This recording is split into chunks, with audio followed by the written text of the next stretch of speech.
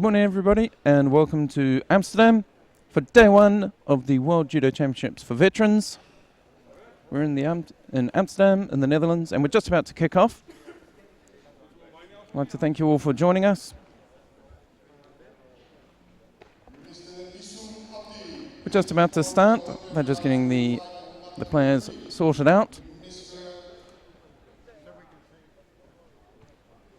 For those of you watching, please do let everybody you know the stream is on ipon.tv. If you have any feedback for us, if you want to get in touch, we will be following the hashtag Veterans Judo 2015. So hashtag Veterans Judo 2015. If you're on Twitter, if you use that hashtag, we'll see it up here in the studio. For the last 2 days here in Amsterdam, we've had the World Kata Championships, and today is the first day of the Shiai. Those of you who know the Masters will understand that we have many weight categories, and we have our normal 14 weight categories, but broken between age categories as well. And today, we're going to start off, we're going to have the M8 under 90s, the M8 plus 100s, the M6 90s, the M6 73s, and the M6 plus 100s. We're actually on map 3, and this is the M6 under 90 category. But we'll give you a quick rundown. So on map 1, we'll be watching M8 under 90, and you should be able to click on the button on the left-hand side there and watch that. And the first mat up there is Terry Watt of Great Britain versus Kurt Schroeder of Germany. Those of you in the Masters community will, I'm sure, know Terry Watt. On mat 2, we have Wolf Peter Oswald of Germany against Herbert Arndt, also of Germany. And that's the M8 over 100s. Mat 3, which is the one we're on right now, just as we wait for the athletes to come on, is Massoum Abdi of France versus Gerardus Theussen of the Netherlands, and that's M6 minus under 90s. Mat 4, we have Mohamed Halabi of France versus Evgeny Vasyezhin of Russia. That's the M6 under 73 kilo category.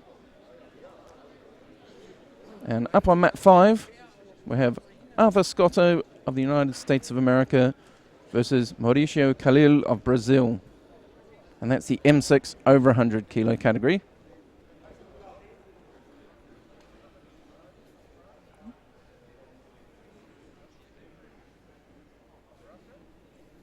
So, like I say, we'll be keeping track of the hashtag Veterans Judo 2015. Here in the studio, we'll mainly be watching the Twitter stream. Try and watch the Facebook one as well. Lots of members of the IGF team will be watching that, so any questions, send them that way.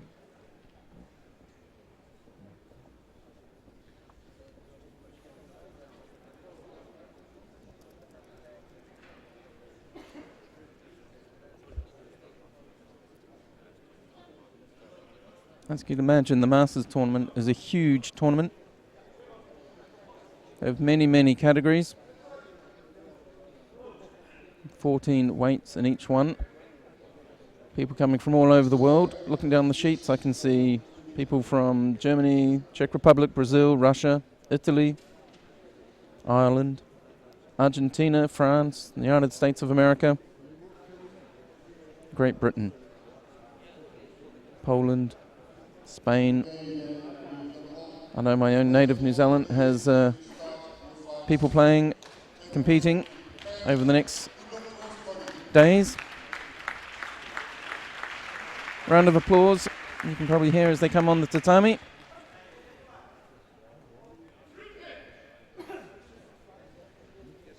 And like I said, we're watching Massoum Abdi there in the white suit against the much taller Gerardus Theussen of the Netherlands in blue. 3 minutes in this category, so in this age group it's only a 3-minute contest.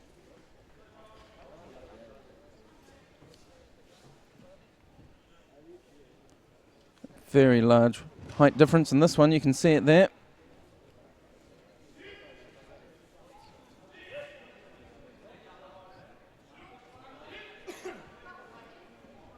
So we hope to bring you some TV graphic for the score. Imagine with 5 tatami, just getting all the details sorted out. May take a little while.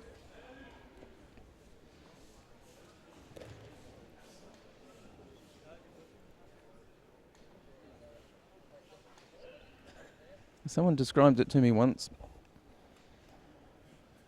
The Masters is enjoyable to watch because everyone here has been doing judo a long time, especially in these, the higher the M rating, the higher the age group. Lovely haragoshi.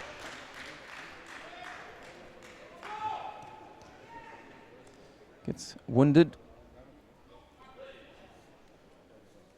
Like I say, like I was just saying, the Masters, a lot of these people have been doing judo a very long time. They've been practicing those techniques a very long time. So when you put yourself in just the right place, all those years of practice kick in.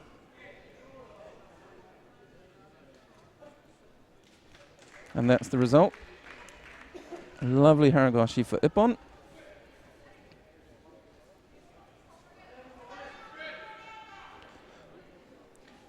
So Gerardus, the unison of the Netherlands, takes that one. Next contest we're going to have here in the M6 under 90 on mat 3 is Philippe Journet of France, and he's going to be competing against Stefano Bani of Italy. And it's France in white and Italy in blue.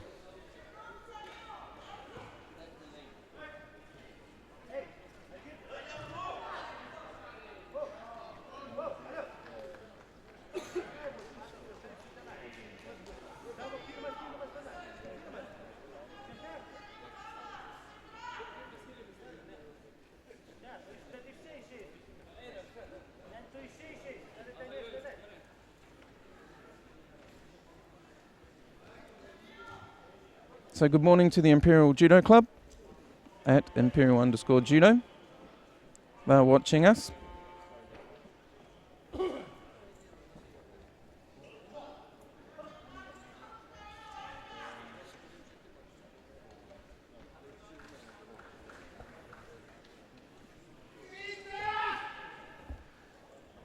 Nice loud ki there if you heard that one.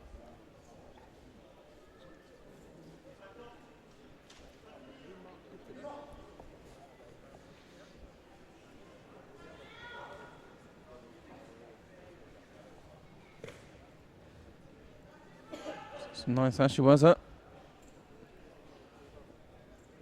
Bani slips the hand a bit higher.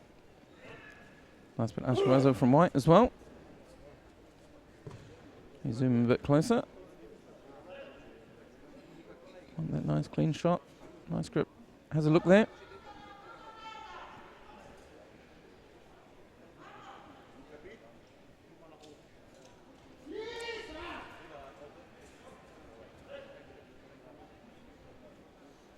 So, with 1:40 to go, the Italian in blue has a Wazari on the board, France in white. No score, has a Shido against him. He's quite bent over now. Nice bit of Sutemi waza. Gets awarded Wazari. That becomes Wazari Awaset.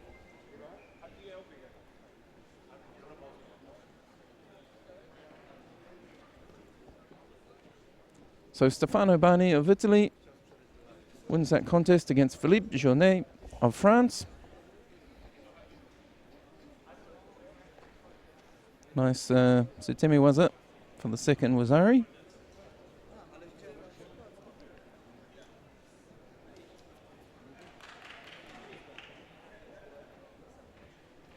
You can see we're in the under 90 category. On this mat we're in the M6 under 90s. In a little while we'll give you a bit of a, for those of you who are not familiar with all the categories, in about quarter of an hour, we'll run through what all the categories mean, how they all fit together.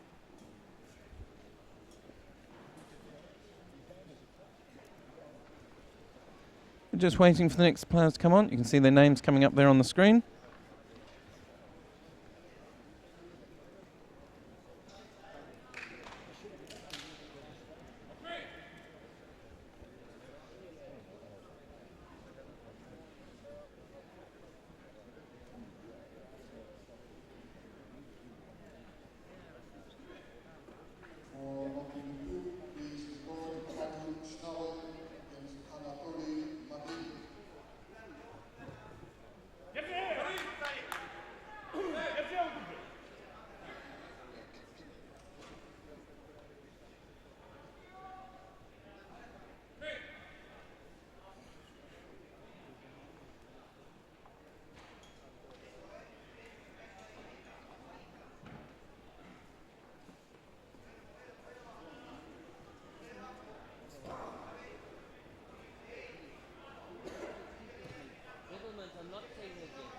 So, coming up on this mat, we're going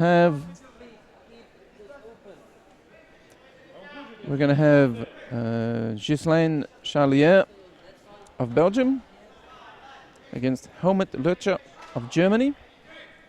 This is the M6 under 90 kilo category.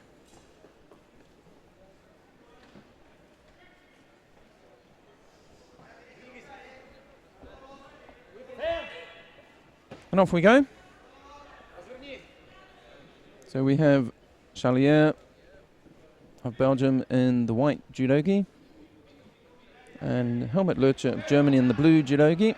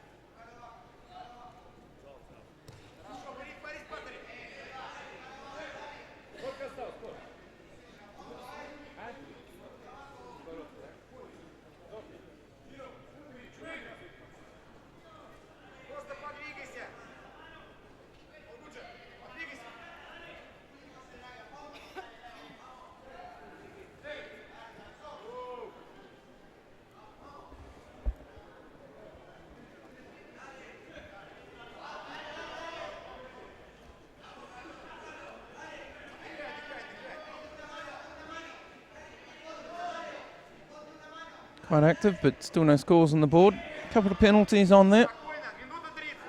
Belgian in white, he has 2 Shidos, and the German, he has 1. They're moving around nicely.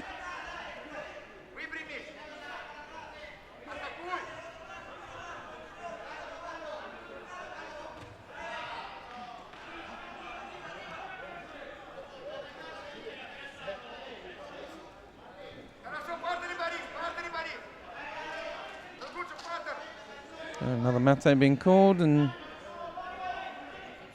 is that score on the board though?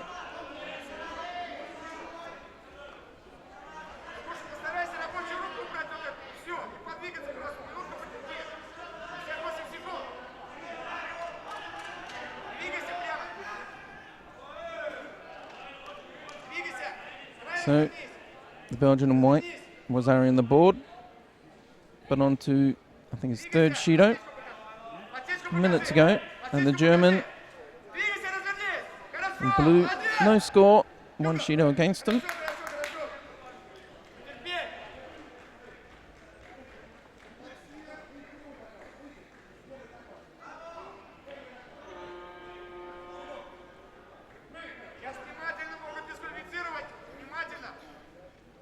Right out into the corner.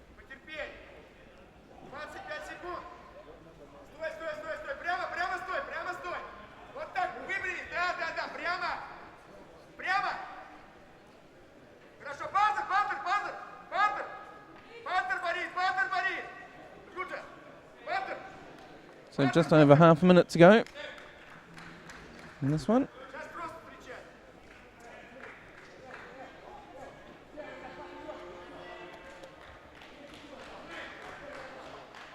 quite active. Just one score on it. 23 seconds to go.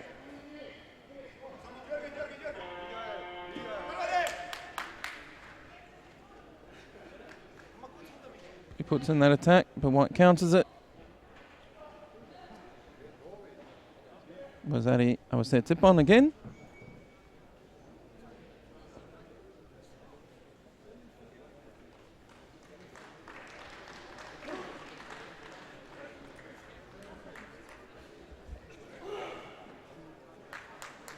For those of you watching, we have 5 mats in operation, 1 through 5. We're on mat 3 at the moment here on with the commentary.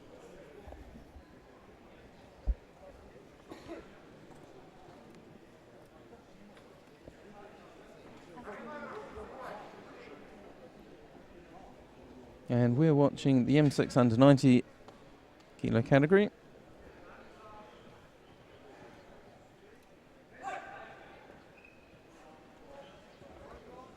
Down on mat 1, we have the M8 under 90 at the moment. Mat 2, M8 plus 100. Mat 3, the M6 under 90, that's where we are. Mat 4, the M6 under 73 kilo. And on mat 5, the M6 over 100 kilo as well.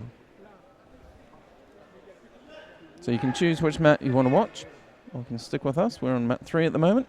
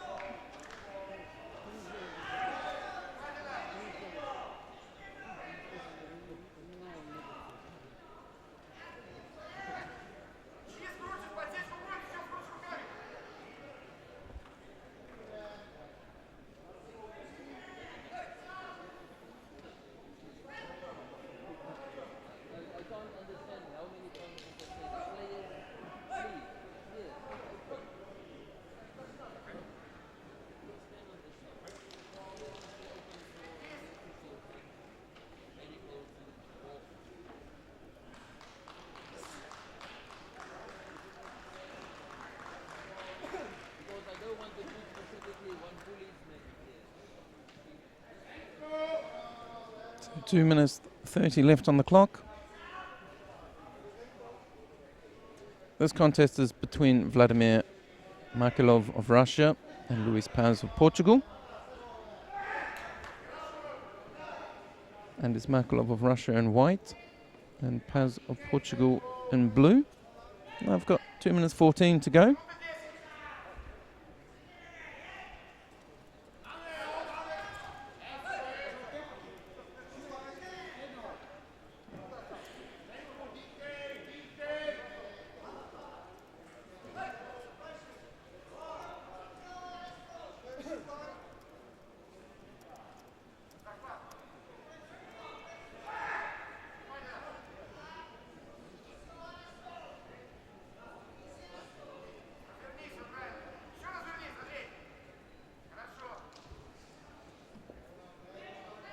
So in a few minutes we'll give you a quick rundown of how the Veterans Judo is configured, some of the rules, variations between that and the show you might be more familiar with on Ippon.tv. A little later on we'll have some guest commentators coming in, so you won't be stuck with my Kiwi accent all day.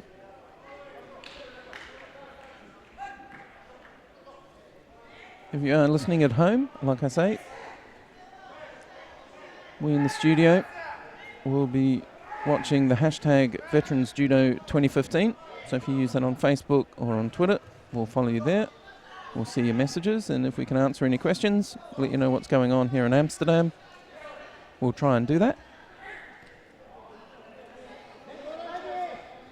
Here, Vladimir Markelov. He's got the Osekomi on.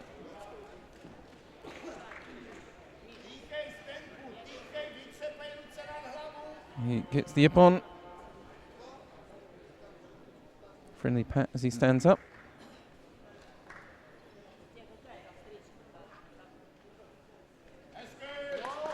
So Ippon to Russia.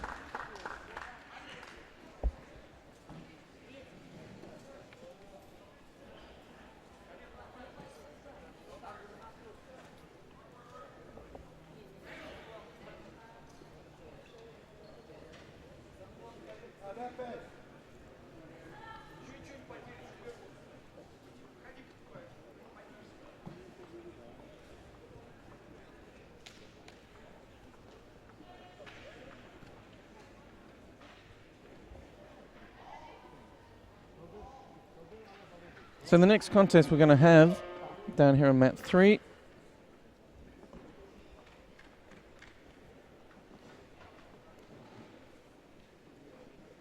contest 5 of the M6 under-90s,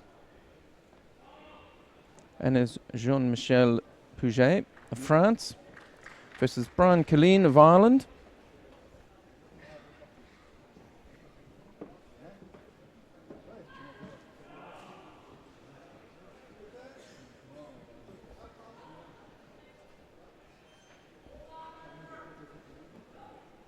So Jean-Michel Pouget is in the white judo gi on the left-hand side of your screen, and Brian Killeen of Ireland is in the blue suit. Still on the right hand for now.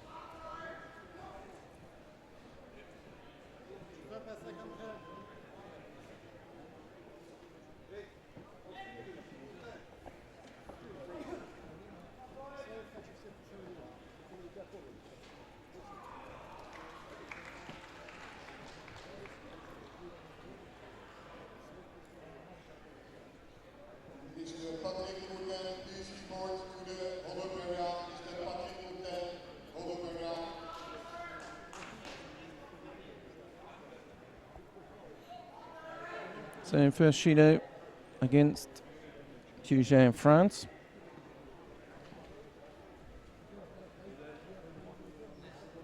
Now I said I was going to tell you a little bit about veterans. The classifications is probably a good place to start. So like I say, the judo here is running over 5 tatami, which is quite a lot. And one of the reasons there's so many is obviously there's a lot of people doing veterans judo nowadays. It's really grown since it was started not that long ago. It's also quite large because of the way the classifications work. So the age divisions.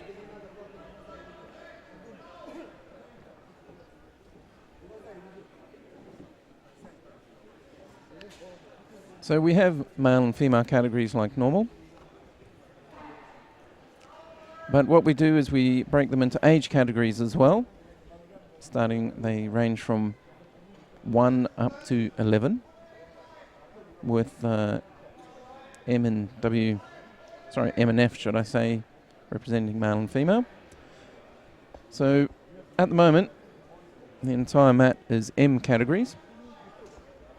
And the mat we're watching is the M6 category. And this is for competitors who are in the 55 to 59 years of age range. So veterans in judo starts quite young by many people's standards at 30, and that's for the men, the M1 category. Then F2 and M2 go from 35 to 39. F3 and M3 40 to 44. F5 and M5 50 to 54. F6 and M6, 55 to 59 years. Then in the F7 and M7, at 60 to 64 years of age. F8 and M8, 65 to 69. F9 and M9, 70 to 74 years of age. F10 and M10 is 75 to 79 years of age, and the F11 and M11 categories are 80 years and over.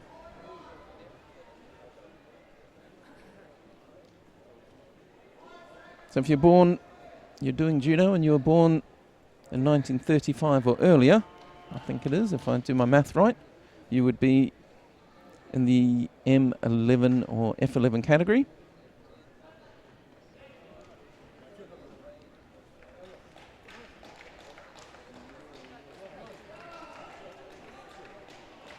Myself, I'm a sprightly, what am I? I'm an M3 nowadays. So Pouget in France takes that one and bows off.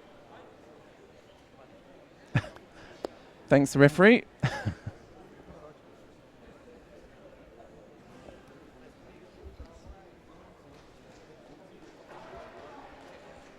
One of the other big differences between the veterans competition and the normal IGF senior circuit is the length of the contest is different.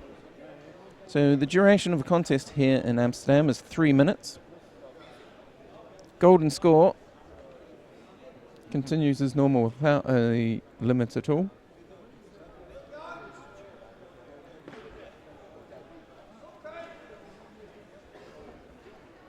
But it's only 3 minutes, so it's a little shorter than we're used to.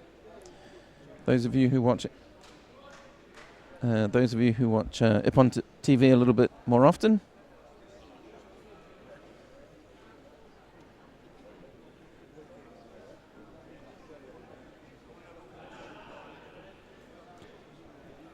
And the way the contests run is a little different as well to senior Shiai. So in the veterans, the elimination system being used is it's best of 3 if there's 2 people, a pool of 3 if there's 3 entries, 4 entries that's pools, 5 entries that's pools, 6 entries they split it into 2 pools, and then the top 2 players go into the semi-finals. And then if it's 7 entries or more, it's 1 pool of 4 players and 1 pool of 3 players. So that's if it's 7 entries. And it keeps on going that way, all the way up to 9 entries. And 9 entries and more, the format of the competition is a compound knockout with double repechage.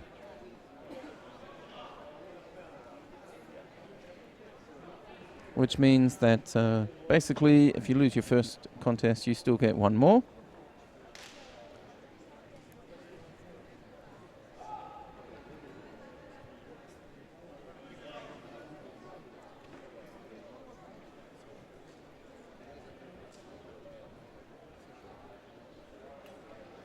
So if I give you a quick rundown what's happening on the mats at the moment. Down to mat 1. It's the M8 under 81 kilos. So M8, you'll recall, let me do my math, I've forgotten what M8 is again. So M8 is 65 to 69 years, under 81 kilograms. Mat 2 is the M8, so same age group, but the over 100s.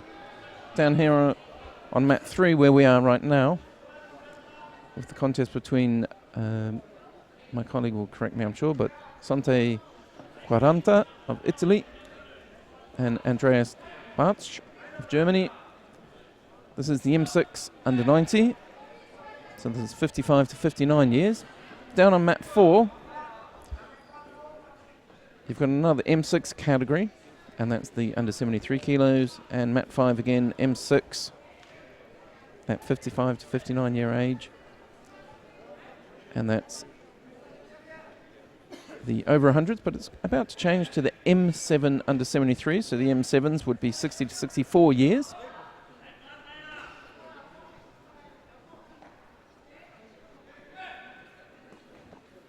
Here on mat 3, we've got M6s for a while. We've got this contest that we're watching is in the under 90s, and then we'll go down to the under 81s, M6 under 81s here on mat 3.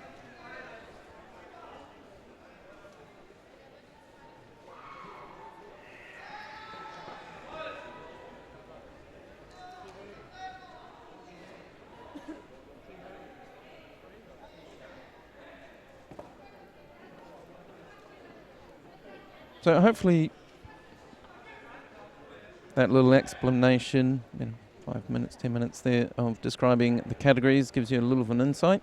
So if you're doing judo at home in whatever country you're watching from today, and please do let us know via the hashtag VeteransJudo2015 where you're watching from. I'm sure there's Veterans Judo near you, so you know what age group you're in now. Go and find some people and see if there's a contest you can enter. Give it a go.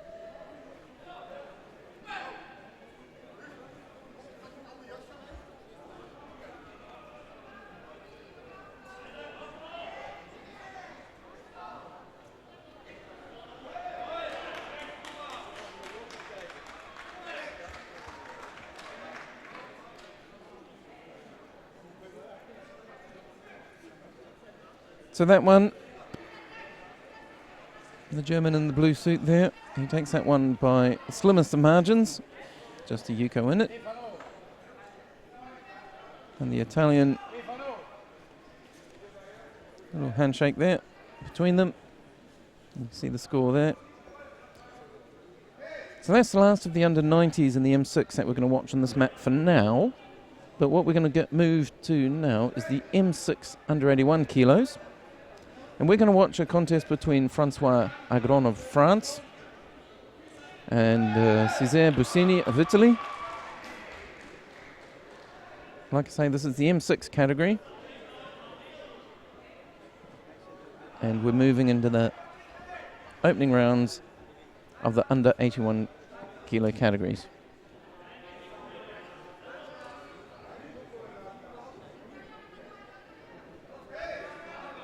I'm just going to leave you to watch for a moment. A couple of little technical things to sort out.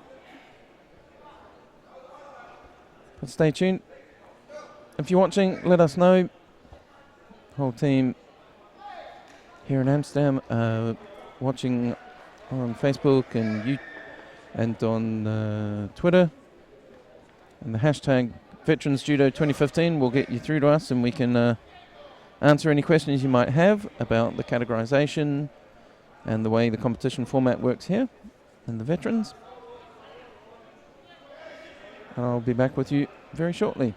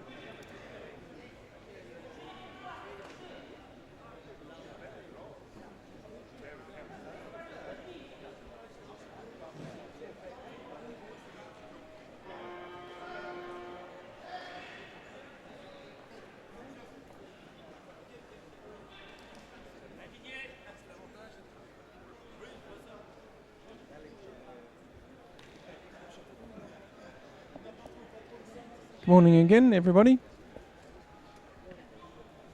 Sorry for the absence. A couple of technical things to sort out.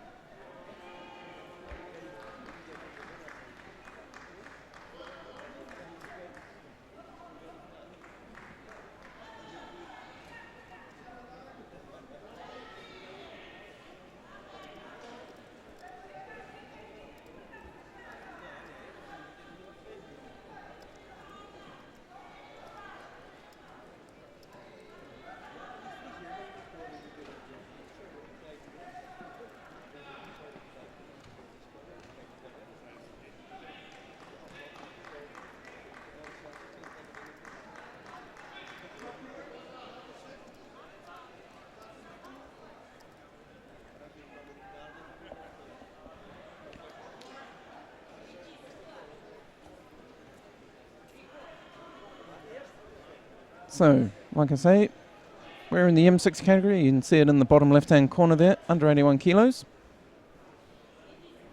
We have Akikazu Kato, or Kato Akikazu of Japan, and Andrei Gulai of Russia.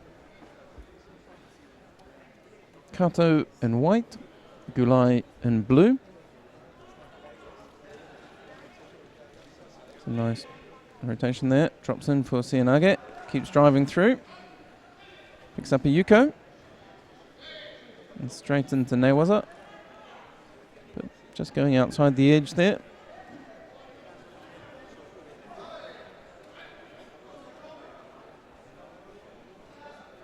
So Kato of Japan. Yuko ahead. 2 minutes 30 left.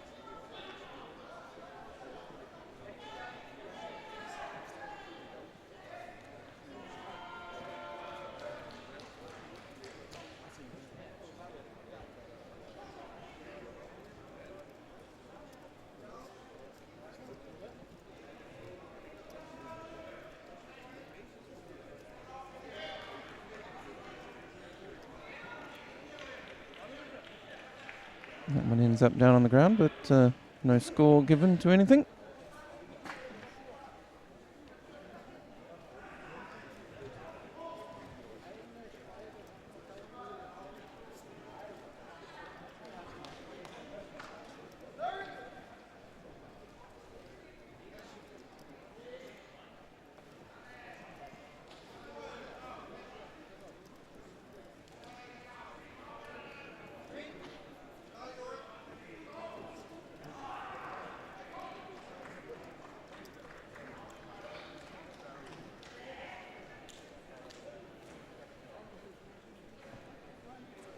So Ippon there to Kato of Japan.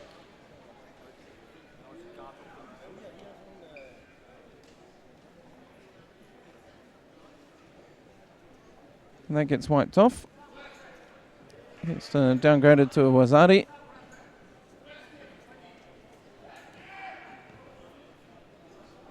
And Gulai of Russia. Last chance.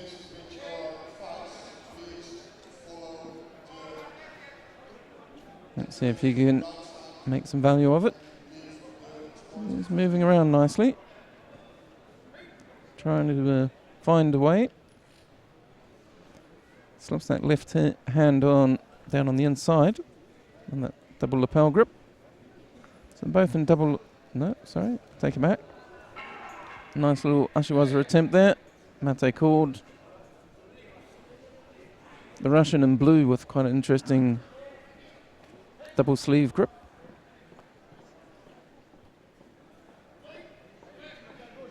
And although he's moving around, he's not finding a way to attack, so he picks up a Shido. It's his first Shido. 55 seconds left on the clock.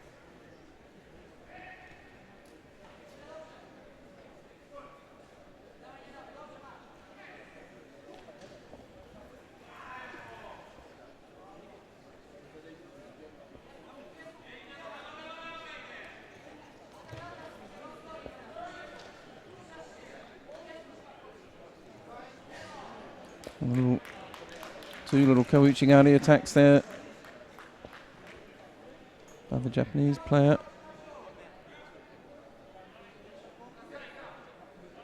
Russian hooks in a little bit, but wasn't able to find any purchase. Goes across again.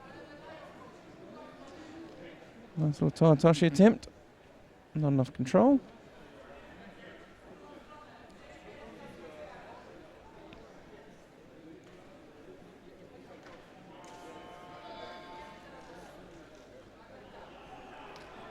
So time runs out.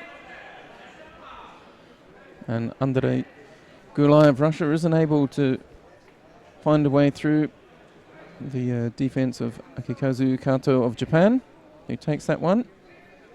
It's in the elimination rounds of the M6 under 81 kilo category.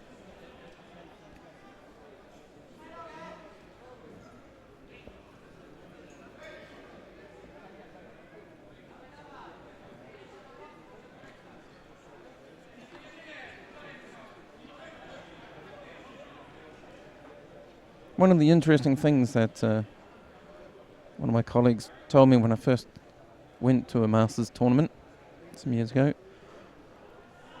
was that you see a real range of fighting styles that you don't see so much in standard senior Shiai, so in the world circuit, the IGF world circuit. See a lot of the things that have come and gone, and saw there with the Russian he had that sort of double sleeve grip that we don't see very much of.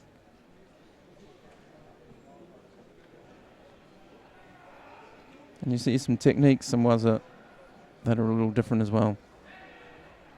So coming up, stepping onto mat 3 now, for those back in the UK, we have Roland Manuel of Great Britain in white and Wolfgang Sondermann of Germany in blue. And this is the M6 under 81 kilo category.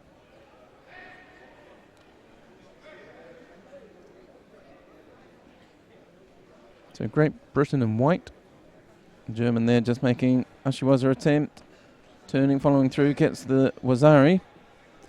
Straight into no waza. But Manuel able to turn out.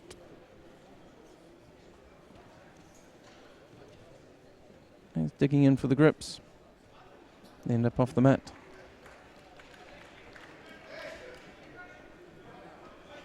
And unfortunately, Manuel picks up a Shido for stepping out there as well. Takes a bit of a... Takes a look with his feet, a little bit how she was it. Quite a bit of weight pushing in there. Both pushing in on each other quite heavily.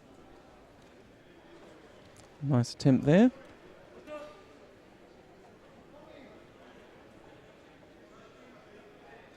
Getting caught on the edge. Sondermann of Germany just quietly pushing, forcing Manuel onto the edge, and steps out and picks up a second Shido. Comes in with a nice Ochimata. Probably the biggest attack he's made so far.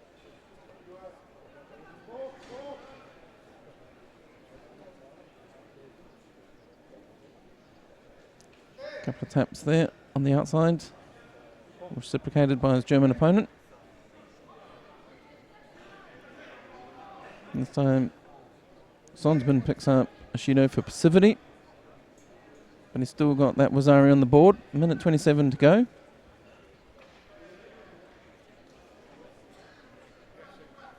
He switches that right hand around over the shoulder. Ashiwaza battle at the moment.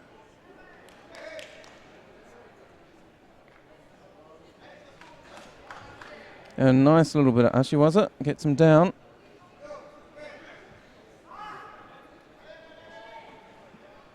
Doesn't pick up a score for it, but does get him off his feet.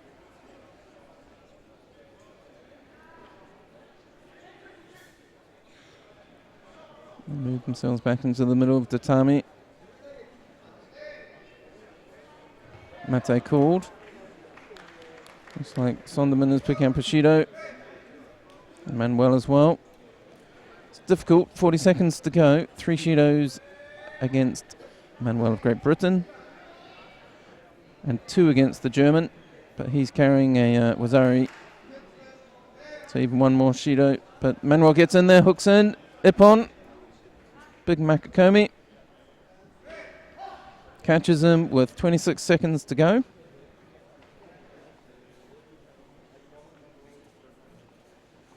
That was a nice little contest.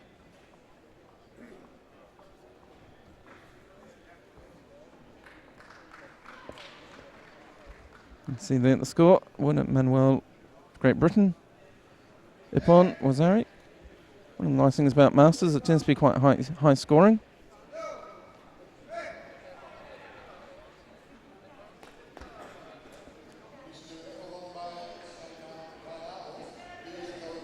So we move back up to the under 90 kilo category.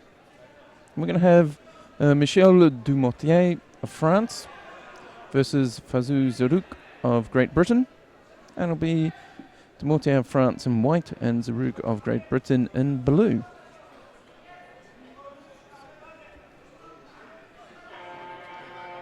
Down on mat 1 we have an all-German contest in the under 60s. And that's the M8 under 60s. Mat 2, Germany and Hungary, and the M9 under 100. Down here on mat 3, we're in the M6 under 81s, and you can see who we've got on the screen there. Mat 4, it's Russia versus France in the M6 under 60 kilo. And mat 5, Russia versus France again, but in the M7 under 73 kilo category.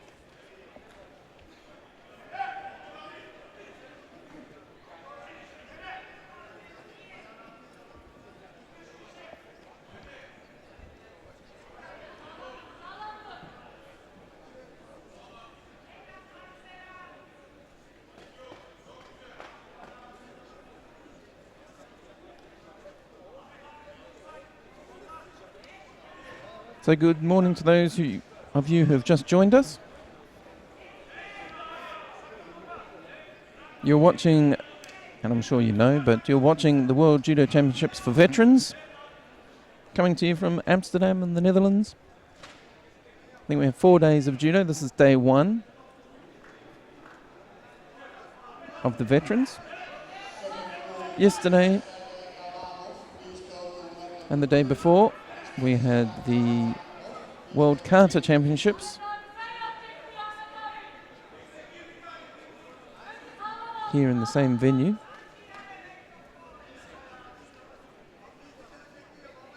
But today, it's back to contests.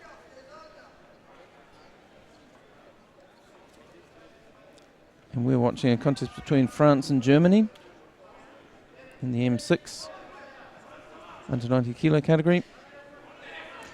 For those of you watching at home, if you have any questions or comments, please do let us know. You can use the hashtag, so you can just put the hash sign and then Veterans Judo 2015 in Twitter or Facebook, and we'll see it here in the studio and we can answer any questions. So please do say hello. My name's Lance Wicks and I'll be joining you for the next 4 days. I'll be joined by some members of the veterans community who will come in from time to time to talk to us and tell us a bit more about veterans judo and the community and the events, and to give you a bit more insight around some of the players that are on the tatami. But we'll stay here. So Michel Dumortier of France wins that one against Fazou Zerouk of Great Britain. And we're going to see Gerardus I'm not good with this name, Theonissen maybe, of the Netherlands. This is going to be our second time seeing him today. He was on earlier. And he's going to be up against Joaquim Pereiro of Portugal. And this is the M6 under 90 kilo category. And we're still in the opening rounds.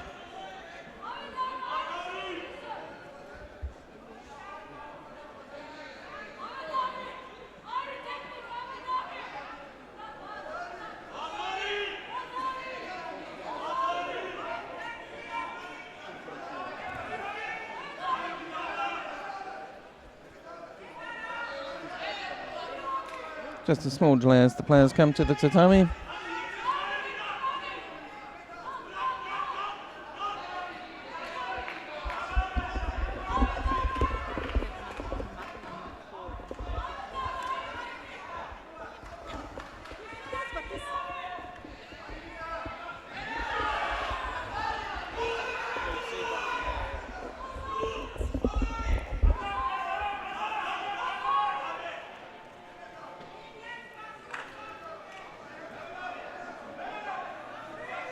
So, Nissen of the Netherlands, he's in white there, attempting a shimiwaza. Very tall. We saw that in his last matchup. Guerreiro, Portugal there in the blue judogi.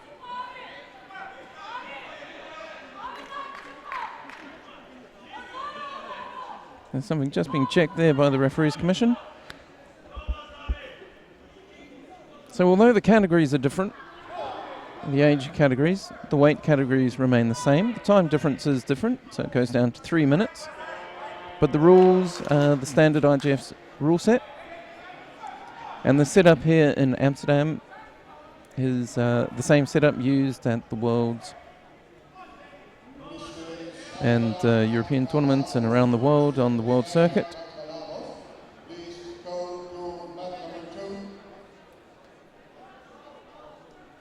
So we have cameras on both sides of the tatami. Referees have the ability to watch both sides, rewind, replay, watch all the action again, and then make informed decisions.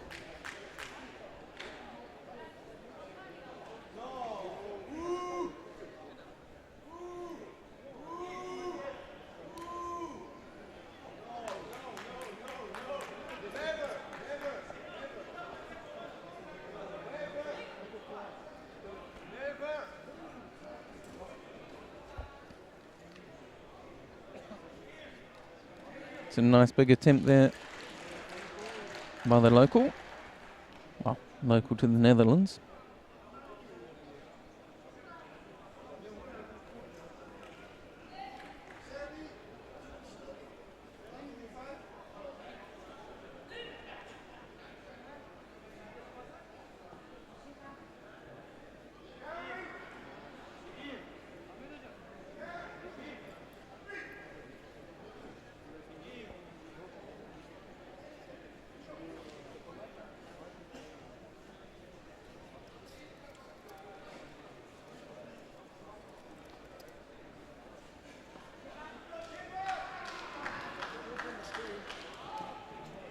So they end up down on the floor. Yuko score.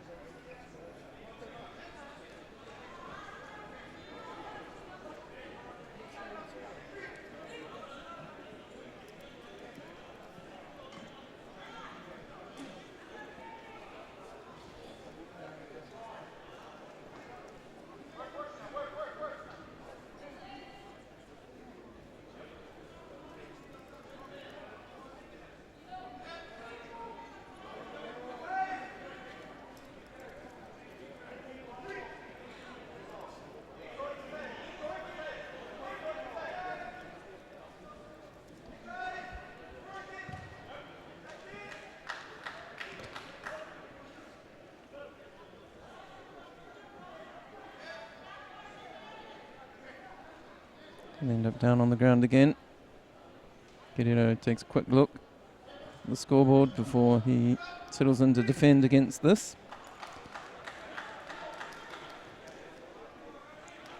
Nason in the Sankaku position, rolling on top for the Osekomi, was it? Osekomi called.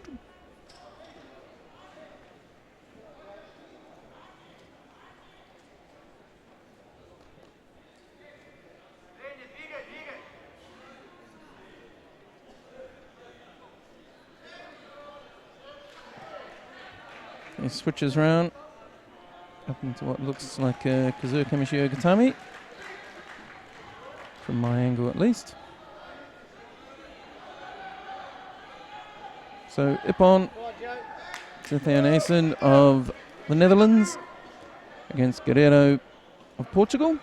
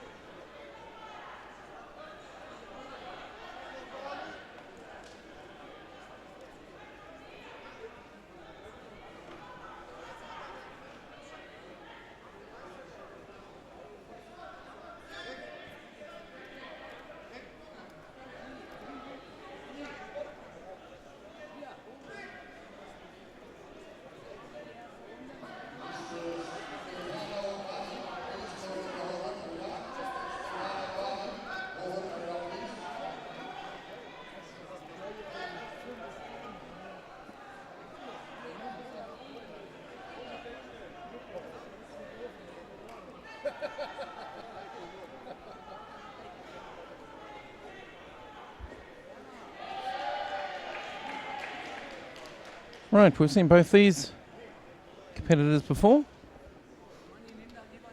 Stefano Bani of Italy and Ghislaine Charlier of Belgium. As I say that, Bani secures the Osakomi, gets a score as well. He's got a Wazari now. Just loses the Osakomi, was it?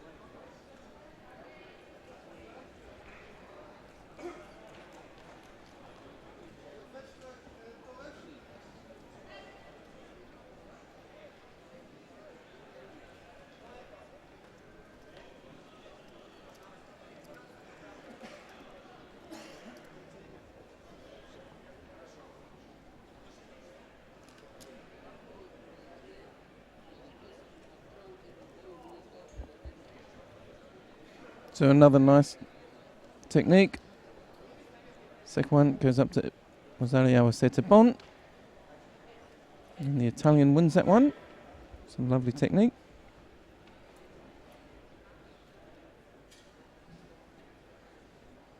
Mr. Vaz, please go to company number 4. Mr. Vaz, please go to company number 4.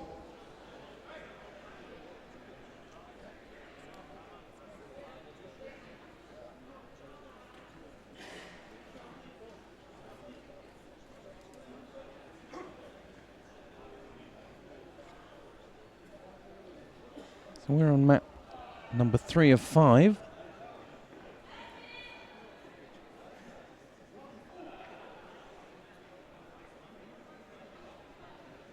A full day of judo ahead of us.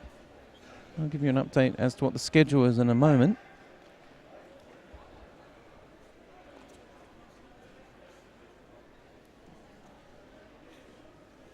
Those of you looking for the draws, the draw sheets, those are available.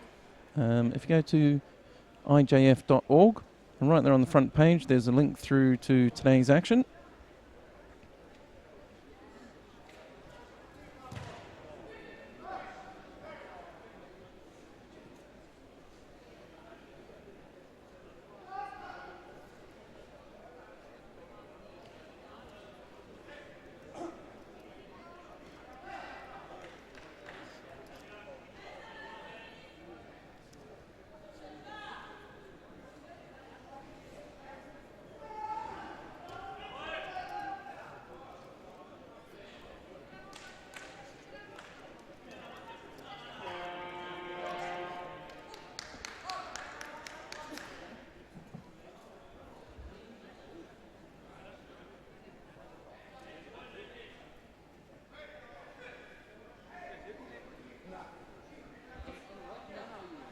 So we're going to be watching the next contest in the under-90 category. You can see there, Botin of France and Leitinen of Finland.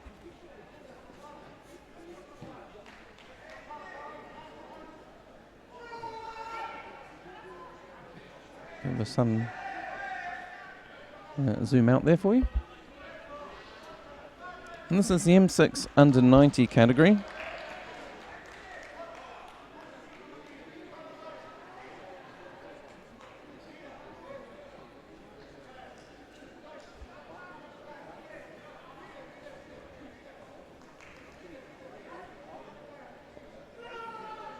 And this is the first contest for both of these gentlemen. They both got byes in the first round.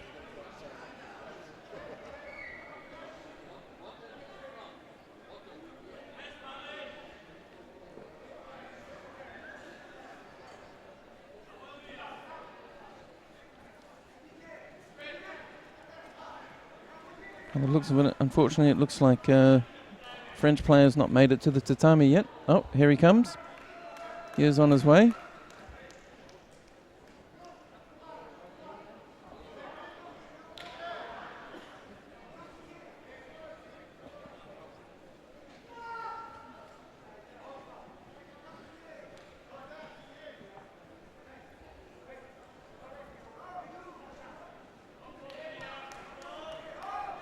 That's his first contest for the day. Some of them have already been on once. This one is a knockout.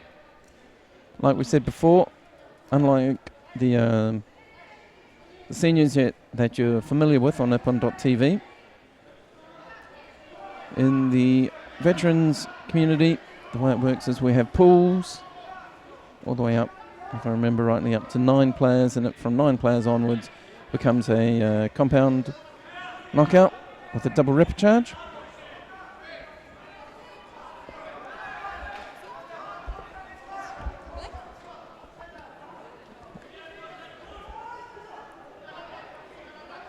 So this category, the M6 under 90, is large enough to have the knockout.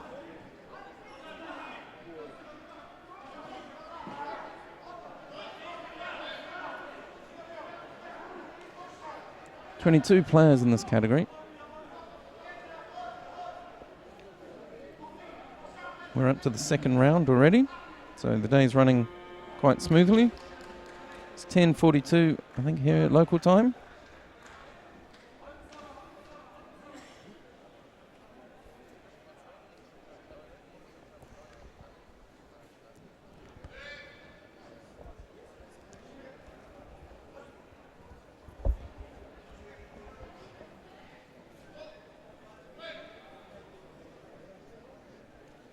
Now, we don't have the contest order and the draws being updated in real time online, but I'll try and keep you up to date to what stage we are during the day and the names that we've seen that are doing well.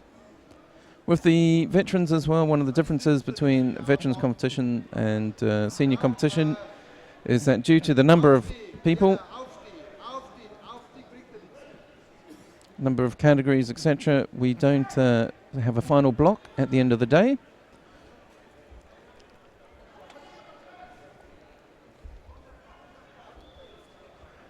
So the medal fights categories will basically move straight through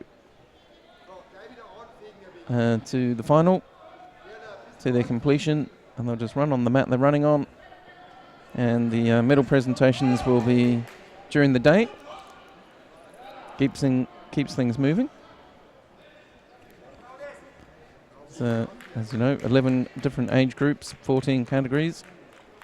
That's a lot of medal presentations to be done, so they need to carry on during the day.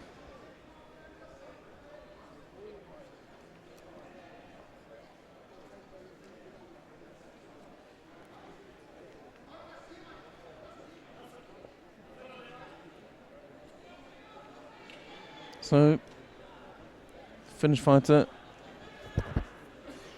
Leitinen takes that one against Didier Botin of France, who's in white.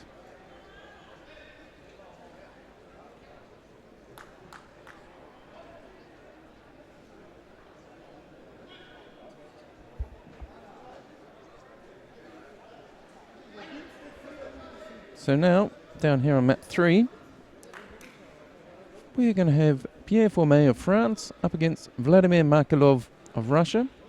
And again, we're still in the M6 under 90 kilo category.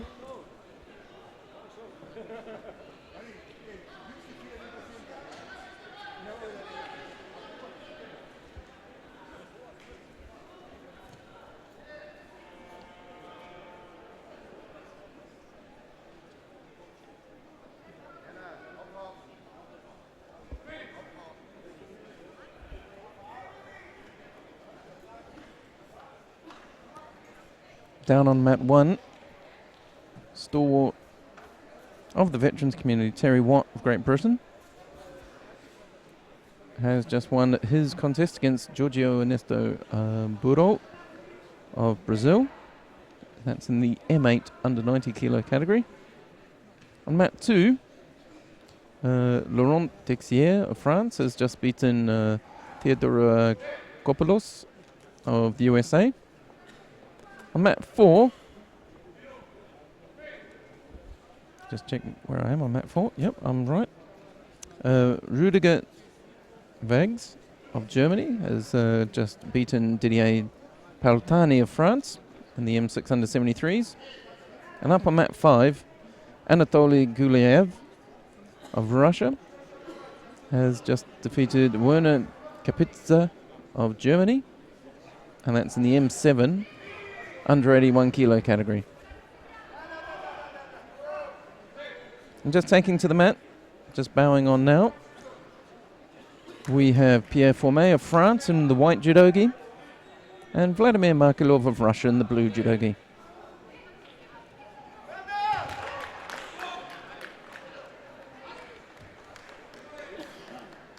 Just to remind you, contests are 3 minutes long.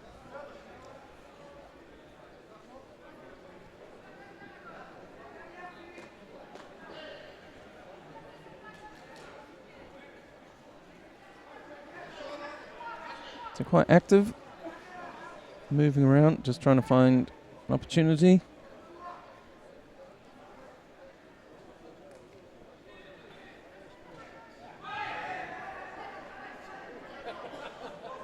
So for May, this is his first contest.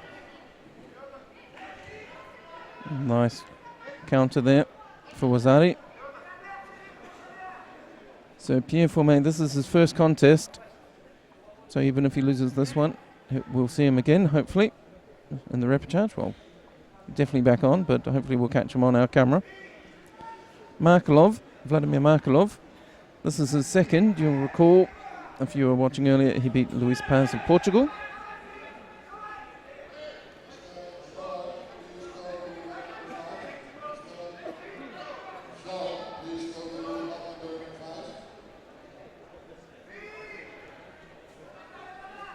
So the Russian in blue, Frenchman in white, and a blue for that counter to the Russian. Minute 29 left on the clock.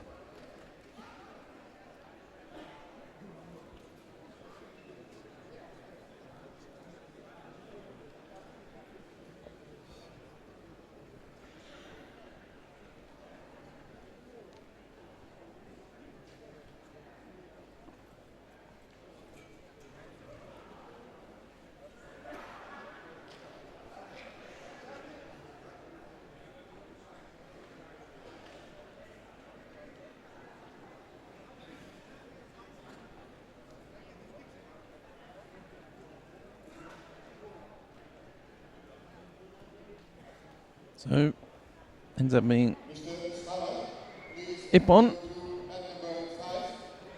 Ippon to the Russian. Pierre Formet will get to compete again today.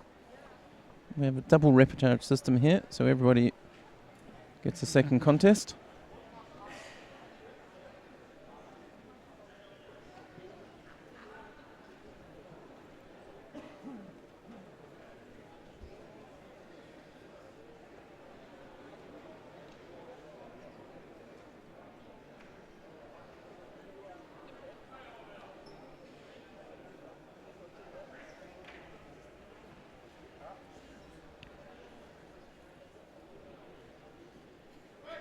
So down on mat 2, we have an all-American affair. Steve Huang and Robert Koki of the USA in the M9 under 66 kilo. Mat 1, we have Germany and Belgium. Mat 3, we're about to have France, Azerbaijan. Mat 4, Brazil, France, and up on mat 5, France and Russia and Germany.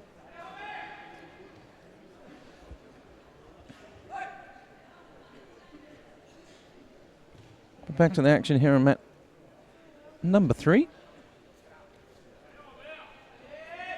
See the Azeri in the blue judogi, the Frenchman in white.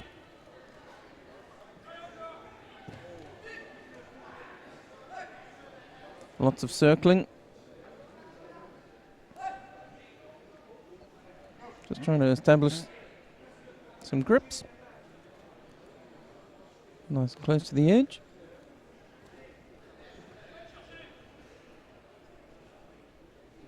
Really working the edge. Frenchman really pushing there.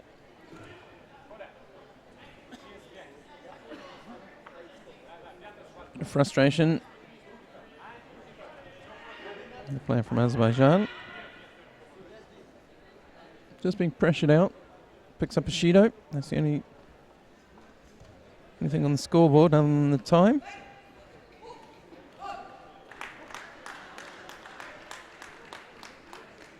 And again gets forced near the edge. And then a Sutemi was it. So lots of pressure in one direction. Changes it up. No score for it. The Azerian makes a nice turn. Gets the Osekomi. That's one of those moves that he's drilled since he started judo, I suspect. Good to know how long he's been practicing that one. Gets the Osekomi. And he grabs that one away. Minute 20 left. So after giving away their initial Shido for stepping out, Fahad Rahabli of Azerbaijan picks up the win by Osekomi. And Jean-Michel Bouget doesn't win that one, doesn't go through on that one, after beating Brian Killeen of Ireland. Rahabli, that's his first contest of the day. So perhaps that's why he wasn't quite so sharp on the edge as he might have been. But certainly sharp when he got down to Newaza. Lovely turnover.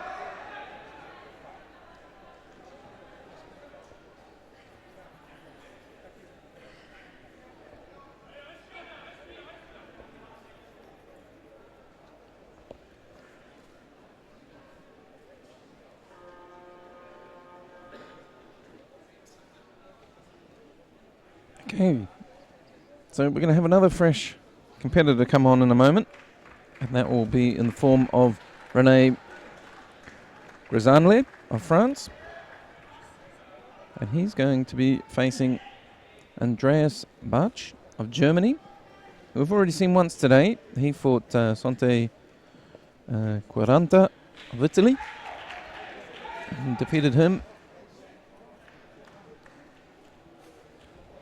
We're in round 2. We're just coming to the bottom of round 2 here on mat 3.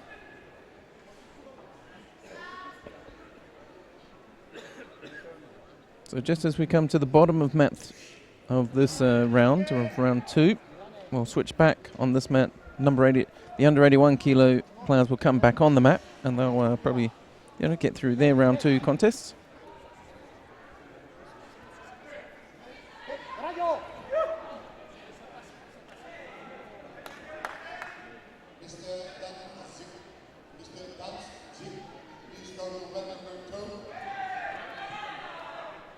Here they get underway.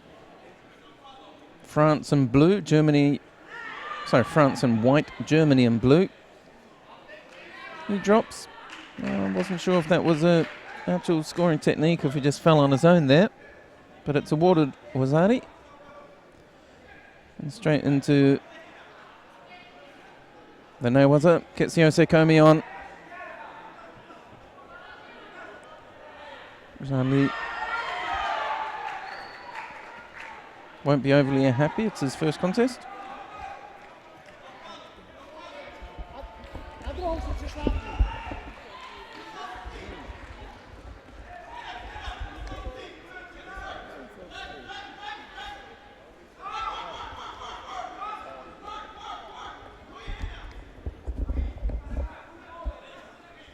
So the winner there, by Ippon Osekomi in the end, here at the IGF Veteran World Championships.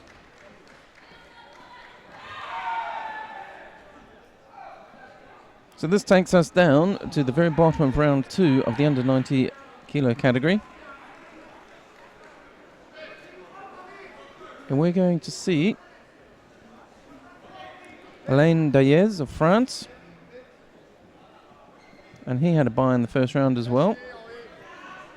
And he's up against Alexander Aranjayev of the Ukraine. And neither of these guys have had a contest yet, so they're both coming out fresh.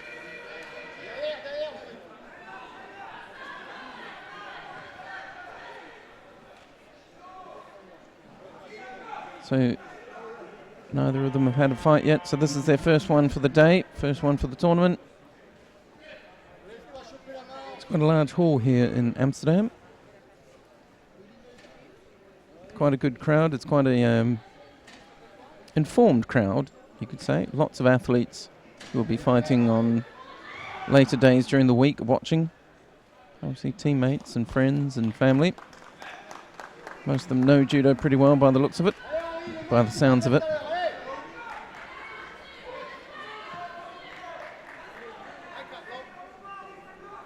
For those of you just joining us, appreciate you watching. There's a weekday.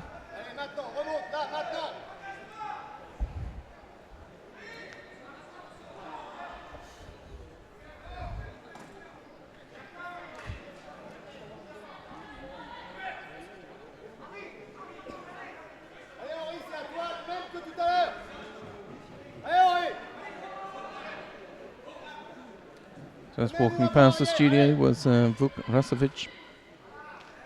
He's in the M10 over 100 kilo category from Serbia. Looking like he just had a contest to remember against Milan Wagner of the Czech Republic.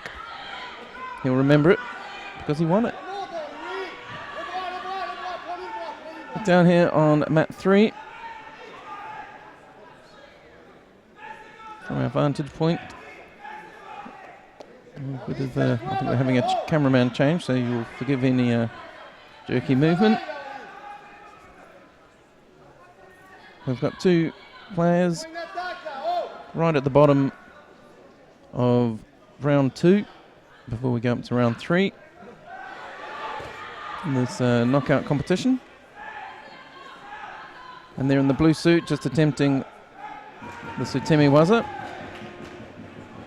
Is Alexander Ranjayev of Ukraine. And on the left there in the white suit, both of them bouncing, Alain Daez of France.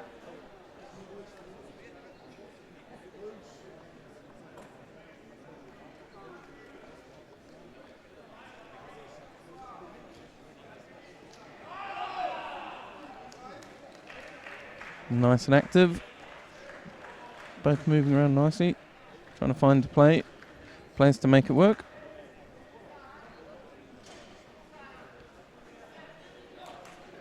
Fortunately, not enough attacks.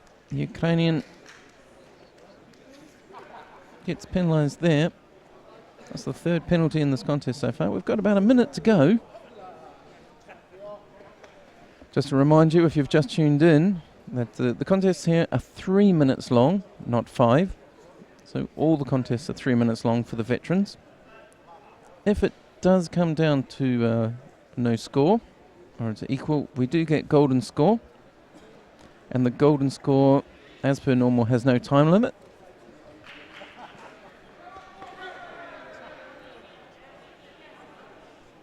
This one, with about 30 seconds to go, looks like it's the Ukrainians going to have to do some real work here. Daez drops in for Dropsy Anagi.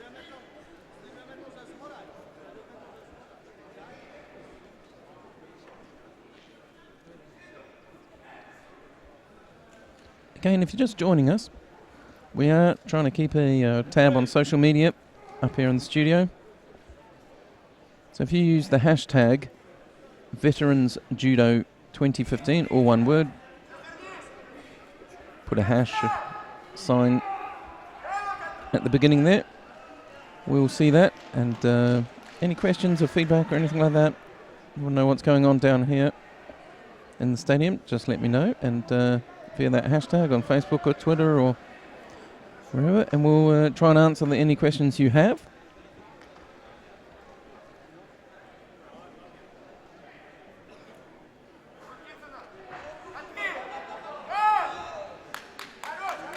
So the time runs out.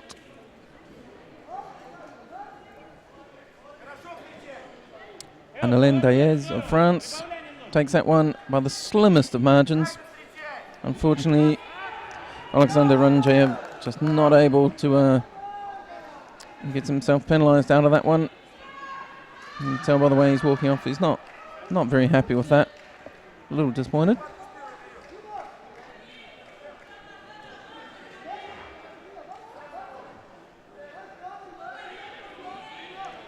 So with that, we're going to switch back. That was the bottom of round 2.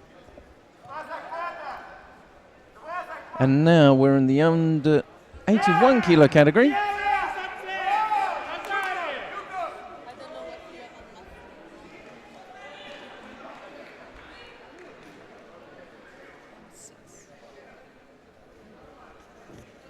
So I'm just getting the updated sheets in a minute. I'll give you a quick rundown of where we're at on all the mats, specifically ours.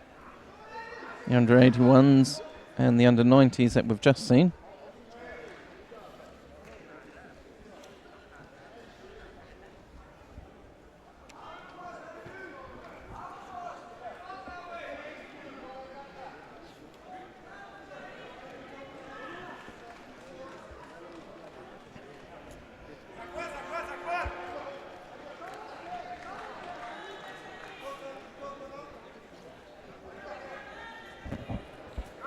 So that was the contest between Reinhold Kurz of Austria and Fabio Acerbi of Italy. Kurz won that one in the white.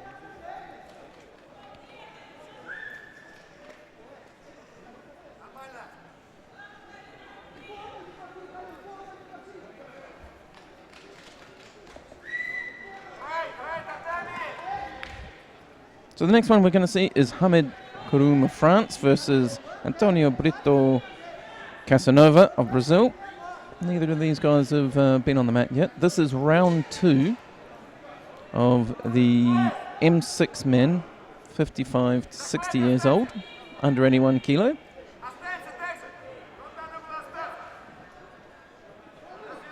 We've just seen Reinhold Kurz of Austria beat Fabio Acerbi of Italy.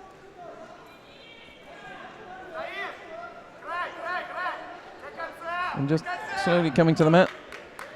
Bit of traffic congestion in the, as you can imagine, with 5 tatami in operation, getting everybody on and off the tatami.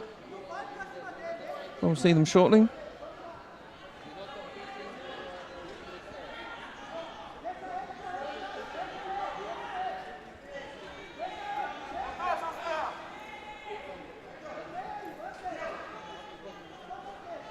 So as my colleagues in the media department have just said via Twitter, which is the Twitter handle at IntJudoFed, at INTJUDOFED. You can join the conversation about this event just by using the hashtag Veterans Judo 2015. And there's plenty of people around who will answer any questions you might have. Try and keep you up to date, let you know how your club coach, might be your club coach competing here today. If you want to know how they're getting on, just let us know. That hashtag will work on Facebook as well.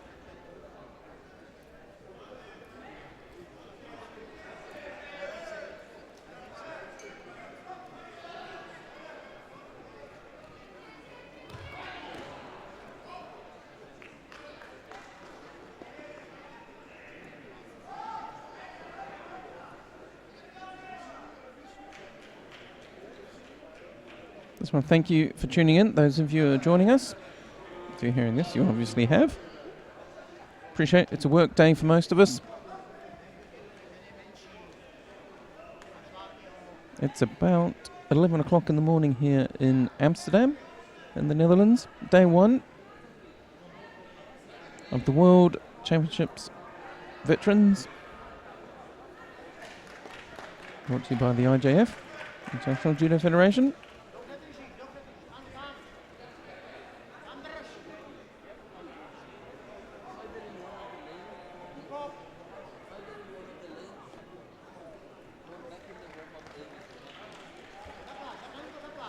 So coming up next, in the white suit from Italy, we have, I've lost his name, Cesare Busini. And in the blue suit from Germany, Guenther Biskup. They'll be on with us in just a moment. And again, this is under 81 kilos, men 55 to 60 years old, what we call the M6 category.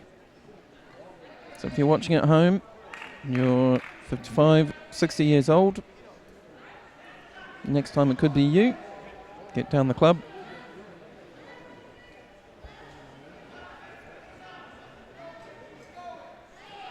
If you are a veterans competitor, which I suspect many of you are, let us know that you're watching. Tell us what category you're competing in. If we can, we'll... at the moment, we're staying on mat 3, but we can move around potentially. I'm just trying to follow the 81s and the 90s at the moment, but we can move around. Or I can just let you know how your favourite competitor, how your category's going. Just let me know. Whilst we watch Bussini and Biscup. Bussini from Italy and white. And Biscup of Germany and the blue judogi.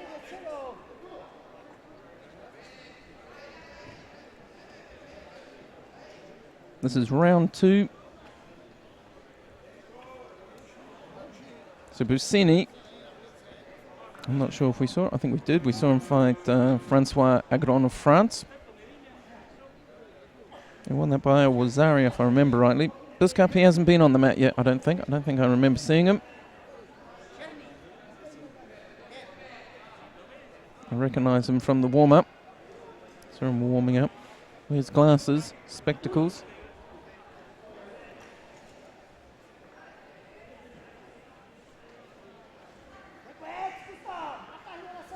A little pause here. I think there's a potential infraction on the rules that's just being looked at. While they're doing that, I'll just give you an update.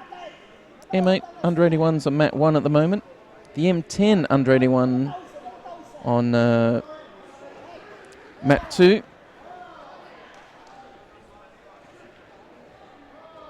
The name I know there, Mitch Agnelli.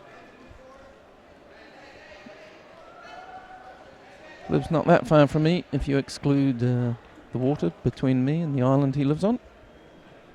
Here in mat 1, under 81 kilos. Obviously the infraction wasn't too terrible, they carry on. Down on mat 4, the M6 73s, and on mat 5, the M6 over 100s. German down there on his knees. Suit tidied up. I think I know what this means. I'm just checking it on the video replay. Again, we may be able to give you some video replay later on in the day.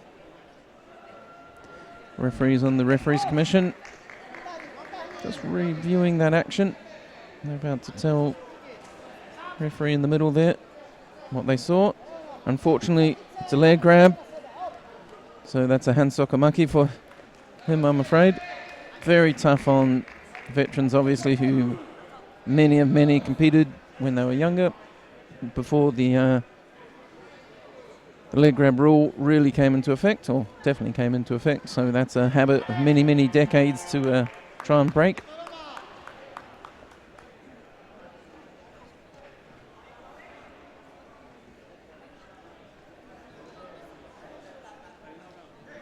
Writing that one down, so I'll keep track of that one. So yes, like I say, some of these, this is the 55-60 kilo year category, should I say. You know, they've been fighting for a long time, potentially. Can't, and I catch myself doing it. That leg is awfully tempting to grab at. We did have a discussion while we were setting up yesterday that maybe with the veterans the rules should be the rules from the decades when they were in their prime, when they competed in the first time round. See how it went. Unfortunately, it goes quite a long way back. Once you get up into the M11s and F11s, I don't think we'd have many rules left. Or weight categories, I guess, at that point.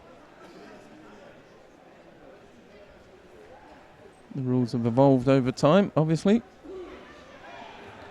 And some of the players that we're seeing on the tatami today, over the next 4 days, were the people that helped those rules become what they are. So right now, we have a Russian in white. And Argentina, first Argentinian I think we've seen, Mario Montrasi of Argentina in the blue suit. and Igor Zinovkin of Russia in the white suit.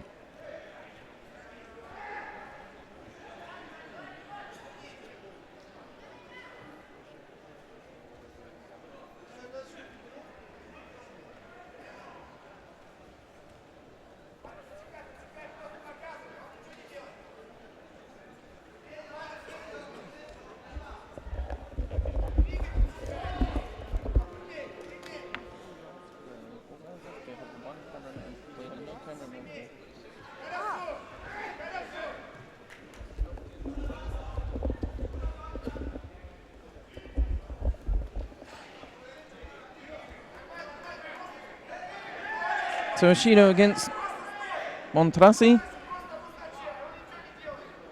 One of the reasons we haven't seen him, I wasn't wrong, just check. We haven't seen him yet because he hasn't been on. This is his first contest, as it is for Zinovkin. Nice little attempt at Sutemi, was it?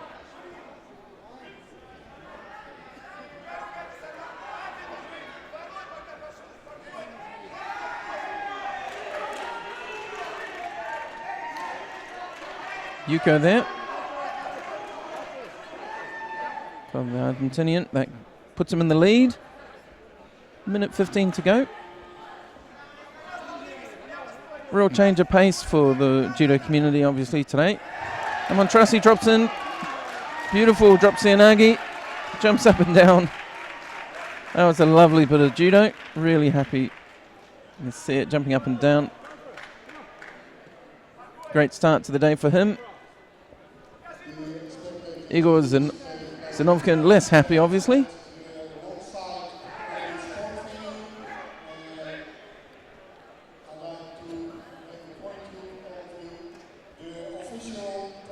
So we've just had a change of camera person. We have one of the expert camera people coming on to mat 3 for us. I've just noticed.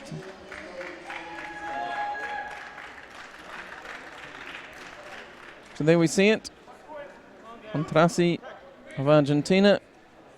Lovely Ippon Seoi.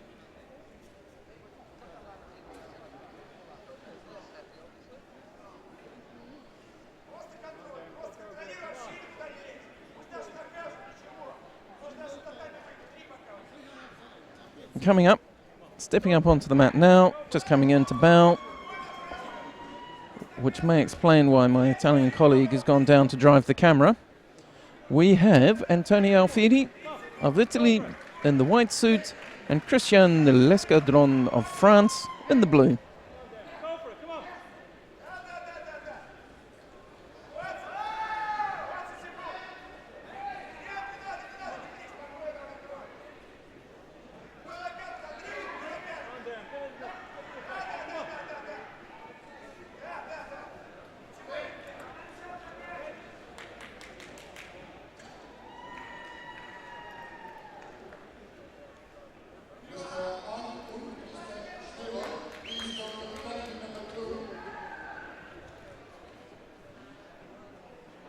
So 2:22 left on the clock.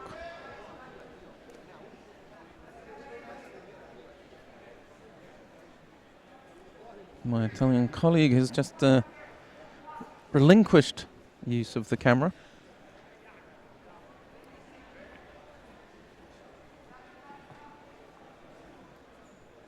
She'll join us up here in the studio shortly, I'm sure.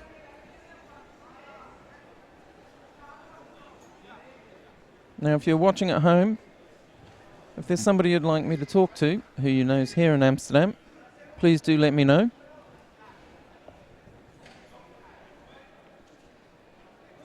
If you have your club coach or your friend or husband or wife is here and they're not competing today, or well, I hope they're still competing. If they're competing today, I hope they're not got time to talk to me. But if you know somebody, please do let me know. You can just put it in a message to me via Twitter. Just use that hashtag Veterans Judo 2015, all one word. Just put the hash or the bang or the little crossword crisscross symbol, whatever you call it, where you are. And use that on Facebook as well. Somebody here should see it. If they've got access, get them to come down and say hello.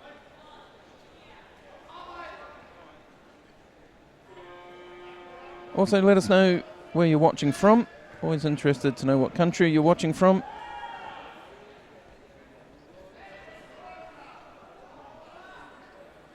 Just put that hashtag in and we can all see it.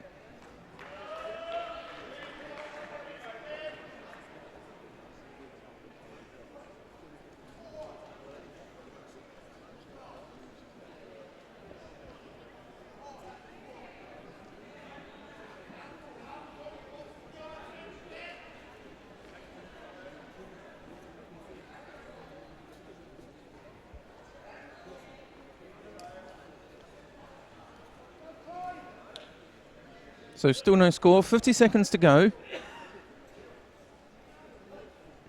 Alfidi tries to turn him for Uchimata.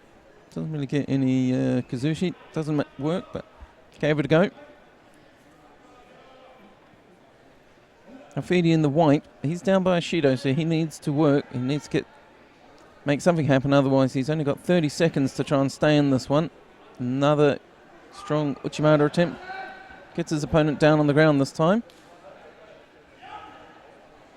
A little bit of Newaza action here. We can nice zoom in on this, hopefully.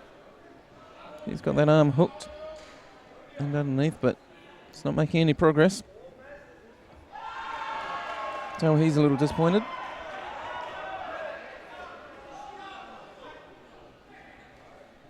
But Alfidi comes on strong again. He's got 12 seconds. Drops in for a Sutemiwaza. He's not able to make it work. Lescodron manages to defend it. Rides out the time. Clock expires.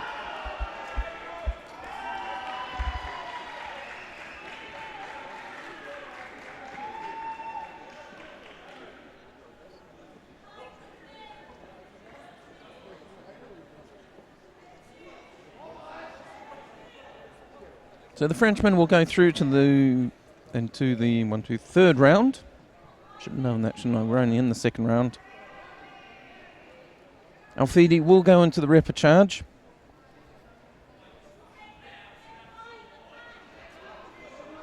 So he will get another fight today. Hopefully get himself to a bronze. They bow off, shake hands.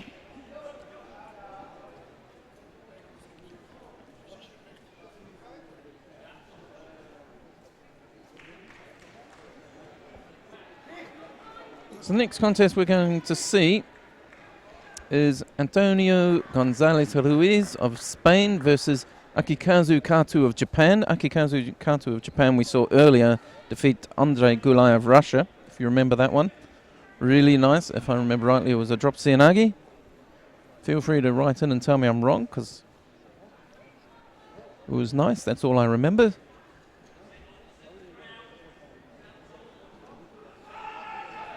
So we can see them just coming to the tatami now. We're sort of midway through round 2 here.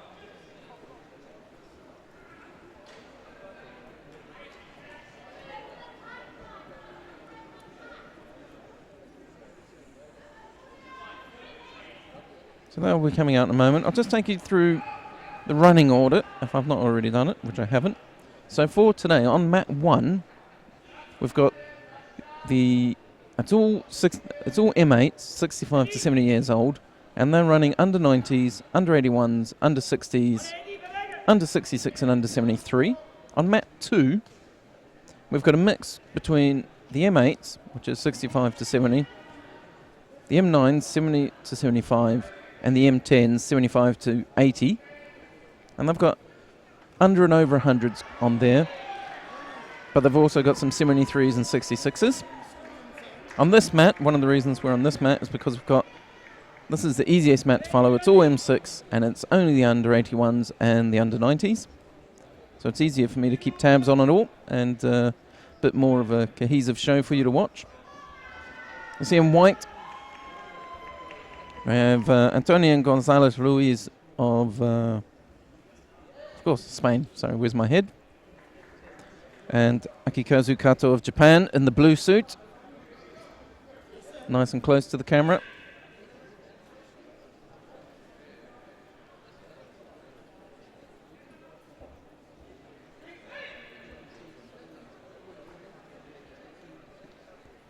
So 3-minute contests and veterans. Lots of movement there.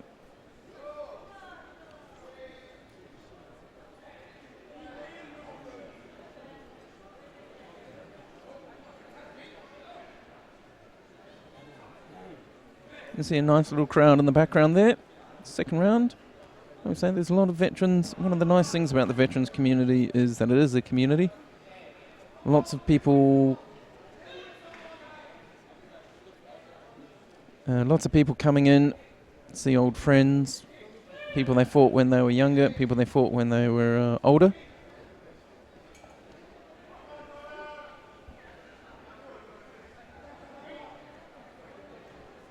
Lots of people come for the journey, bring their friends and family with them, partners, wives, husbands, make a trip of it.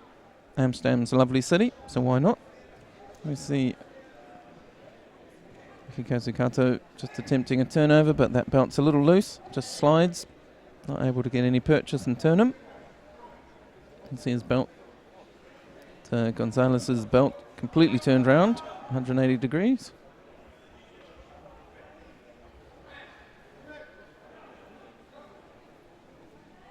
No scores on the board as yet, all even. Remember, if it goes to golden score after the 3 minutes of normal time, it does go on.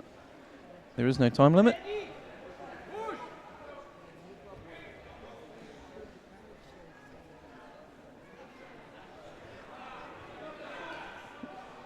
Kazu attempted a Sutemi, was it? Tomoe Nugget. Straight into no, was it? Got that grip under the chin. Trying to use the leg as well, I think. Now into a Sankaku position. Pulls him towards him and then rolls to the side. Good defense there by the Spanish competitor.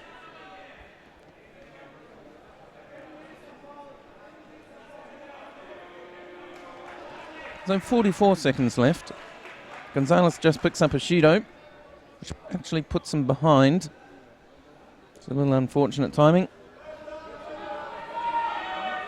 Goes across, gets right across, gets in there. Just wasn't able to get any Kazushi. Not able to get that throw to work.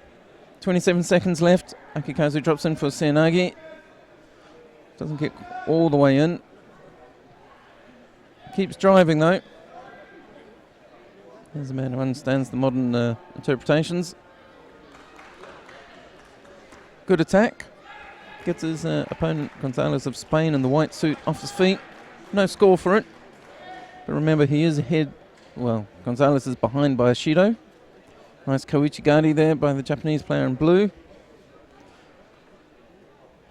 Really quick feet. Goes to the outside, taps.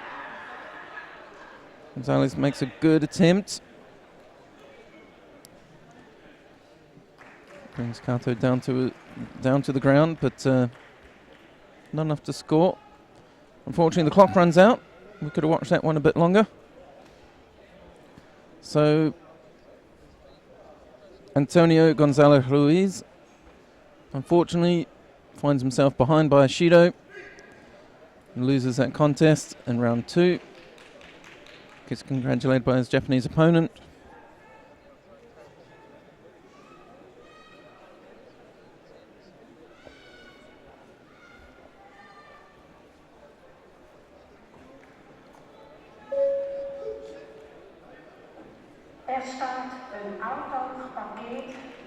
So we're in, you can see there, the under 81 kilo category. And you can see there, we're going to meet Roland Manuel of Great Britain, who we saw earlier. And he, after defeating Wolfgang Sondermann of Germany in round 1, is about to meet Yuri Permayakov of Russia. This is the under 81 kilo category.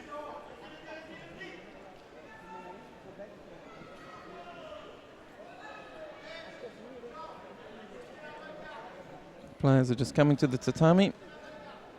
Like I say, 5 mats in operation. Can be a bit hard to keep everything running smoothly. But so far it's running swimmingly well to time. Which reminds me, we were talking about what's on. We're on map 3. Map 4, that's got the M6s, which is this 55 to 60 year category, but they've got 73s and 66s, a little bit of the under 100s, and a little bit of the under 60s. And up on map 5, they've got the M6s, the M7s, and the M10s. And they've got the over 100s, under 73s, under 90s, under 81s, and the M7s. And then under 100 for the M7s and over 100 for the M10s. That's 75 to 80 years of age. Down here on map 3, should I say, was Ari scored by Permayakov of Russia against Manuel of Great Britain. Great Britain in white, Russia in blue.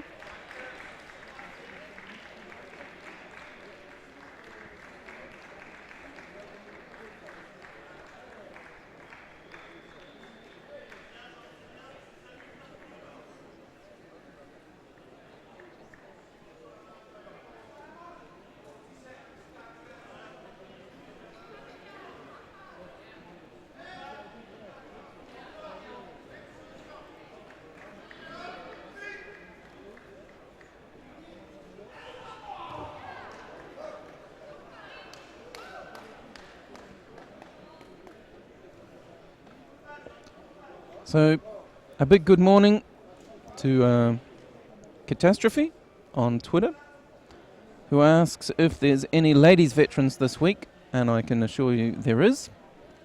Today is very much just the men, but I think they're on tomorrow. I'm sure we have some tomorrow.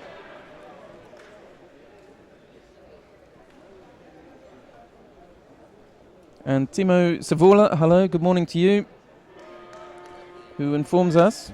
And unfortunately, he is on map 3. So Jukka Leitinen, I hope I'm saying that right, on M6, under 90 kilos, which we've been watching here on map 3. He's in your dojo, so you've got some quality there, because, as you tell me, he's the reigning world champion. I'm going to trust you on that. I haven't looked it up. So that's 2 tweets that have come into us from people around the world. Just send us a tweet, put the hashtag #VeteransJudo2015,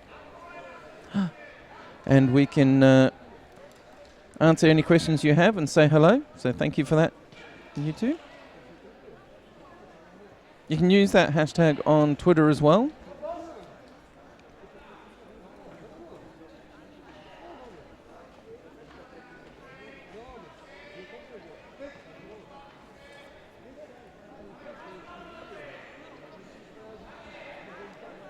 So Permayakov won that one against Roland Manuel of Great Britain.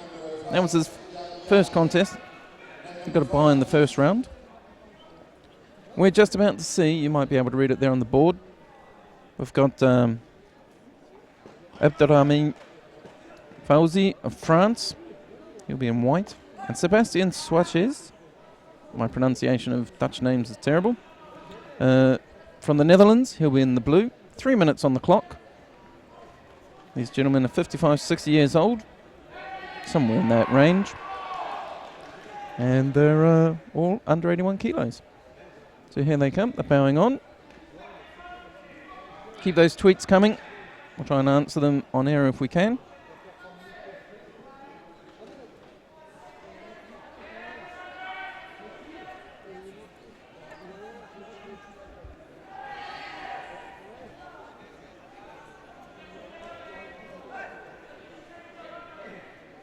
Quite active. Straight into Nowaza. Turns them nicely there, but they're going to roll out. Turned him nicely, but rolled out of the contest area, unfortunately.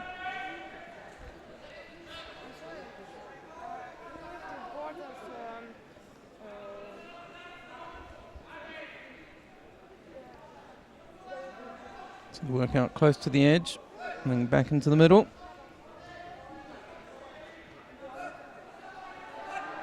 Hooks him for Uchimata. Dutch player's going to try and counter him, but doesn't quite get him. Frenchman looking for the Uchimata. Small height difference, I think. No score yet. First minute just coming to an end. So the player from the Netherlands just looping that right hand up and over to get onto the lapel. And just drops it on the inside now. So he seems to like it on the outside when he's going for outside ashi, was it?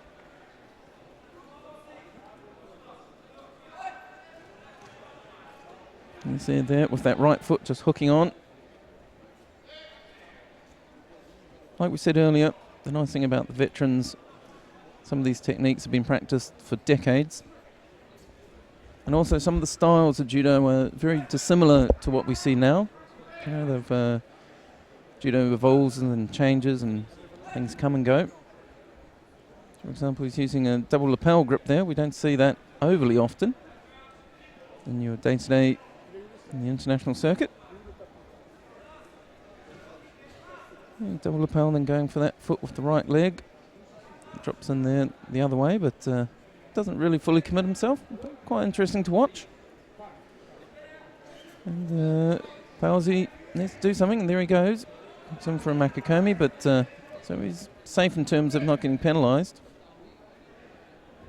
But then the Dutch player is able just to work on the Newaza.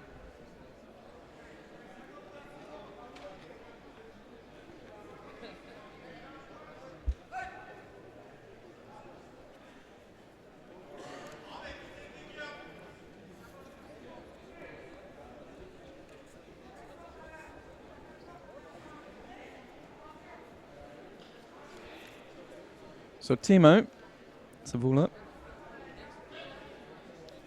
just to let you know that your dojo friend, Jukka Leitinen, he got a bye in the first round. And then he went on and he beat Botin of France. If you missed it. So he's still in the running. He's in the top half of the draw. And he is meeting Bani Stefano, or Stefano Bani of Italy, in round 3.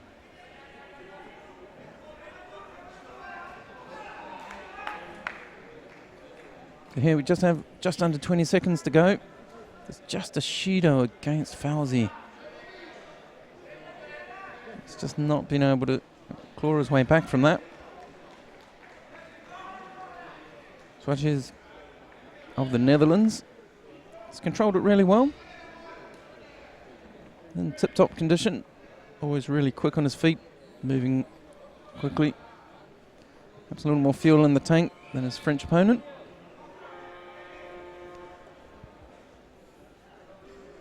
So that one comes to a close.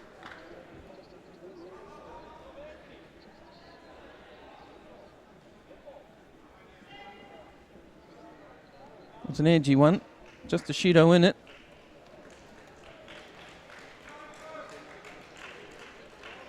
But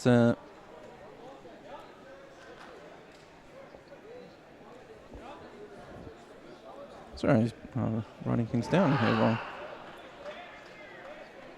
Swatches. I'm going to have to check the pronunciation on that one.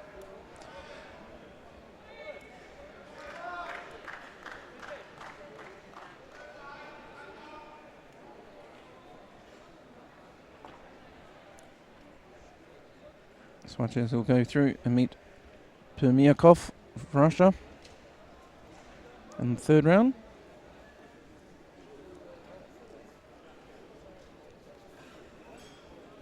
So that was the end of round 2 of the under 81s. So now we go back to 82s. Sorry, 82s, what am I saying? Under 90 kilos. Here we have Michel Dumortier of France in blue against the very tall Gerardus Theonissen of the Netherlands. We've seen a couple of times already. Dumortier, this is his second. He had a bye in the first round and beat Elsie Zuruk of Great Britain at round 2 after his bye.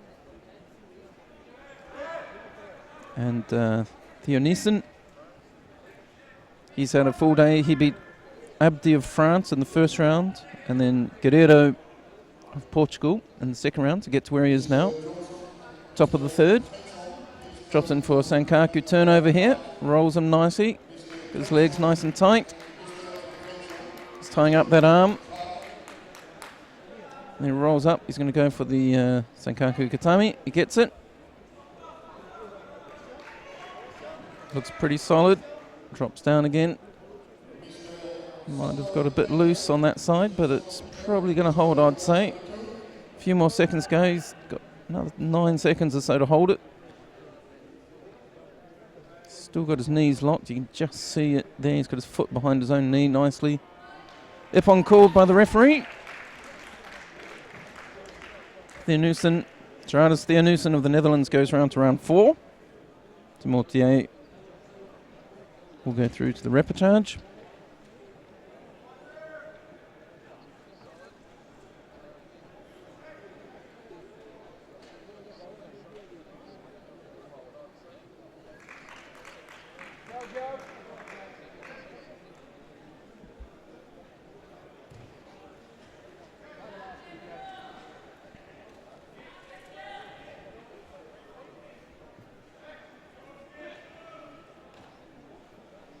So, for Timo Zavula over there in Finland, you want to tune in right now, because making his way to Tatami 3 is none other than Jukka Laitinen.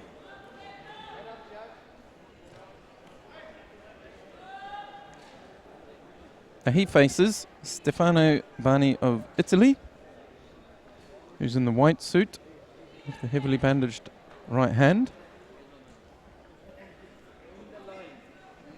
Jukka Laitinen is in the blue suit from Finland.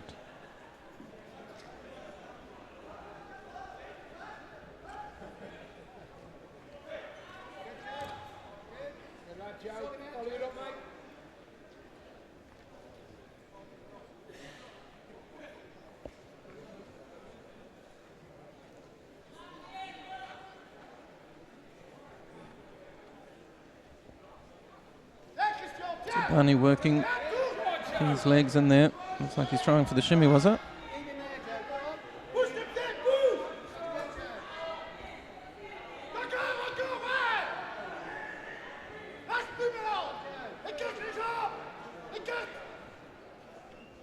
So first minute's just ticking away. First of 3. No score. Referee calls Mate. Penalty against Laitinen for excessive gripping. This time he gets a big, strong double lapel grip over the back of the collar. Really high, pulling Mani down. Movement. Mani's doing well. He's really controlling the edge quite well. Takes a big grip over the back. And see Laitinen just drops that left hand down. So into the ribs. Almost gets caught. Stefano Bani. Nice little bit of ashiwaza. Mate called.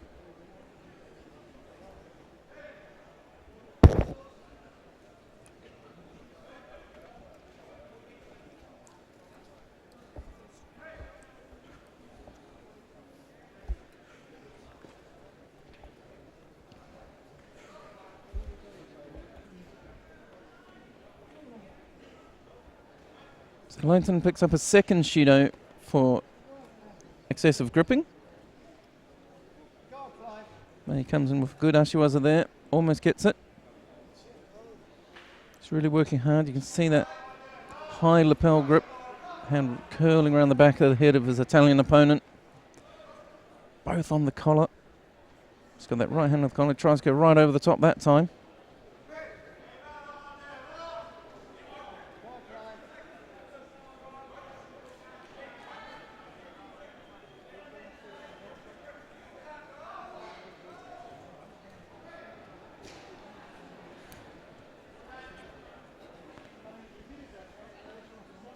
end up on the floor.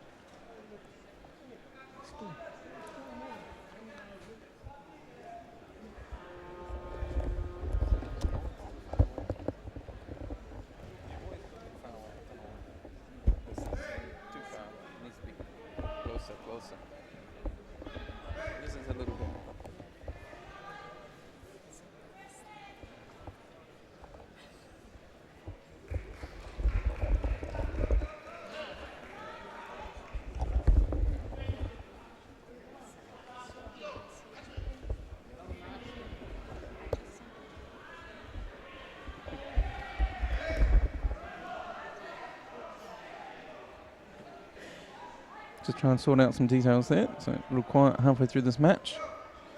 Well, not halfway, what am I saying? That one comes to an end.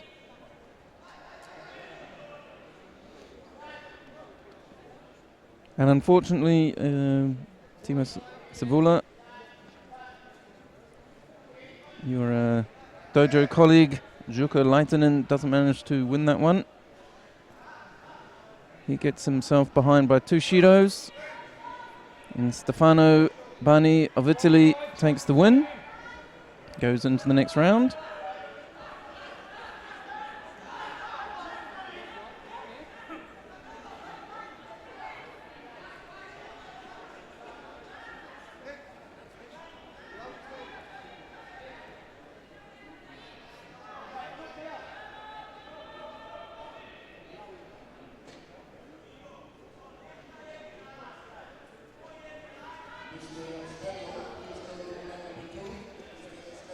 So you're stepping onto the mat.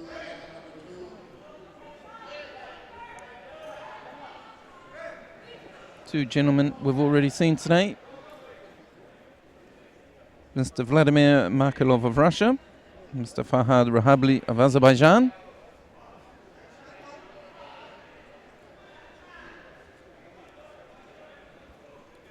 We've just got into the second half of round 3 of the under 90 kilo category here in Amsterdam at the IGF World Judo Championships for Veterans 2015.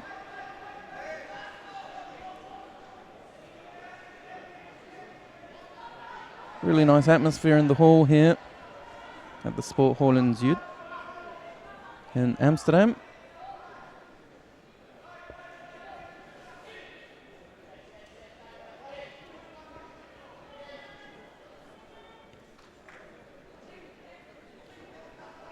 You can see in the crowd there lots of people in judogi and not. So lots of people who are competing today. Oh, lovely little ashiwaza.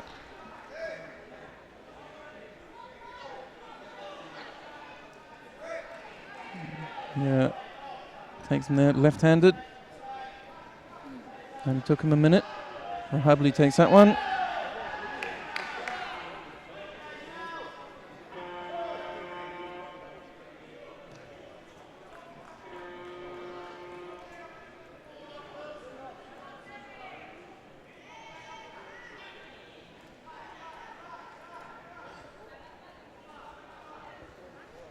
That was very nice.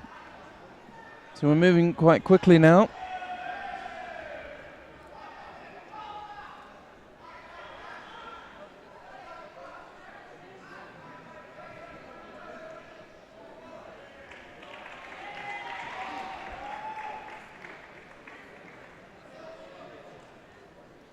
So you can see there coming up.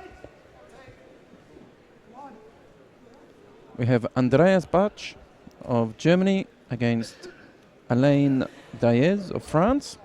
They'll be coming to the mat shortly. Give you a quick update what's going on the other mats. Down on mat 1, it's the 73 kilo under M8s. And Antero Kauranen of Finland has just beaten Guy Zimendera of France. Mat 2, Arthur Canario of the USA has just beaten Sandor Pita of Hungary. That's in the M9 under 100. Mat 4, Mereznikov of Russia has beaten Benny Stenlund of Sweden in the M6 under 60s.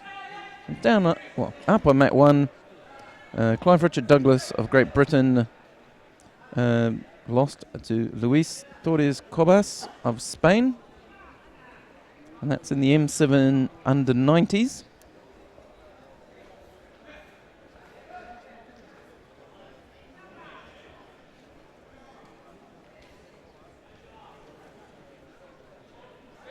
We have Bach of Germany in white. He's going to the floor against Daez of France.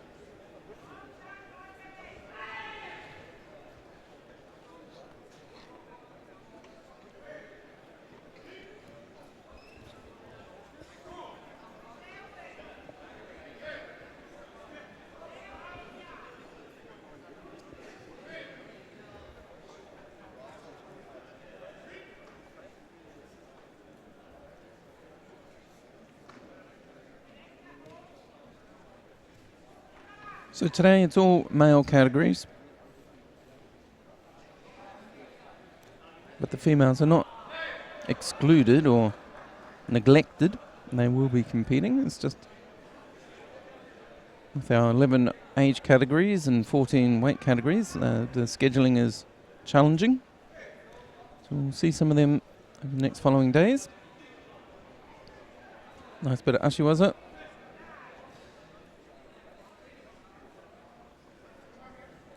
Good use of the edge, drops in nice and sprightly. That drops the nugget.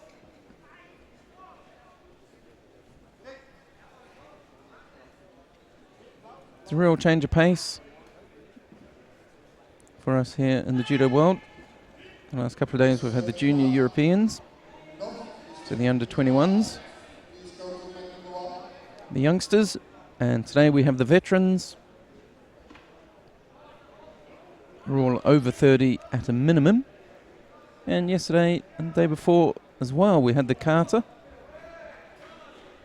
which we weren't unfortunately able to bring you live, but we do have some footage recorded that hopefully we'll be able to share with you. We have the IJF website at igf.org.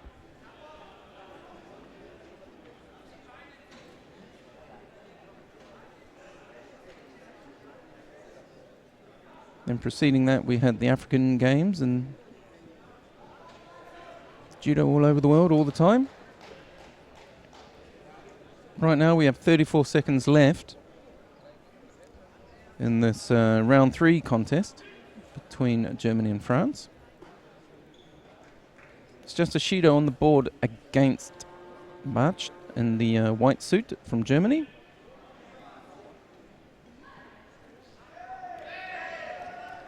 And Daez makes a nice attack, not quite enough for a score.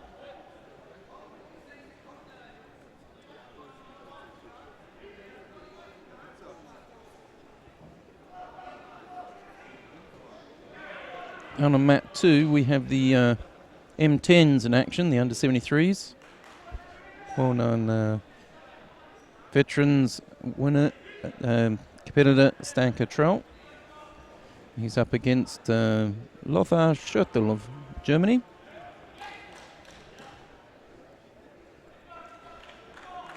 And as the clock runs out here, still no score in it, but there is that one Shido against white. So, Daez of France will be awarded this one, and he is. And he goes through to the next round. And that's the bottom of round 3. Obviously they get quicker and quicker. And we go back to the under 81 kilo category, where we have Reinhold Kurz of Austria. He's going to be in the blue suit. This is his second contest of the day. He beat Fabio Acerbi. And he will be up against Hamed Kouroum of France. France's player beat Antonio Brito Casanova of Brazil to come through to round 3. Because we're following these two specific categories, the winner of this contest will meet the winner of the next contest, which is against Biscup and Montrasi. So we need to try and keep track of who wins this one and then who wins the next one. This is getting down, really getting to the edge of when it really matters, when the medals are in the offing.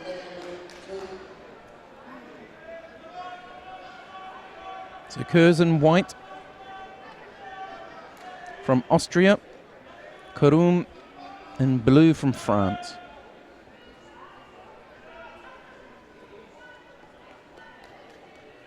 Uchimata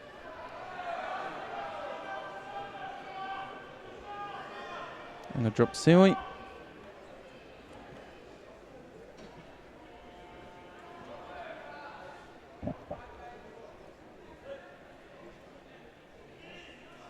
I hope this isn't the case. I suspect this might have been a leg grab, perhaps. Referee is just checking the video replay. A little early, 15 seconds in. Be a shame to see it end this way.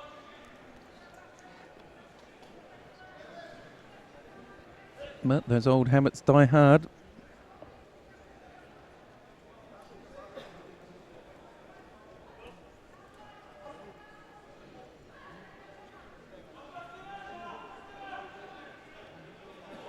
That's what the delay is, if you're wondering.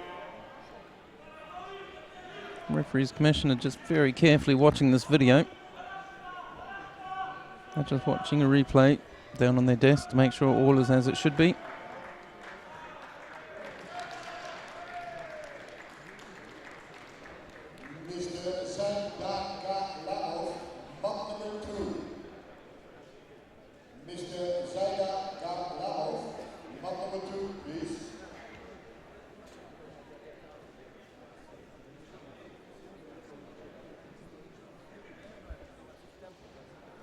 There's a very long period of looking at this one.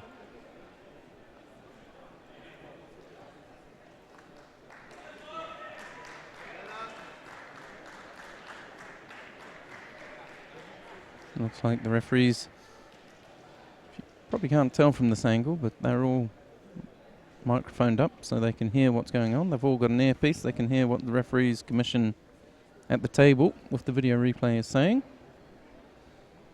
And they're feeding back the information on what their view of it was. The care system, just like in senior competition, modern Olympic level, is and unfortunately for Kurz of Austria, it is Hans Sokamaki for the leg grab.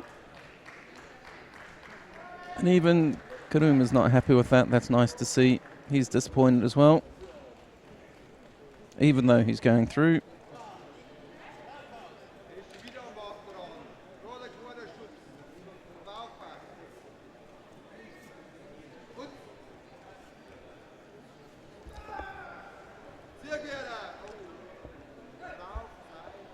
So that takes us through to the second contest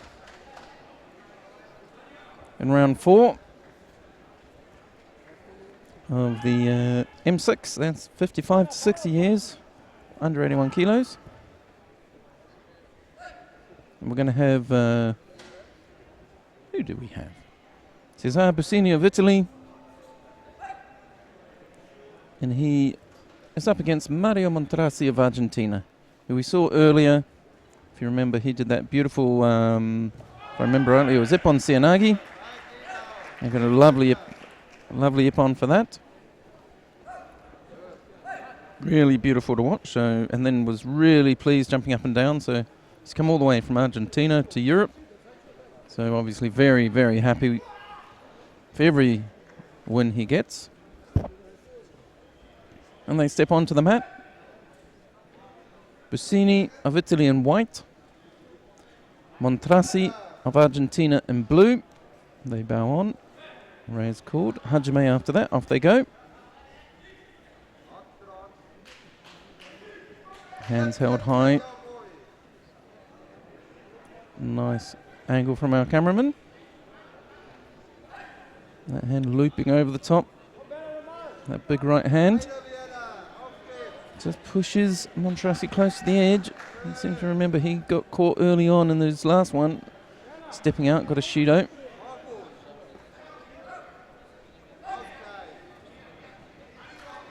Mate called. Referee unhappy with that bent over posture, I think. Yes. Montrasi again picks up a Judo early on. All the work to do now. Being veterans, only 3 minutes to do it. Really cagey gripping. Gets that left hand in on the collar. Montrasi. While he's doing it, Bassini gets in. Attempt to Seanagi. Doesn't get anything. And then they work on the ground. Montrasi on top there in the blue suit.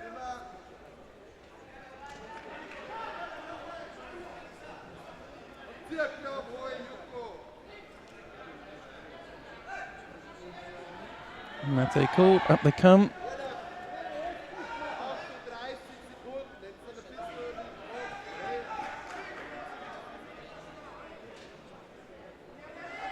Don't forget, if you're watching from home, please do say hello. If you're on Twitter or Facebook, just use the hashtag Veterans Judo 2015.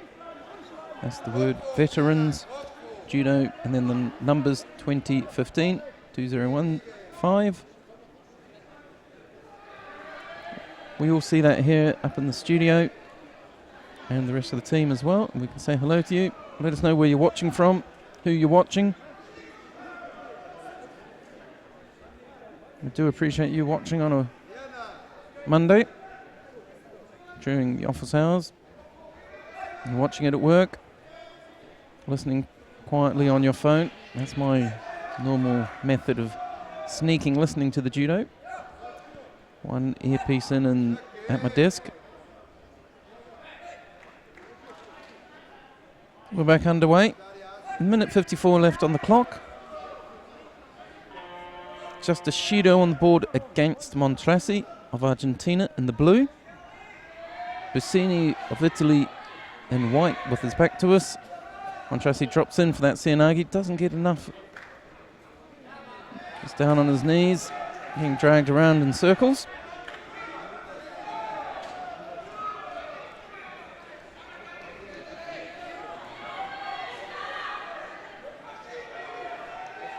And that's a little unfortunate. I don't like that call. I think they're going to... I've given Hans Okamaki for the leg grab for Montrasi. I did see him sort of put his hand near the leg there as he was getting dragged around, but it wasn't, for me it wasn't really a touchy-wasy situation at that point. But as you saw there, the Masters friendship comes first, I think. So he came up, big smile, hug and handshake for his opponent.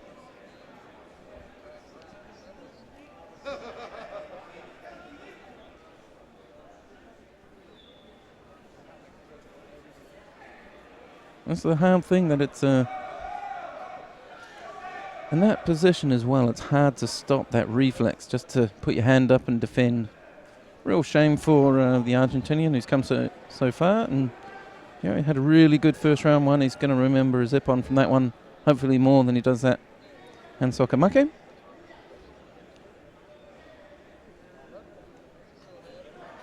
Now coming up, we've got what promises to be a really interesting matchup. This one I saw it coming up. I'm looking forward to it. We have Christian Lescaudron of France against Akikazu Kato of Japan. Akikazu Kato of Japan. As we've seen, he's had some really nice ippon judo. Lescaudron of France. Here it's that classic matchup of Europe versus Asia. Hi. Do you have a nice pen that writes in black? No.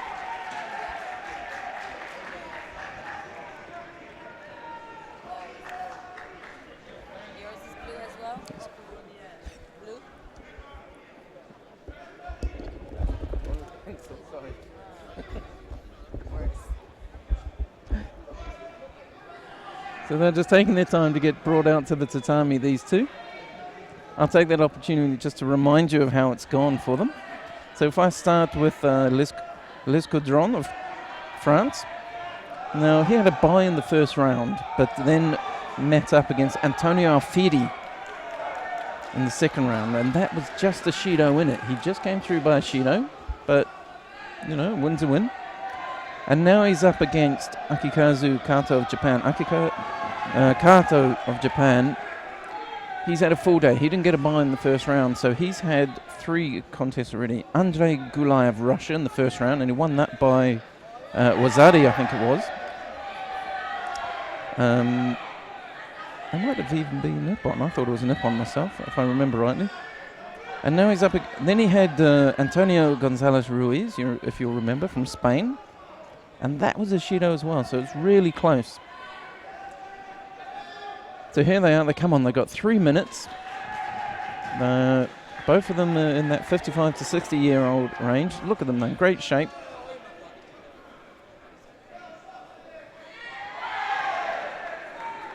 Yeah, doing all that judo's keeping them fit. Both of them, I think, are quite quick on their feet. Akikazu was really quick earlier. You can see that low sleeve grip. Now he's just trying to break off that grip. Gets both hands on the lapel. But Les Caudron beats him to the punch, so to speak. And drops in for a Sutemi waza. And straight into looking for that shimmy waza.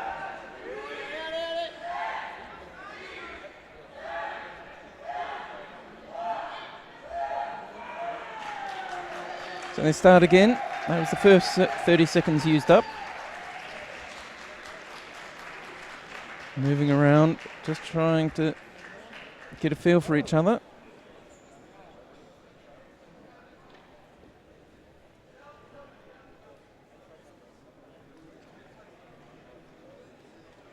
Kato, left-handed.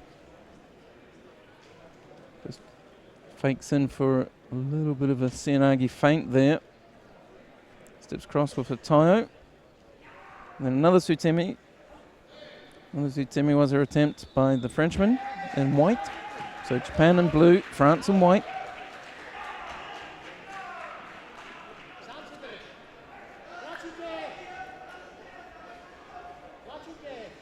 Really close matchup, this one so far.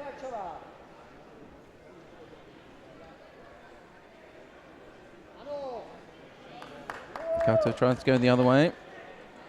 Mate called just as Les Caudron tries to do a turnover. Kato there, you can see he's got a left hand up on the lapel, right hand nice low on the sleeve, and he's going for that Taitoshi. He's tried it twice now. You can see it just there, bottom. Les Caudron, he's got that right hand up high. Also holding low on that sleeve. But just drops in for that Sutemi waza again. That's the third attempt he's had at that.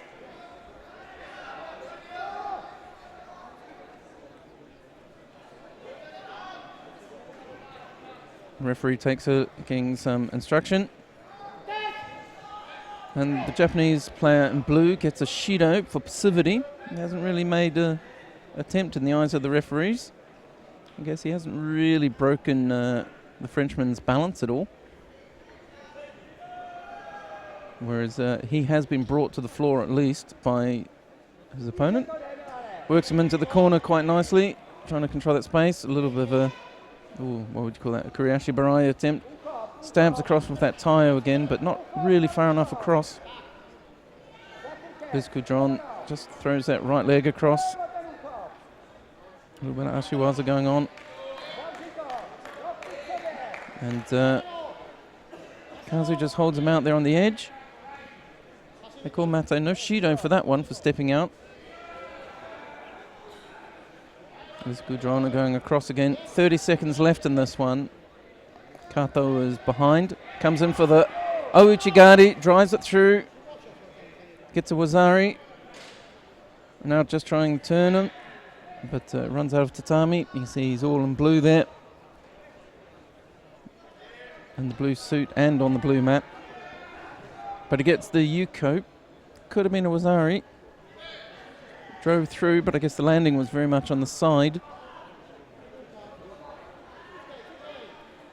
So that nullifies that Judo he had against him with 10 seconds to go. Goes for another Taitoshi, catches it for Wazari, then goes into the Osekomi, or tries to, but Liz Goudron turns over. 1 second, 0 seconds. And that's the end of that one.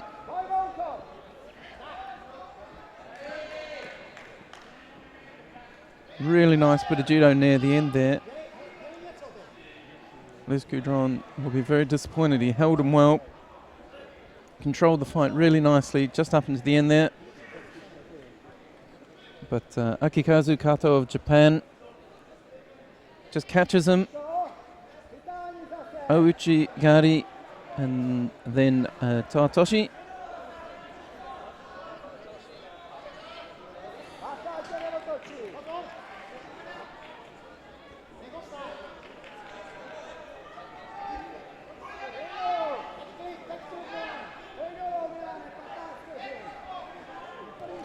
So the next contest we've got coming up is we've got Yuri Permiakov of Russia.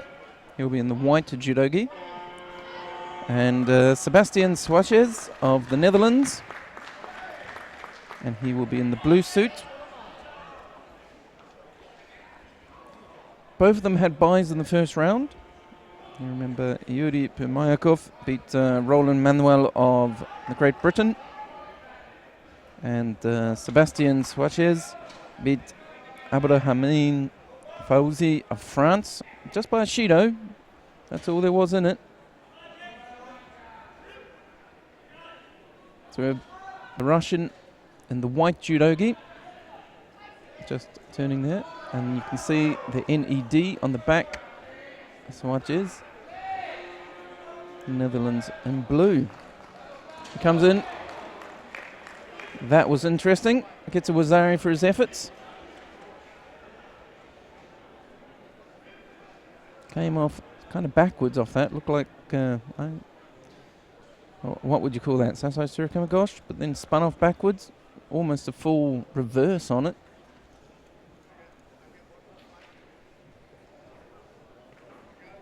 But he gets a Wazari. Dutch player's got it all to do now.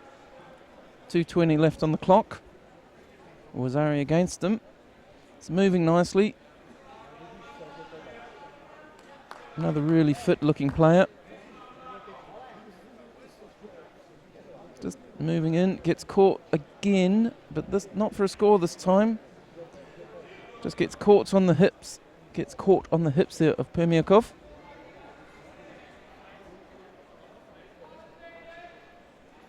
Permiakov just doesn't seem quite so fit. A little breathing a little bit heavier.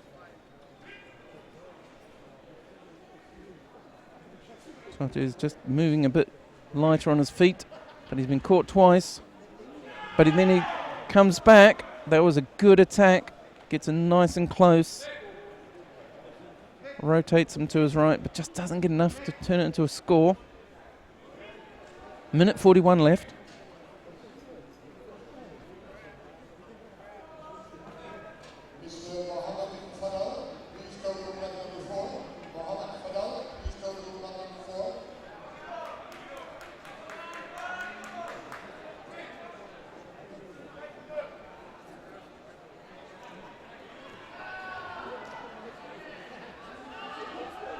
They're down on the floor. Swatches going for the Juji Katame. Doesn't quite get it. Rolls him. He's going to try and turn that into Osekomi maybe. Or is he still going for the arm? I can't see from this angle what he's going for. He's definitely going for the Osekomi now. Lies down on him, but he's trapped between the legs. Mate called. Good little piece of work there.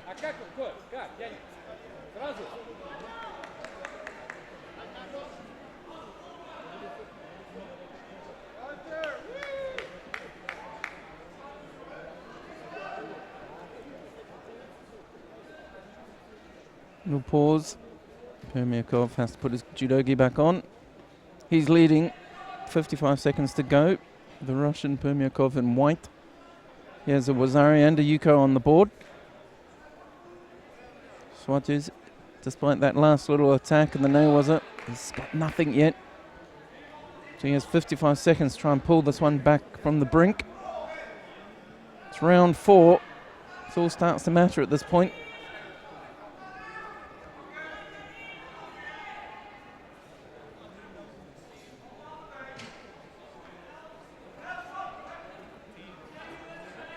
What are we in? This is what, the quarterfinals or so?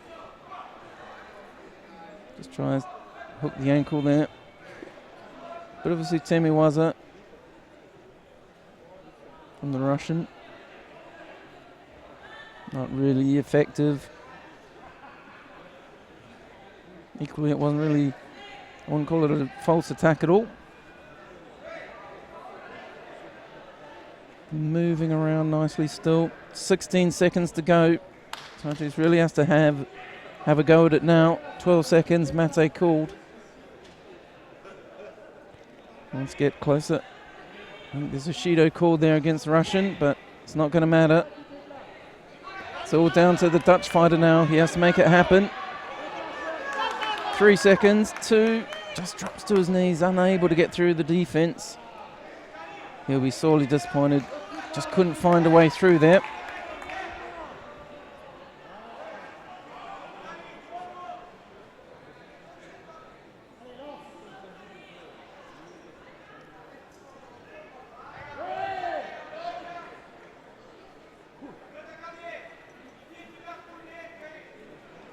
They bow off, shake hands, bow to the referee as well.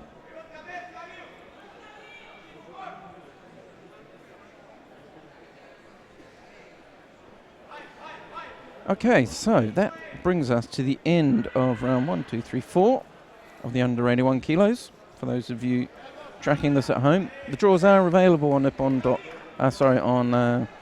IJF.org. If you click through to the information, there's a news story about today, and you can get the draws there, so you can see where we're up to. I'm just following this mat today. So we're going to have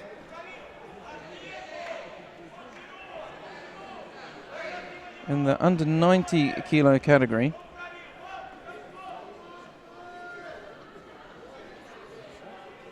we're going to have Missoum Abdi of France versus Joaquim Guerreiro of Portugal. Now this is the start of the repechage, so like we said earlier, and for those of you who weren't able to watch earlier, we sort of went through a bit of the format of veterans judo.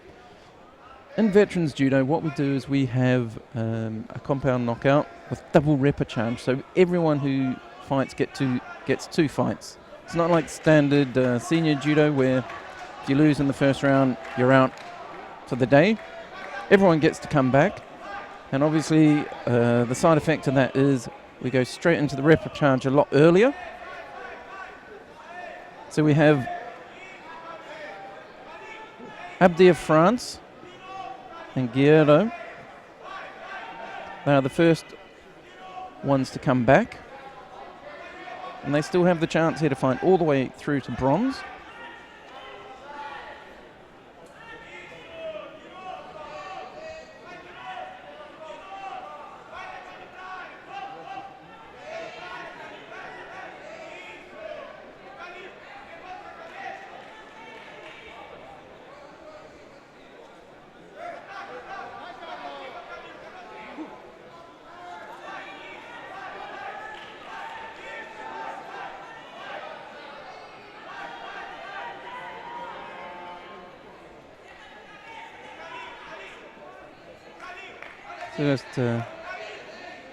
We're just having a change of camera person down on mat 3.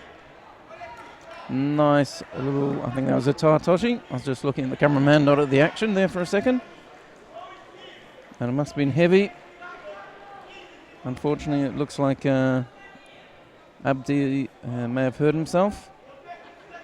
He's cramped maybe. But luckily, there on hand is the experienced hands of Guerreiro. He's able to help him out with his cramp.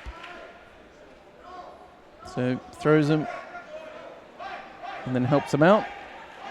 Like we say, veterans judo, it's a really quite close, quite a close and friendly community. Judo just trying to help his his friend and opponent off the mat, but he wants to bow himself off. Looks like a hamstring has decided it's had enough for the day.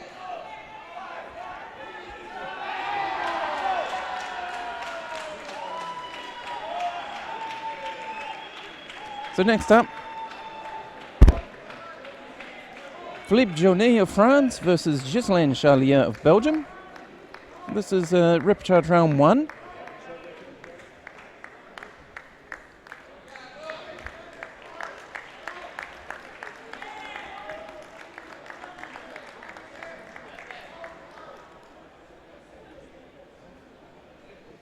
They'll come to the mat just in a little while.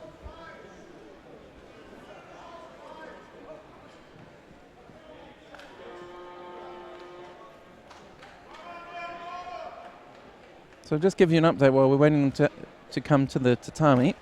In this weight category, the under 90s, we're up to the point where after we've done the repechage, we'll go into the fights, the semi-finals, to see who's going to go into the final. And the 2 semi-finals we're going to have, it's Theo Nissen of the Netherlands will be up against Stefano Bani of Italy.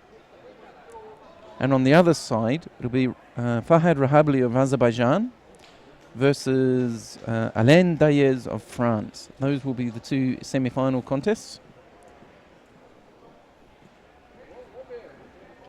We're going to go through the repechage first. The other weight that we've been following is the under 81 kilos category, and they're up to the same stage, and we'll soon see their repechage contest. But the 2 semi-finals you're going to see will be Hamid Karoum of France against, let me get this right, Bassini? I think it's Bassini? Bussini, sorry. Cesar Bussini. Trying to read my own handwriting. And on the other side, it will be Akikazu Kato of Japan versus Permiakov of Russia. Those are the 2 semi-final contests that we'll have in the under 81 kilo category. And in under 90 kilos, we're right just sort of in the middle. You can see we're just in the middle of the repechage. At the moment we'll try and get, we've got a cameraman changing on our tatami, but there is a pause thankfully. So I'll just try and get someone to go down and just make sure our cameraman is in operation. This panned out shot isn't the greatest.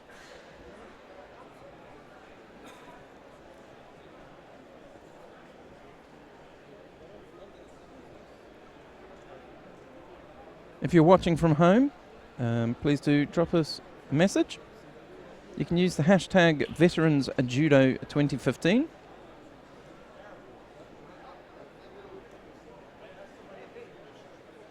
That's Veterans Judo 2015. And if you pop that hashtag in, we'll all see it here in the studio and the rest of the team, and we can catch up with you and say hello or whatever. Any questions? You want to know who's where, what's happened? I'll try and get that information for you. And use that on Facebook or Twitter. We'll try and keep track of them all. If it's not me, somebody else will see it, I'm sure.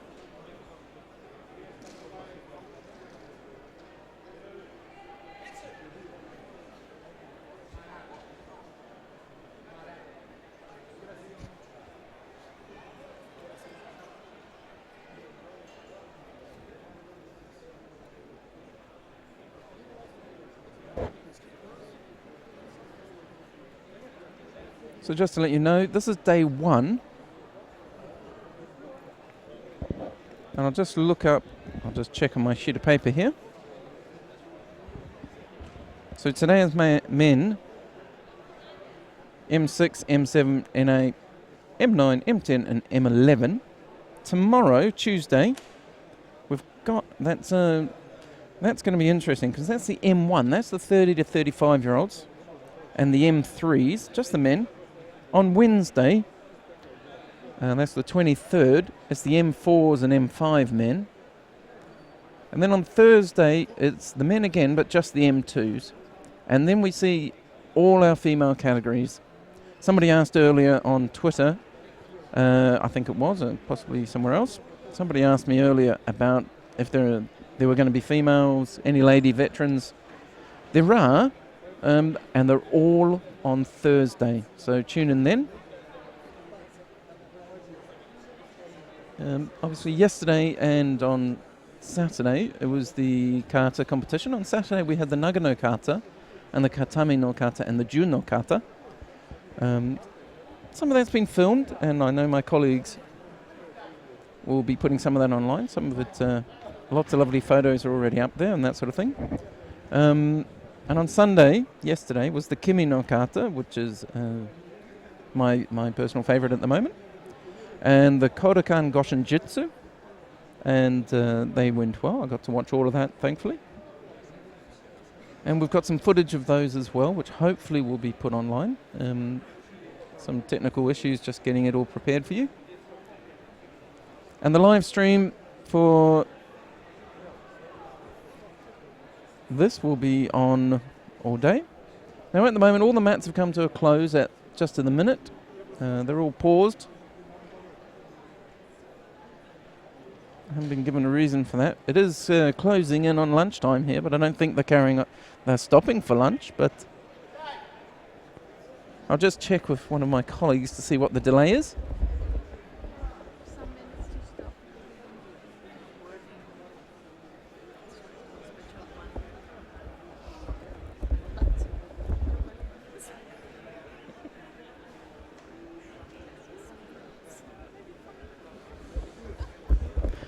So I was just talking to one of my colleagues. Those of you who have been clicking around, obviously you can choose whatever tatami you like. You may just well have noticed that there is no judo going on at the moment. And the reason for this is that there's going to be a small presentation, some awards handed out here in the stadium on the rather large podium to the right of, just behind, in a way, Mat 1. So I'm just going to take a small pause, get myself a drink of water, and then I'll rejoin you when all the judo starts again. So just stay tuned, and we'll continue to bring you all the action here from the IJF World Judo Championships for veterans here in Amsterdam.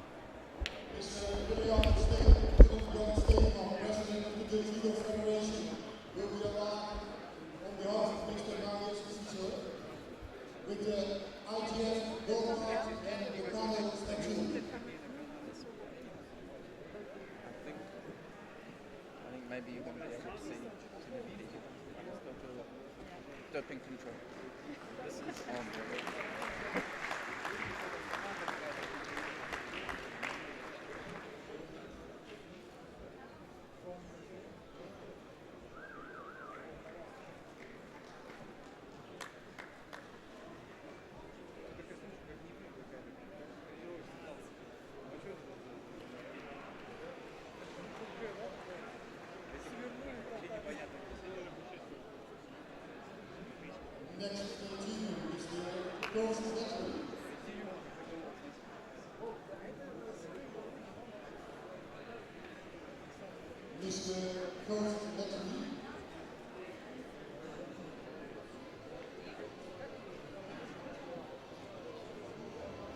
Mr. Coach will be receiving the IGF Gold Medal for his achievements and career as sports director of the British Judo Federation.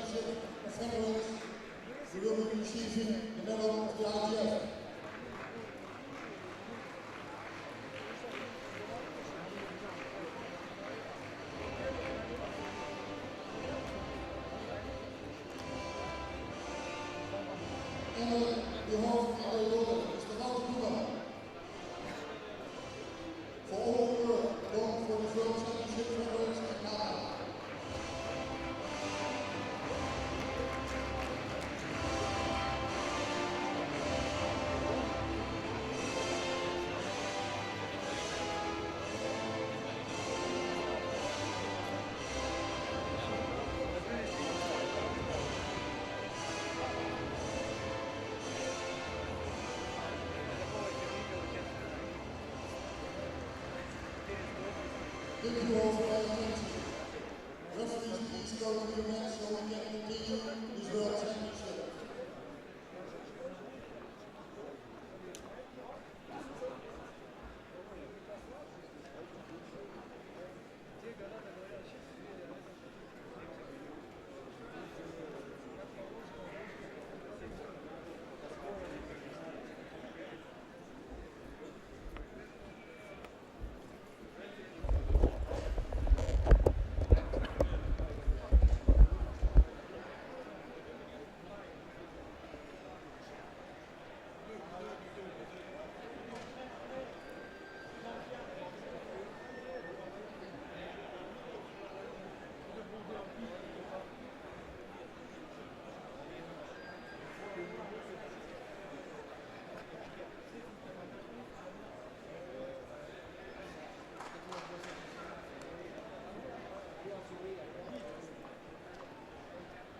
So welcome back.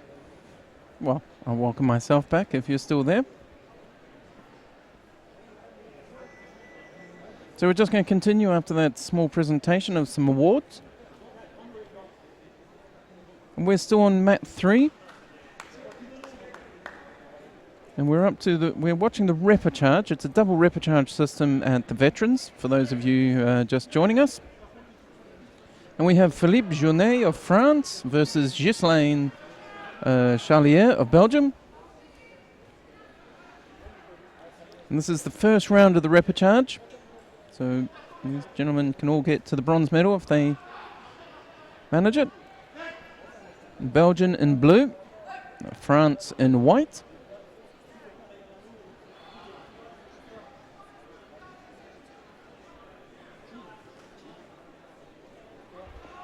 So to give you a recap of where we're at, on mat 1, they're still running the M8 under 81 kilos. They're not into the repechage there yet. Mat 2, they're on M9s under 66 kilos. Also, don't think they're into the repechage yet by the looks of it. Possibly. Mat 4, M6 66, and they're just starting on the repechage.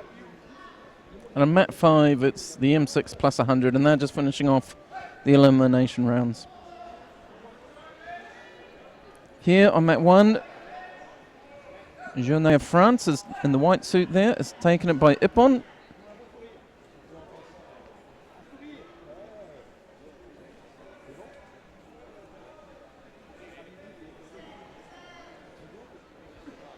Which brings us up to the next contest. It's Francois Agron of France in the white suit versus Günther Biskup of Germany in blue.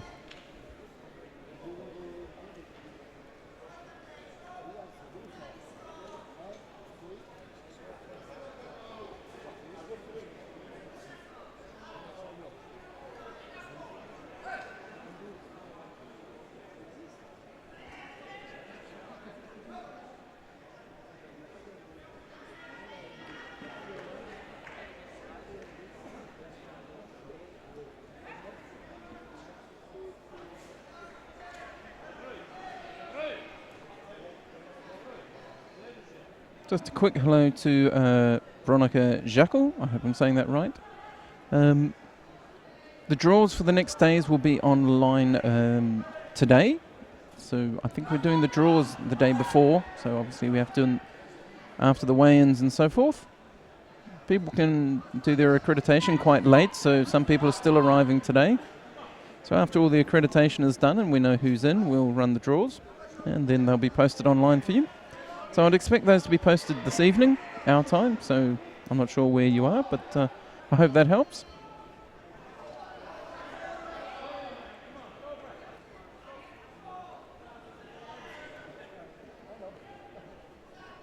If you have any other questions for us, please do just file them at us using the hashtag VeteransJudo2015. And that'll work on Twitter, Facebook. I'm not sure what other services people use.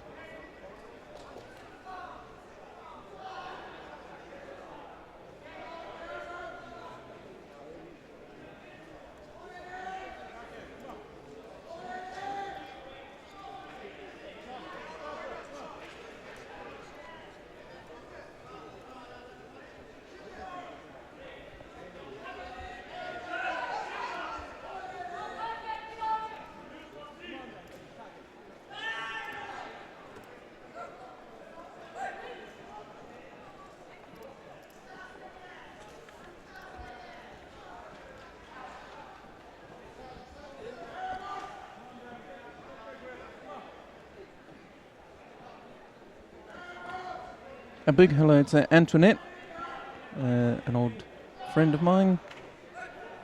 Also competes in the veterans, I believe. Hard to believe. Just asking after people here that she knows. Nice to have you listening, watching. I'll try and keep you updated as to how Terry Watt gets on. For those of you who are members of the community, most of you will know Terry Watt, I'm sure. Been a big member, influential and strong member of the Masters community for a long time. Just see a little attempt at a leg grab there. Hopefully he didn't make contact. That reflex is hard to stop.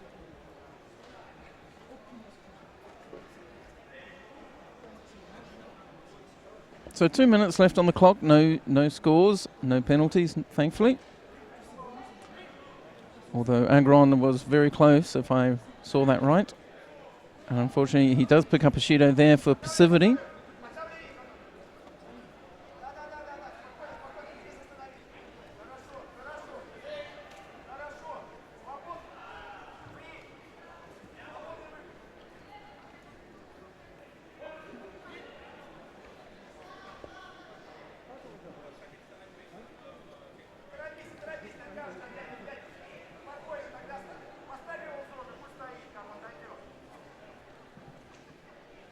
So minute 27 left. Biscup drops in.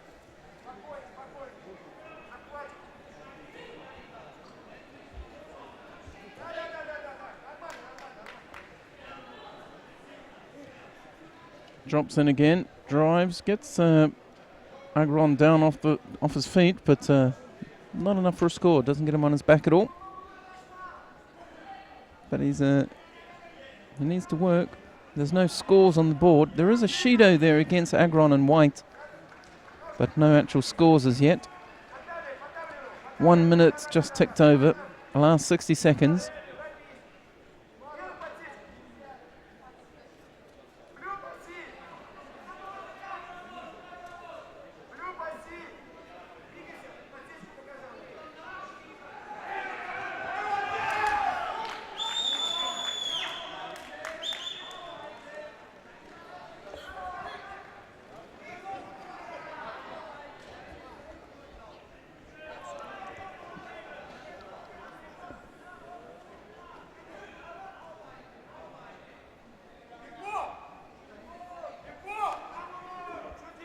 Sorry about this. Our cameraman has decided just to retire himself. So we have we're just missing the Newaza there.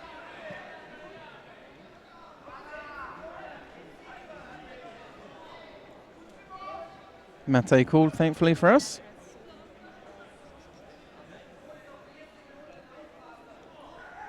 So no score, 4 seconds. That was a long period of Newaza. There is a Shido against Agron of France in the white suit. 4 seconds. He comes rushing forward, but unable to make anything happen.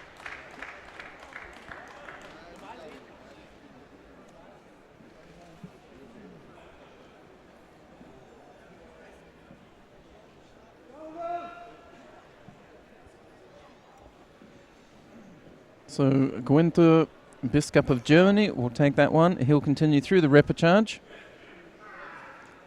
And Francois Agron, his day is finished, unfortunately for him. And next up on this mat, we'll have the last of the first round of the repechage, if that's not too repetitive.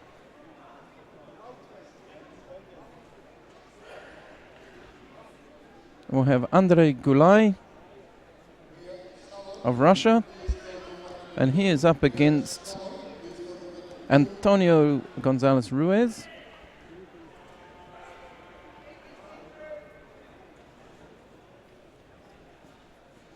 Like I say, this is the first round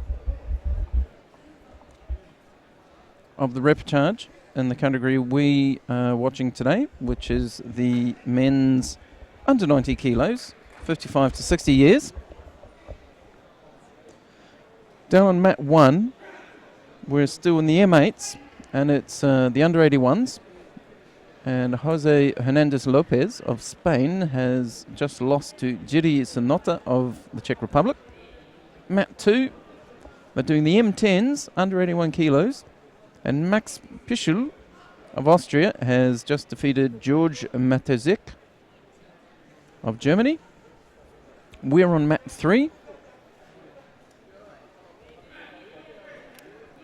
On mat 4, Mohamed Halabi of France in the M6 under 73 kilos has just beaten Elio Paparello of Italy. And on mat 5, Vladimir Kuznetsov of Russia has just beaten Giuseppe Macri of Italy, and that's in the M6 over 100 kilos. But we're on mat 3, where Gulay of Russia is up against Gonzalez Ruiz of Spain. 2 minutes 27, no scores yet, no Shidos.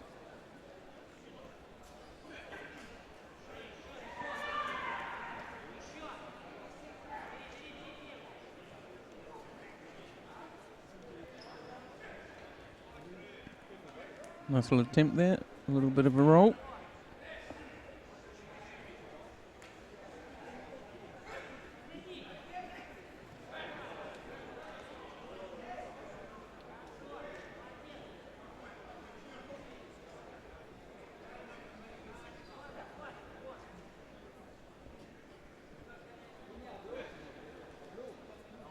Quick hello to Hans Van Essen.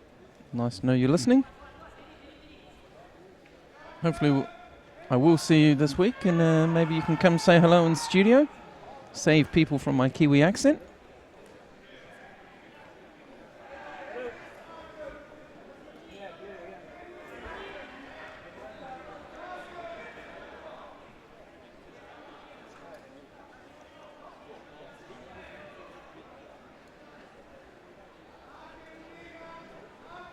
So, minute 27 left on the clock. Both the gentlemen have slowed down a little bit.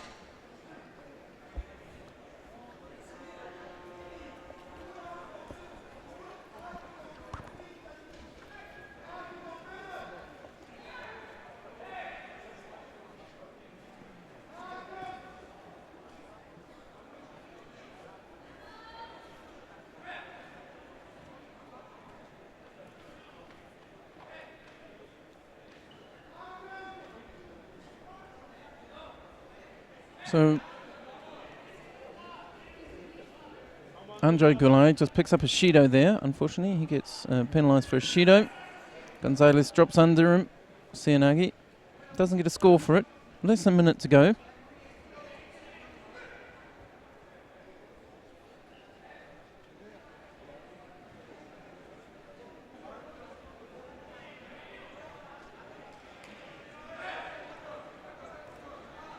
If you're watching, you'll remember that Gulay in the white suit, he lost to Kato from Japan, who's up into the semi-finals. And Gonzalez, he lost to Kato as well. And that's why we're seeing these two compete against each other. They're both knocked out of the knockout stages, the elimination rounds by the same gentleman.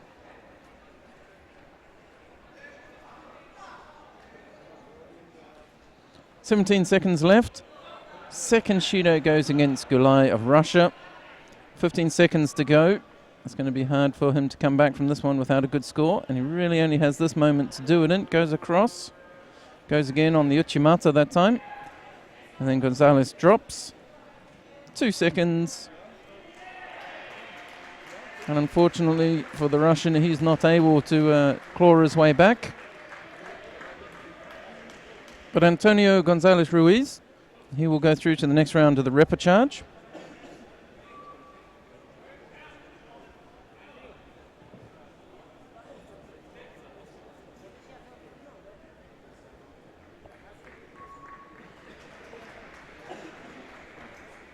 They bow off.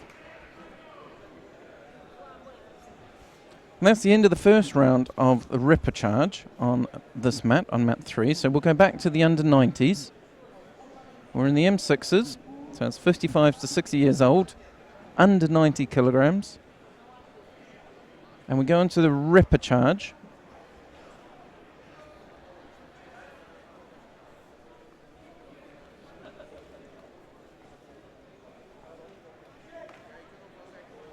Oh, sorry, I say under 90. I mean under 81, I think. We still... No, 90s. I got it right. So we have Jean-Michel Pouget of France. And he's against Vladimir Makarov. Pouget, you can see there in the blue suit. Makarov with the RUS on his back in blue. 2 minutes 40 to go.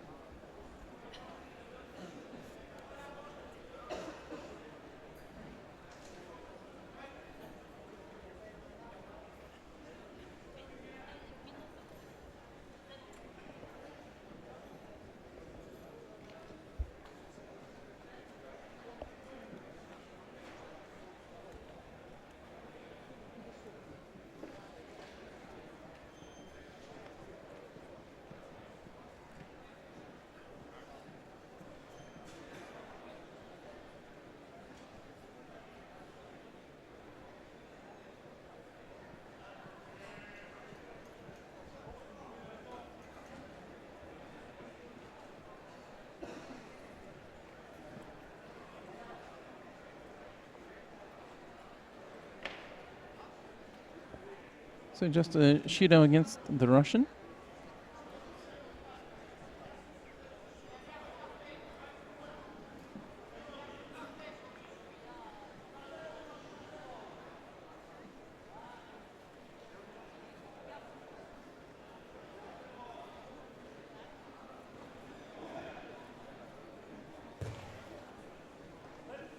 Mr. Hans Gonsi, please go to mat number 2. Mr. Gonsi, please go to mat number 2.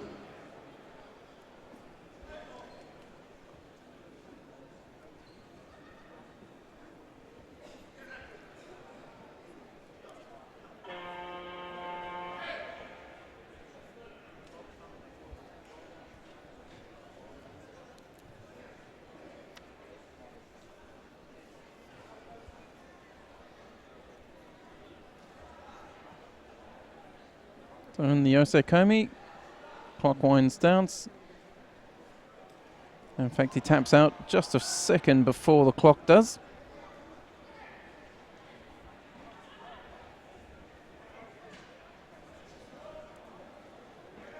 So Vladimir Makarov of Russia in the blue suit defeats Jean-Michel Pouget of France in white by Osekomi.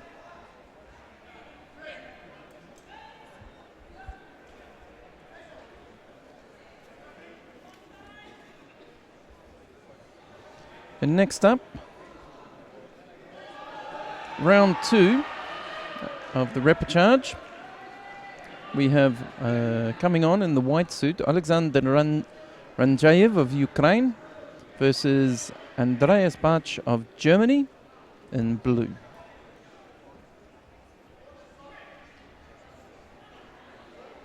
And this is the under 90 kilograms repechage.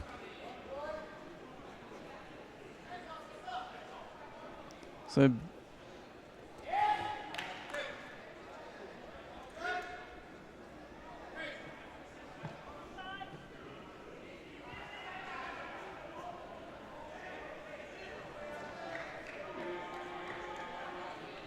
off we go.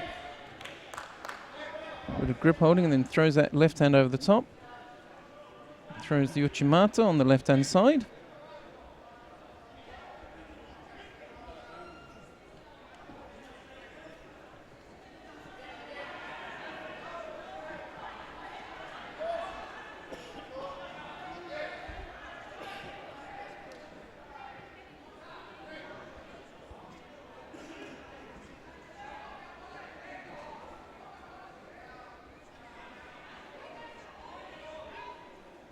Attacking, Clive.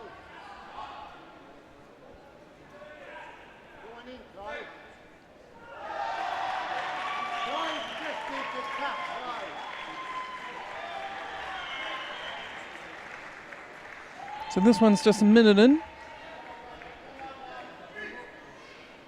Ranjay of Ukraine has just a Shido against him. They're in the white suit. Bartsch of Germany. No score, but no penalties also.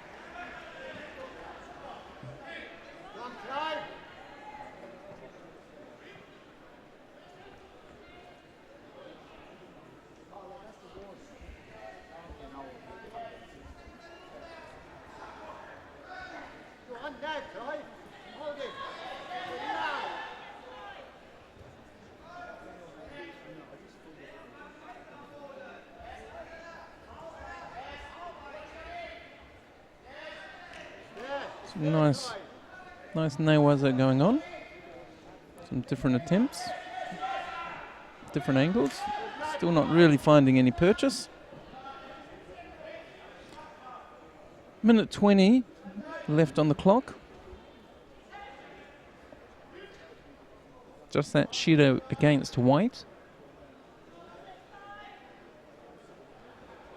He's just trying to keep himself going, keep motivated before he engages.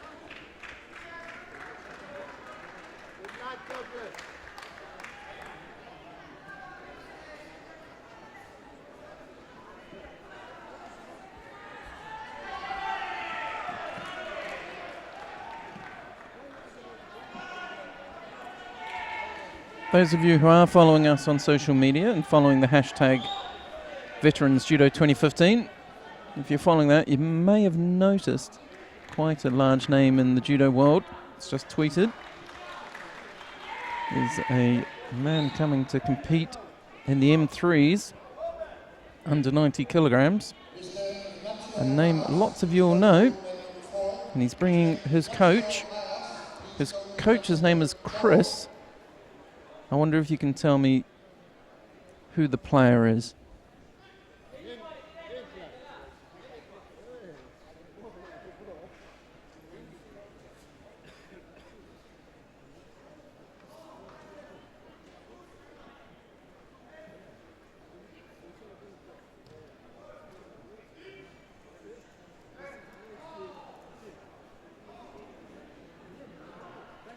So 6 seconds left, 2 Shidos against Ranjayev, the Ukrainian.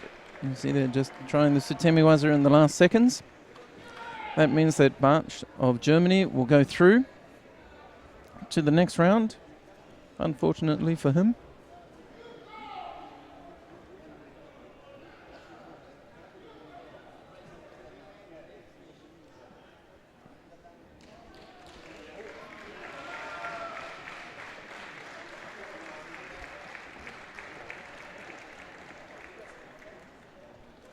So next up on this mat, we're going to have another repechage round 2 contest, and it's between Joaquim Guerreiro of Portugal and Michel Dumotier of France. Guerreiro of Portugal in white, Dumotier in blue. I'll just take a few moments to come to the tatami.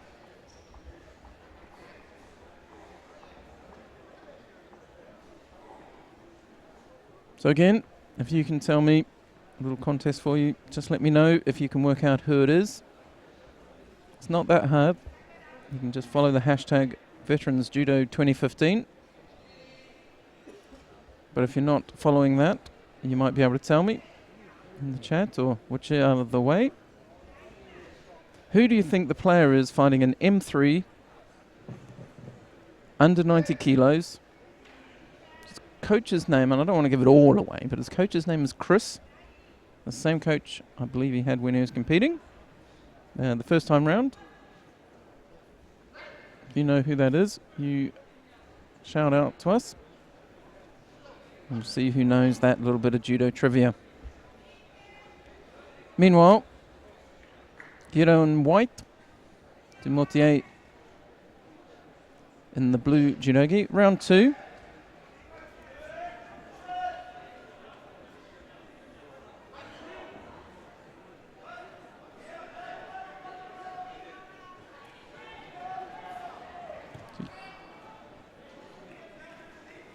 De Mortier there in the blue suit. This is his first contest in the repechage because he went out of the elimination rounds a little later on, a round later.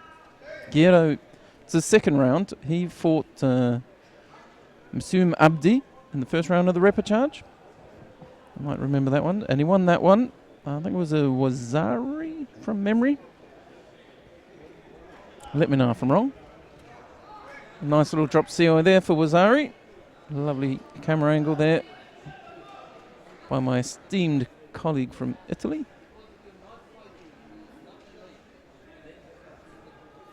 Great camera work. In close. Doesn't look like it's quite enough, but no, I'm wrong. It is Osekomi. I missed that myself. So Wazari Awaset Ipon. And Guerrero of Portugal will go through.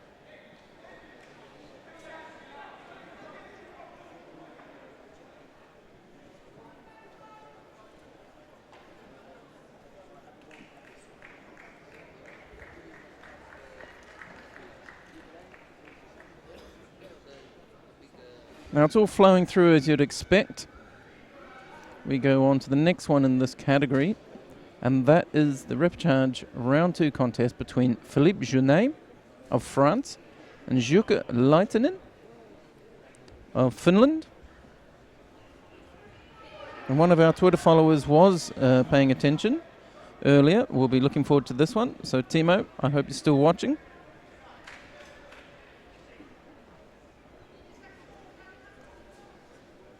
And hello to Gilbert Vaboon. Yes, I think you're correct. To be fair, not the toughest contest if you happen to be following the hashtag, but nice to hear from you. See who else can get that one right. See if they can get it right. You have to tell me, Gilbert, did you look first or did you know the answer? This one's a bit spicy. A lot of action going on here. Junet gets caught. Ippon really caught on the move there. Nice little bit of Ashiwaza.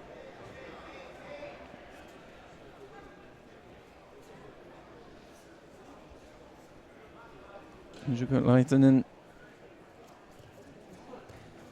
who's won the Masters before, so I'm led to believe by his dojo friend, goes through to the next round.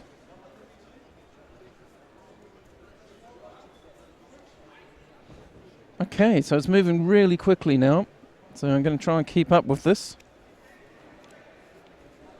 See on the screen there, Casanova of Brazil and White will be up against Kurz of Austria. We're in the under 81 kilos, M6, which is men 55 to 60 kilos, years, not kilos.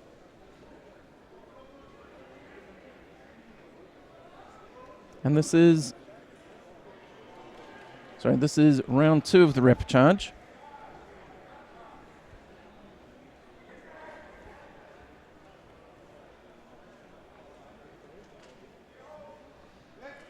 So Casanova came into the repechage. He actually got entered into round 1, but had a bye to this point. Kurz, this is his first contest in the repechage.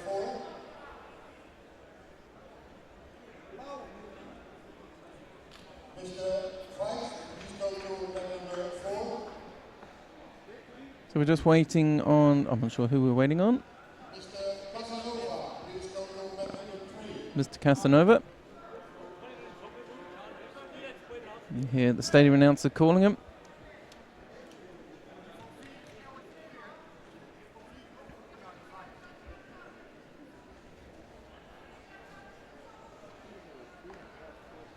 So just to recap, for those of you who are just joining us, and I know there are some people who are just joining us, haven't been here all day.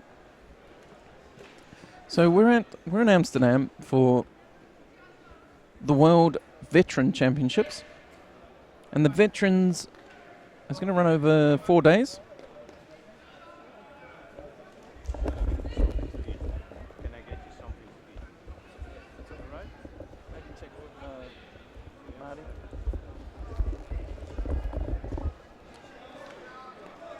So round underway, Casanova of Brazil in the white judogi, and Kurz in blue. Quite loose, one hand on each, throwing Uchimata. Like I was saying, for those of you who have not watched Veterans Judo before, or perhaps aren't members of the community, as well as our standard 14 weight categories, we have 11 age categories. And the one we're watching is what's called M6, which is for people 55 to 60 years old. So all these men are 55 to 60. And we go all the way up to 80 plus. Or is it 75 plus? I always get this wrong. No, I was right, 80 plus. I don't know why I always get that one wrong. So 2 minutes remaining. One Shido against Casanova of Brazil in the white judogi. Just walking past us there.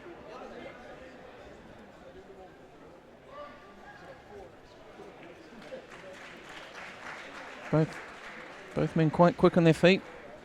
Keeping quite a bit of distance from each other.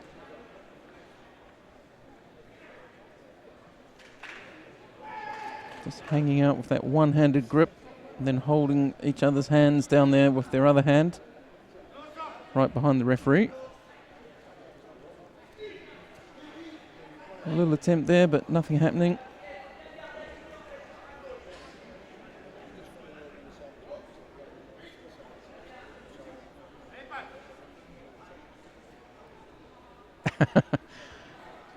You are correct, of course, Gilbert. It's not trivia. Legend indeed.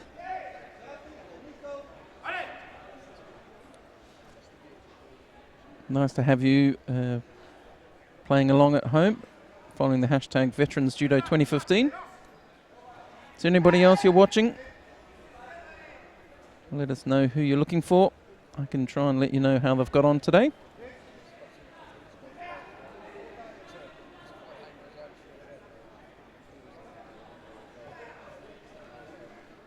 This one is down to the last minute.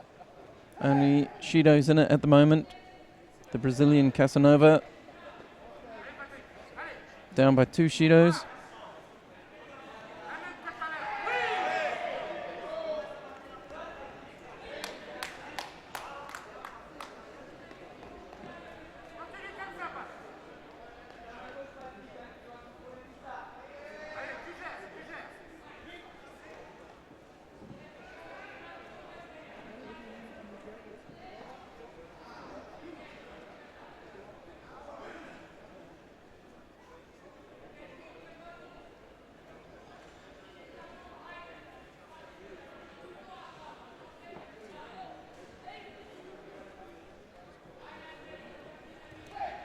So just by way of correction, somebody has pointed out that I keep saying 55 to 60 years, which is technically not correct. It's 55 up to 59.9999, or 59 and 11 months and some days. That's the official criteria. But on my sheets that I keep referring to, it keeps saying 55 to 60, so under 60. This is for the age classifications.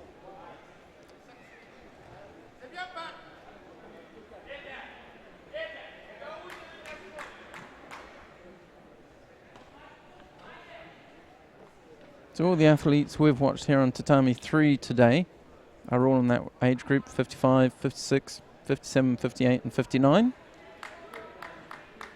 If you've been changing mats, as you can, just by pushing the button on the left-hand side there. Just push the buttons on the remote control. I think the oldest category we have today is M10. So Mr. Kurz takes that one. He goes through. And the Brazilian is finished for the day.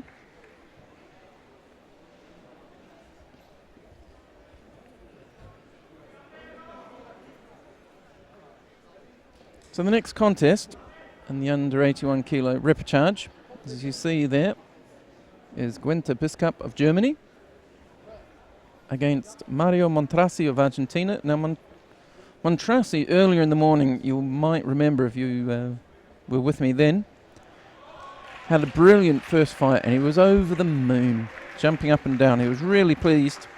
And then, unfortunately, couldn't make that happen in a second one and ended up here in the repechage.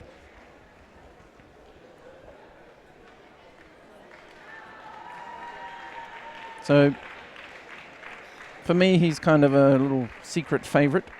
I was just so happy. He was so happy when he won his first one.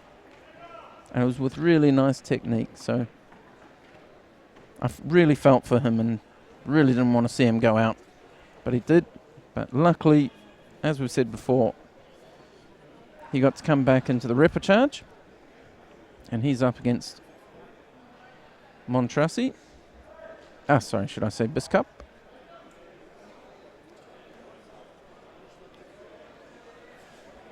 And Gwenta Biscup, I remember watching warming up. Didn't really recognise him when he first came on because he wears glasses off the mat, but not on the mat, obviously.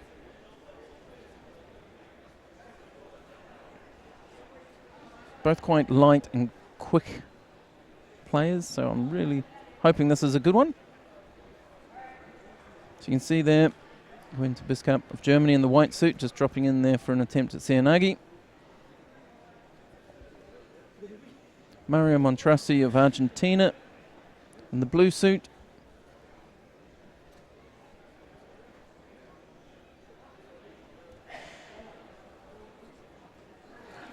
He's still got moving nicely. Drops under. Very nice. Again, over the moon. Just missing in the shot there, but celebrating. But that gets downgraded to Wazari. Wazipon got downgraded to Wazari. One of those very modern rolling techniques. So Biscup over. Has to defend the drop Sioi. So the German. All to do. Minute 58 to go.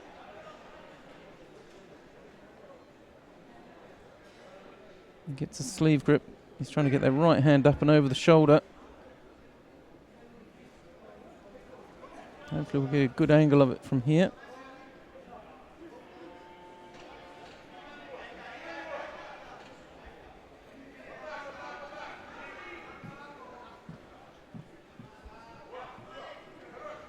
A little bit of Ashi, was it? Just trying to open him up a bit. Trying to get himself established. They stand up a bit taller there for a moment. A little pause in the gripping battle. Oh, Ashiwaza. I think there's probably going to be a Shido at this point. Passivity against Biscup. I'm a little surprised. I thought they may have gone either both ways. Another drop Sioi. Lovely drop Sioi there by Montrassi. Gets Wazari for it. That's his second Wazari, so Wazari I was set Ippon.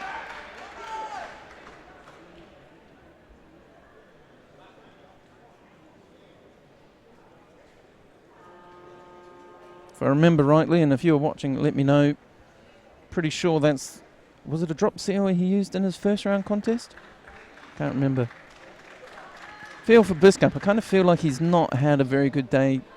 I keep showing sparks. I've watched him in his first round one and this one. He just looks good, but he's been caught a couple of times.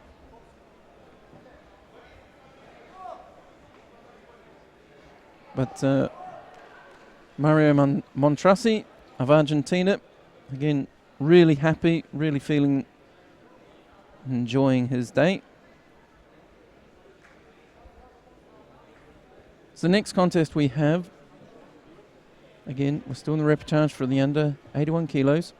Antonio Gonzalez Ruiz in white from Spain. And Christian Lescaudron of France in blue.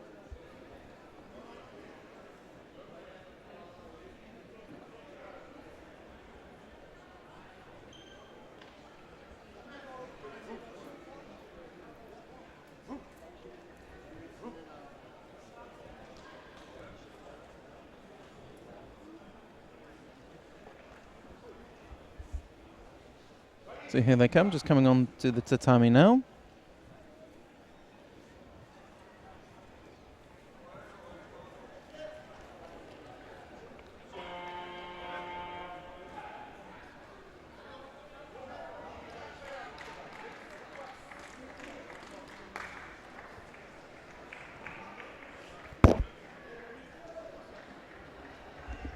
Sorry about that. My friend took a bit of a knock.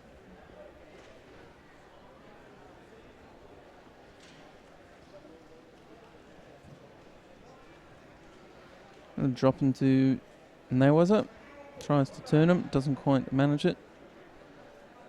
It's got him pulled down nice and low on the far side that we can't see from this angle. But not enough. It might have been a shimiwaza attempt in there, but you can see it. Gonzalez Ruiz just feeling it in his forearms a bit, I think.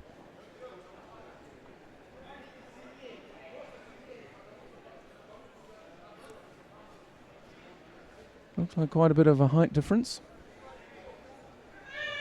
No drop technique, but no grip at all. Lost the grip completely as he dropped in. A big lift for the Nawaza. Tries to turn in. Gets back into that position with the leg hooked. Might see a bit more what he had planned. No, Mate called by the referee. Minute 58 to go. No scores on the board. This is the second to last contest in this round of the repechage. So Shido given to Gonzalez Ruiz in white. Couple of foot sweeps, then drop into Nawaza there, but too far away. Ends up out in the safety outside the contest area. Mate called.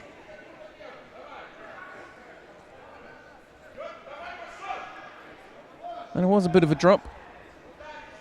It wasn't enough of a Sutemiwaza attempt in there, so he gets penalised. And that evens up the score completely now. So halfway through, and the scores are all tied again.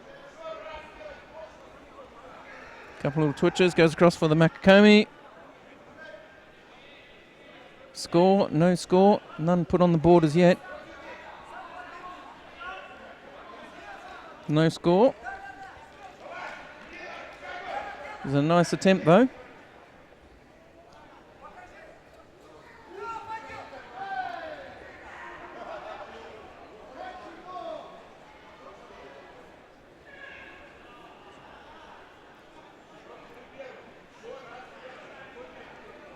Moving around, minute to go. This Gadron is going to go into Nawaza. Not quite quick enough. He thought about it. Had to think. That time the referee had made a decision. Hajime is called again. Referee keeping them quite active. Another attempt at Makakomi there by White. Gonzalez Ruiz of Spain. Just not getting his French opponent at all off balance. Does get him down to the floor, but does manage it. 30 seconds to go. You can see there in that shot, that foot just darting across. Nice bit of work there. Bit of experience showing there to use Ashiwaza to try not to get penalised for walking off the mat. But unfortunately, too little too late. Picks up one Shido. That's really unfortunate at this point with only 17 seconds to go. Changes it up. Nice attempt. Really does. That's probably his best attempt. Best throw so far. Now he's going for the Juji Gatami, but he's going to run out of time. Yep, he does. Disappointed. Both fought really well, really close, and just that Shido at the end threw it. That changed the outcome. And unfortunately for Antonio Gonzalez Ruiz, Christian Lescoudron will go through.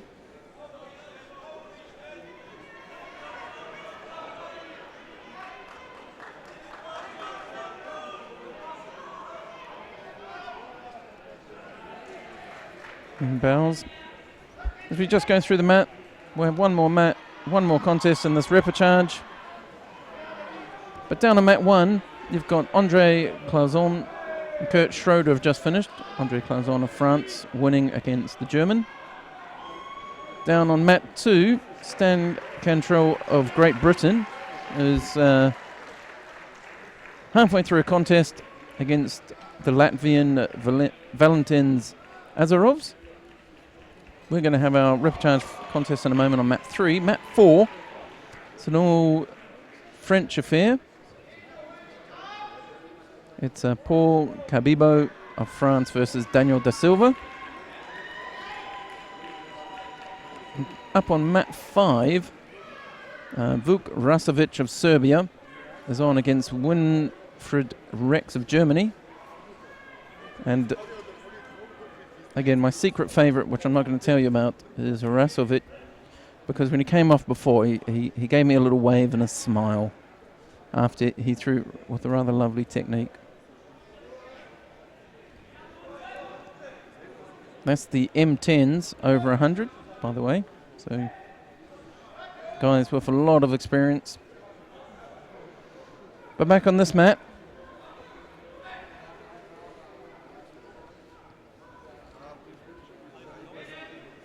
the British player Roland Manuel is up against Sebastian Suarez.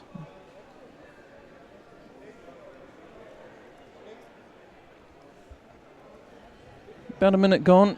One Shido against Manuel. But that's all there is in it at the moment.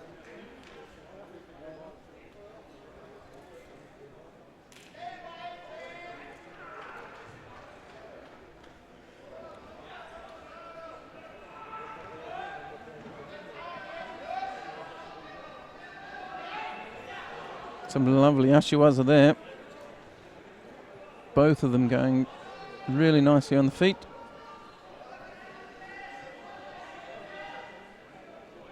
That little hook to the outside of the leg there. A little bit of damage. Just tweaking what we presume is an old knee injury. Well, it looks.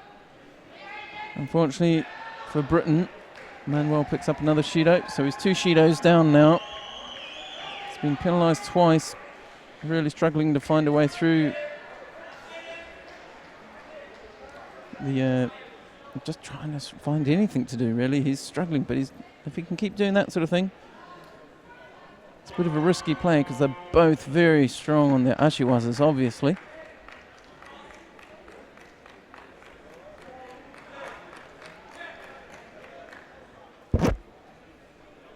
Sorry about that.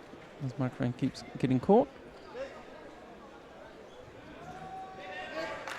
And up on mat 5, I just have to keep you up to date because Vuk Rasovic in the M10s over 100 has just won another one. Here with the double lapel grip.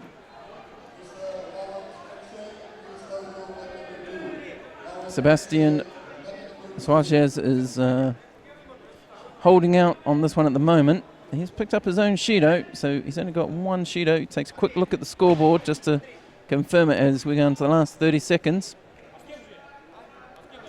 He's using that double lapel grip. Another good Ashiwaza attempt. No score. It does knock him, Manuel off his feet. Now tries to roll him. Trying to work on the ground. Mate called with 5 seconds to go. Makes it really tough on Manuel now. Comes charging forward. Gets a grip on. Throws the leg a couple of times, but just not enough time. Really awkward time.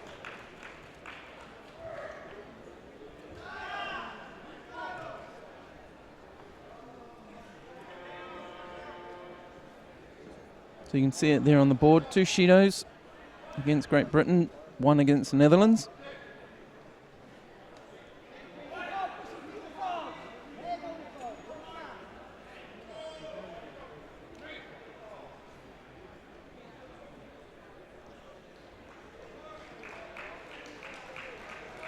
And they shake hands and bow off.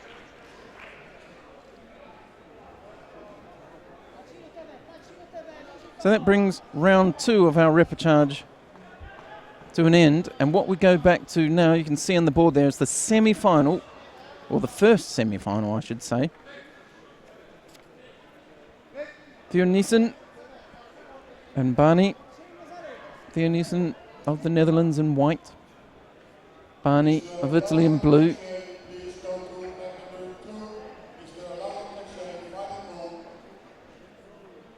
So one of these two will be in the final. The other one will have to fight for bronze.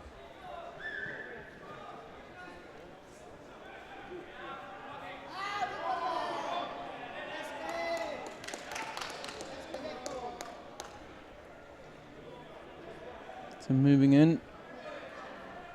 Barney just driving forward.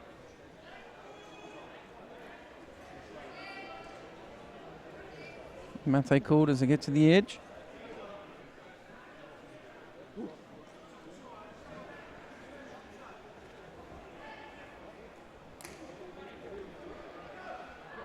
Theo Niesen very tall. And then you see Barney just trying to pull him down to his own height. There's a penalty given away there against Theo Niesen. Didn't need that.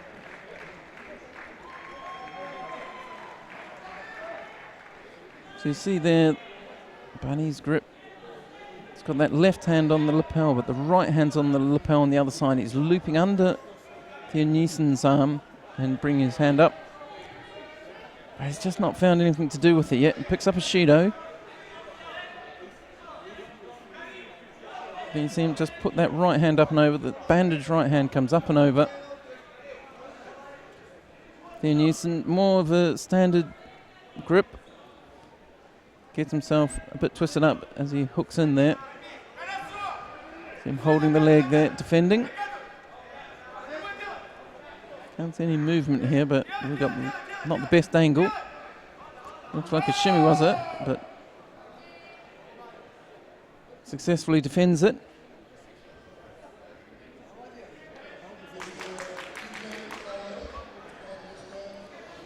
So Theo Niesen got himself into a little bit of trouble.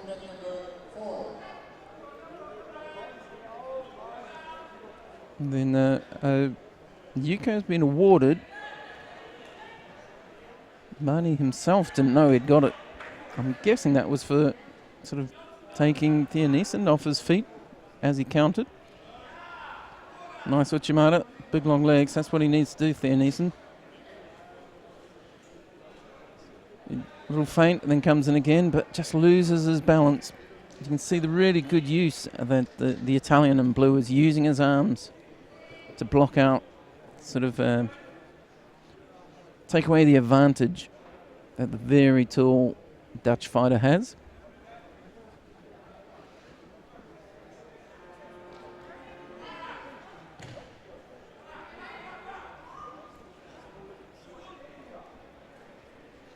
Nice little Ashiwaza.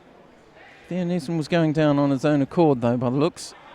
And then he gets a nice rotation through, rolls him over. You can see him using his left leg to try and get into that Osekomi Waza, which he does.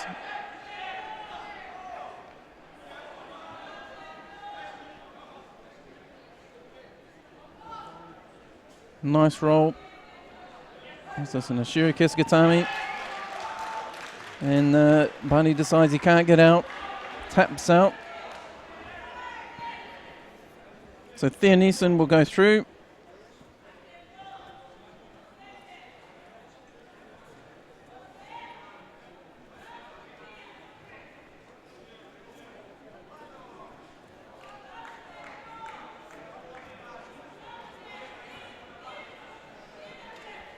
So he gets the ippon, you can see it there on the board. Theo Niesen, lovely little turn on the ground and then into the Osekomi Waza.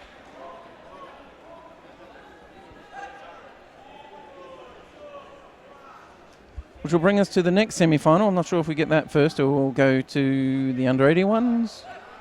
See what the computer says. And the computer says, no, we'll stay here. So under 90 kilos, M6, and that's 55 to 59 years age. You can see Farhad Rahabli of Azerbaijan against Alain Daez of France. Now we saw Rahabli had some really nice technique early on. I think it was a left ashi, was it? I forget what it was I saw. Daez, he came through his last one by Shido, so it's a little harder to tell, but you know, strong, sensible. Rahabli in the white judogi to your left. Daez, Alain Daez of France in blue. Moving around, just trying to get their grips. A little clash of heads there, that's what that little pause was for.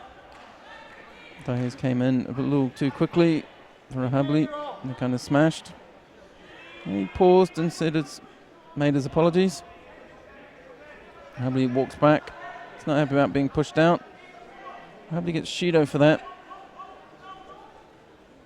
And possibly he's happier with a different interpretation on that rule. Getting pushed out is more likely to get a Shido, but deemed to have just gone out on his own accord. Secures it. You see he's got a double lapel grip. Rahabli in white. See that left hand there on there. Hooks him for that Uchimata. Rolls it nicely. What's that? Wazari maybe? Yep, Wazari. And straight into Osekomi. Had that nice, it was actually a double sleeve grip. Left hand just up on the, sort of around the tricep area. Really used that to great effect as he came in for that left Uchimata. Gets Ippon.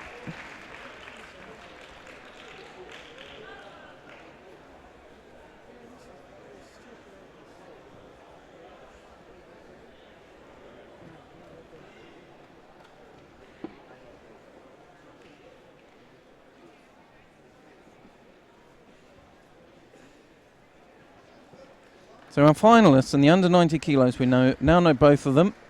It's going to be Thea Nielsen versus Rahabli. And that'll be the final. And we're just going to see the two semi-finals for the under 81 kilo category. So if you're just joining us, we're just going to watch the two semi-finals. We have Bussini of Italy. He's in the blue suit. I don't know why I'm doing it backwards today. And we have Karoum of France.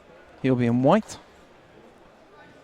And the winner of this contest will go in the white judogi into the final. And here we go. They will face either Akikazu Kato or Permyakov of Russia. Neither of which, whoever wins that one, will be an easy contest. And the same goes for these two. Very strong. Nice little attack. Doesn't get him on his back. Frenchman able to stay off his back. Don't think the referee's commission is going to change it.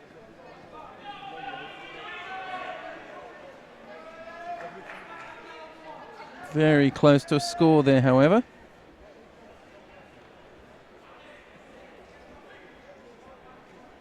And as I, just for those of you who are following us on our hashtag of Veterans Judo 2015, been playing the little game of who is that M3 fighter.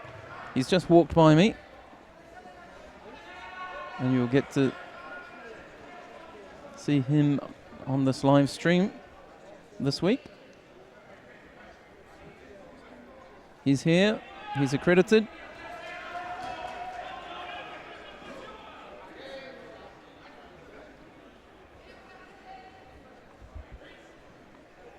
And the name we were looking for, in case you missed it, was Mr. Mark Huizinga. Pardon my pronunciation of Dutch names. And of course his coach, Chris de Kort. And he's in the M3s under 90s.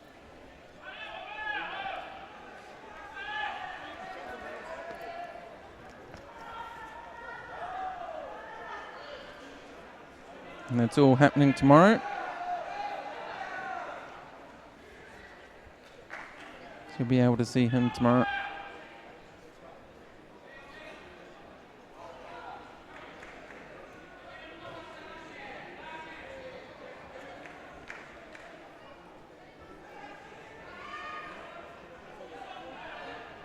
So minute 27, Judo only on the board. And that's against Busini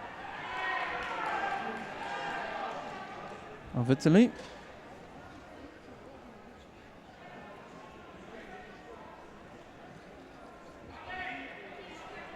So like I say, Mark Huizinga will be fighting tomorrow. You can watch it all live and direct, as they say, here on ippon.tv.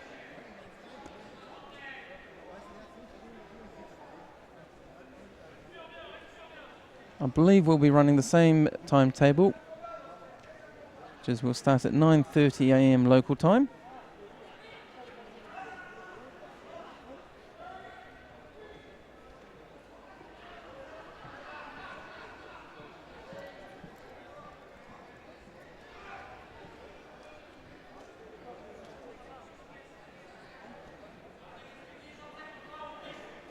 A big grip over the top with that left hand.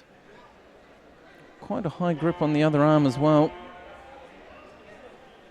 The Frenchman gets picked up though. Busini drops suddenly. He thought there was an attack coming that didn't eventuate. But he did get Karoum up off his feet.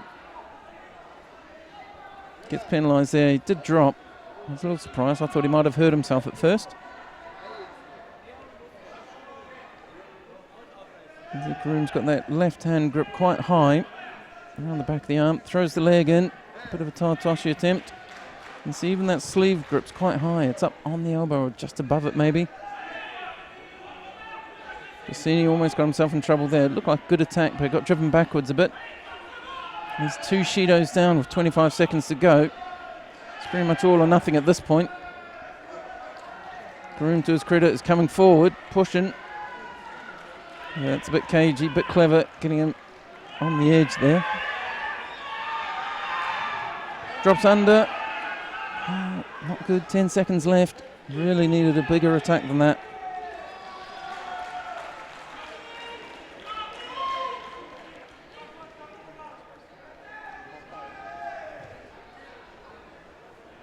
Three. The clock runs down. Drives it back. Just after the buzzer. Just after the buzzer. Busini drives him back for what probably would have been an ippon if he had managed to do it 1 second earlier. Oh, I feel for him.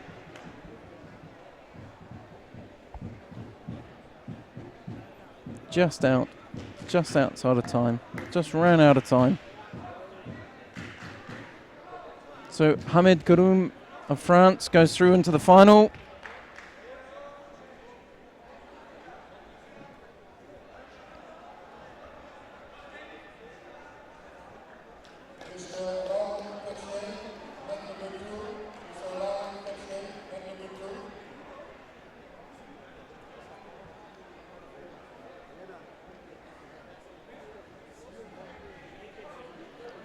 Right, so here we have the second semi-final of the under 81 kilos.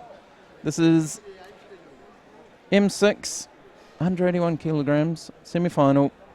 Whoever wins this one has to meet Karoum of France, who we just saw, who narrowly defeated Busini. Just survived the last couple of seconds, well, the last second. If that contest had been 1 second longer, he would have been in trouble.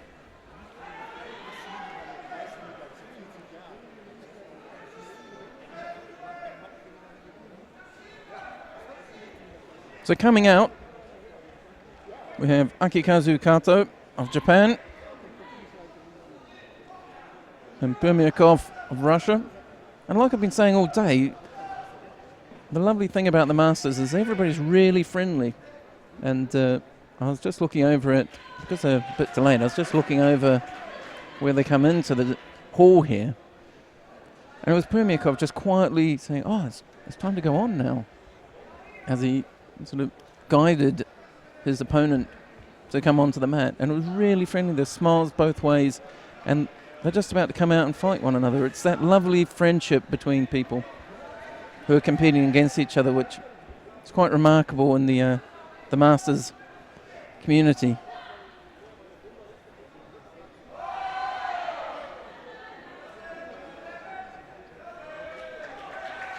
So Kato of Japan just taking his accreditation off. And they bow on. This is semi-final. One of these two getting into the final. The other one will have to fight for bronze. Kato of Japan in the white judogi. Permyakov of Russia in blue. Drops in for the Sutemi Waza. Scores it straight away.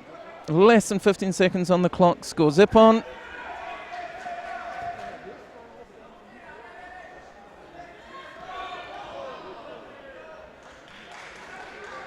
Off the Tomonagi. That was really lovely. May not have been a full Ippon, but definitely with that bridge, it was always going to be an Ippon at that point. But a really lovely, no time taken over that one, just drops in really quickly. Just does a nice Sutemi Waza. Over he goes, follows it through, makes sure it works. So our finalists will be, dun, dun, dun, dun, dun. We have Hamid Karoum of France versus the man we just saw win with that lovely Sutemi Waza, Mr. Permyakov, Yuri Permyakov. And we go back to what we're doing now is we're going to go back to the repechage in the under-90s. So the finalists in this one, as is already decided, is Thea Neeson and Rahabli. And we're going to watch the repechage contest between Guerreiro of Portugal and Leitinen of Finland. And these guys are just trying to fight. If they win this one, they go into the bronze medal fight, or one of the bronze medal fights. If they don't win it, that's them done for the day.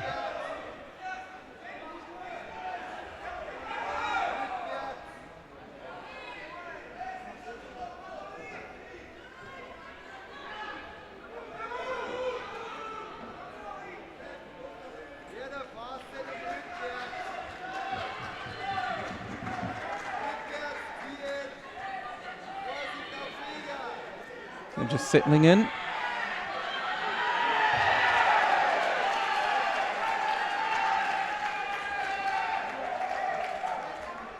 can hear the support. The noise is generated by this really supportive, quite knowledgeable crowd, obviously.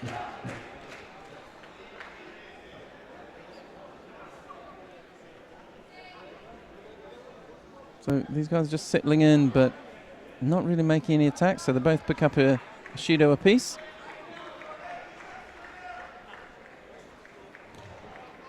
Nice attack for Yuko. You see him going to work on the arm there, trying to turn him. It looks pretty close. Just drive a little bit further, he'll get the Osakomi. His opponent's still on his knees though, and he just manages to hold out. That was really good defense. Nice transition straight into Newaza, but the defense was just too good at the time.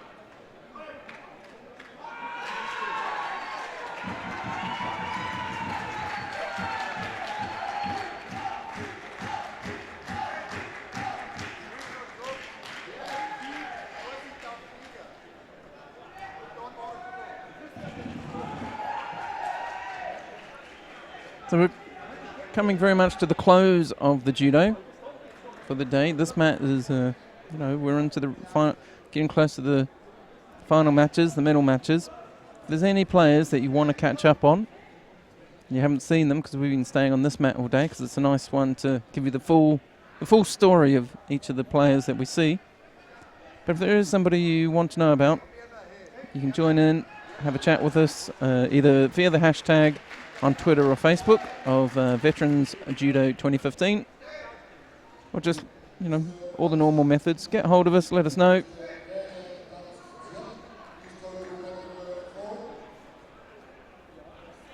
These two, this is the it's the semi-final of the repechage, you could call it that.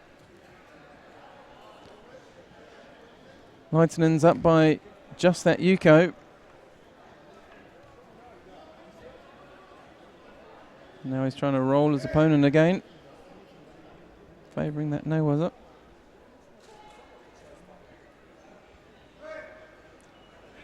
It's about 20-2 here in Amsterdam. The IJF World Judo Championships for veterans. Penalties coming, I feel. Had enough. This match really hasn't quite come to fruition, but it does go to Leitonen in the end. I think both of them are a little disappointed in the way that one turned out. But that puts Leitonen into the bronze medal contest. And now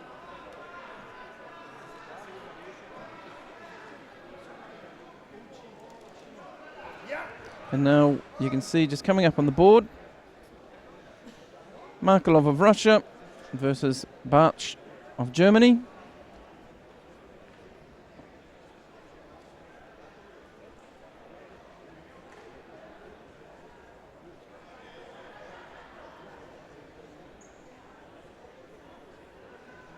They'll be coming out shortly, just getting themselves sorted out.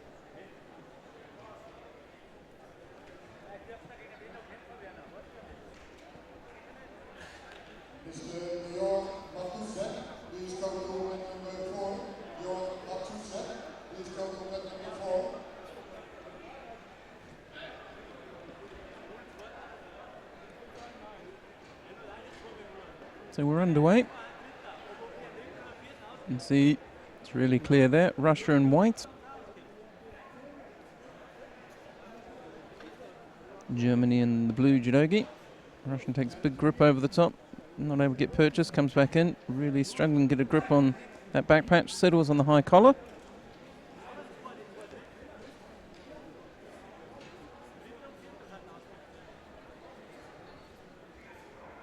Oh, lovely. Lovely, twists him nicely, turns him flat on his back. Bartsch, huge smile on his face, wins that one.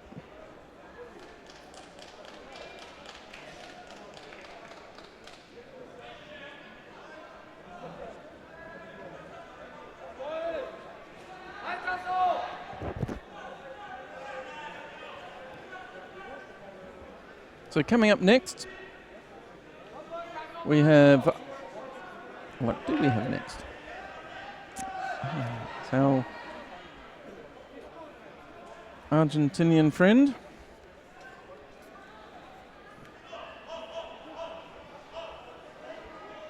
So we have Reinhold Kurz of Austria and Mario Montrasi of Argentina.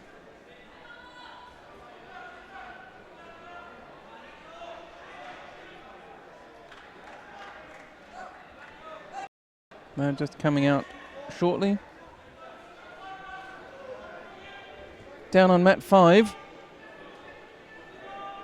Philippe Goujon of France has just lost against Anatoly Gulayev of Russia in the M7 under 81 kilos. And there's about 4 fights left on there. Mat 4,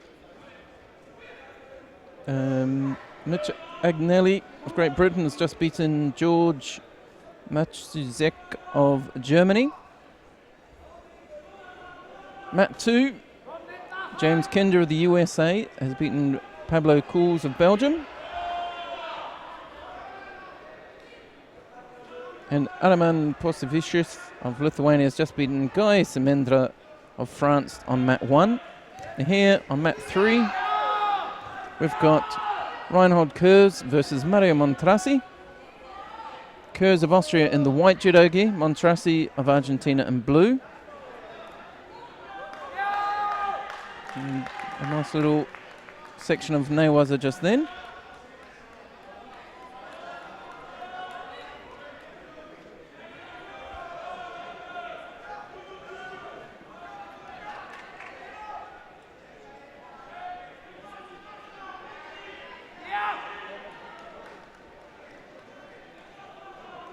It's the first half minute or so gone of this 3-minute contest. Just up there in the corner. Little drop and roll. We saw Montrasi do that earlier. Got a nip on for it. Gets a Yuko this time. A lovely little drop under. So he's got a lead now, 2 minutes to defend it.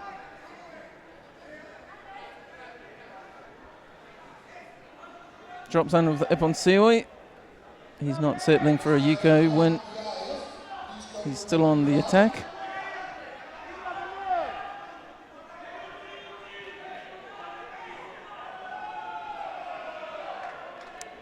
Kurz picks up a Shido. He's coming forward. He's got to do something. He knows he has to, and he's trying hard. Montrasi glides away from that corner just. Goes for a Sutemi, was it? A bit of a Tomonagi, but doesn't get it. And then Kurz rolls him nicely. But rolls him right out of the area. Kurz is really pushing. Montrasi has to stay far enough away, but he can't run off the tatami. Does the right thing there. Tries to drop in for a Seoinage. He's just got to make them. They've got to be good. He can't just drop.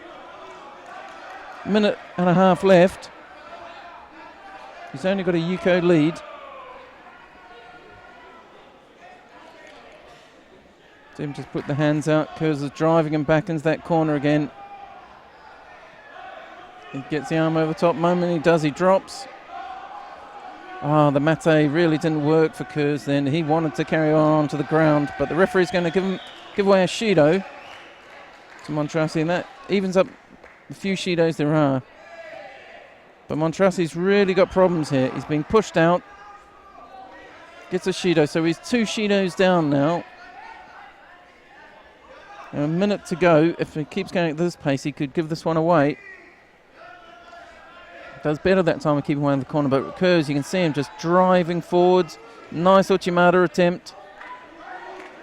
Montrasi manages to get off it though. Less than a minute, drops under again.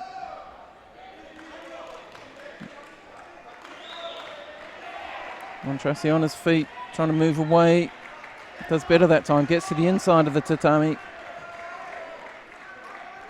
But Kurz resets, starts again, counts moving forward, pushing him towards the edge. Getting closer and closer. That nice Uchimata again. Half catches it, Montrasi rides it down to the ground. 30 seconds left, Kurz runs back. Referee, third Shido against Montrasi now. He can't make any mistakes. He drops under. Mate called. He's got to be so careful now. And it looks like it's going to the referees commission. The female referee did not like that last drop from Montrasi. He's only got a Yuko on the board, but he's got 3 Shidos. What will the call be? Was it bad enough to be called a drop and another Shido, the 4th one? They're being asked to tidy their kits.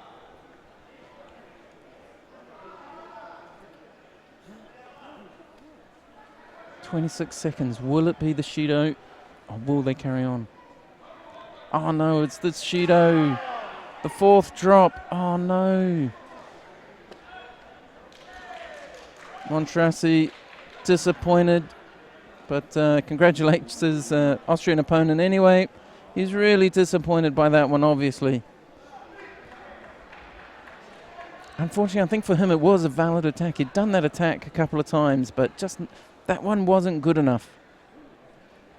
Just not enough, and the referees decided that was a drop. 4th Shido, and out he goes, unfortunately. But Kurz carries through.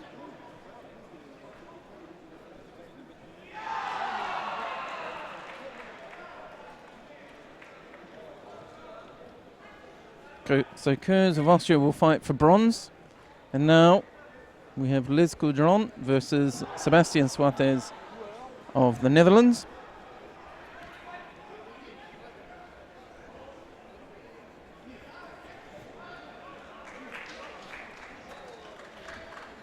And this is in the repertoire for the under 81 kilos.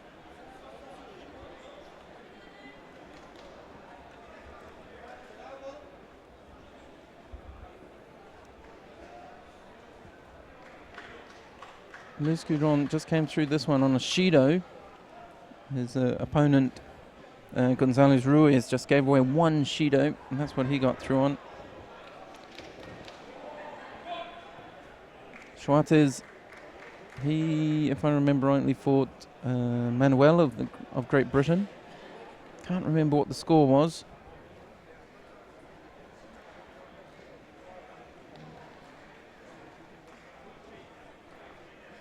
What was the score on that one? I really can't remember. Maybe a Yuko? So 3 minutes to decide who's going through to fight for bronze.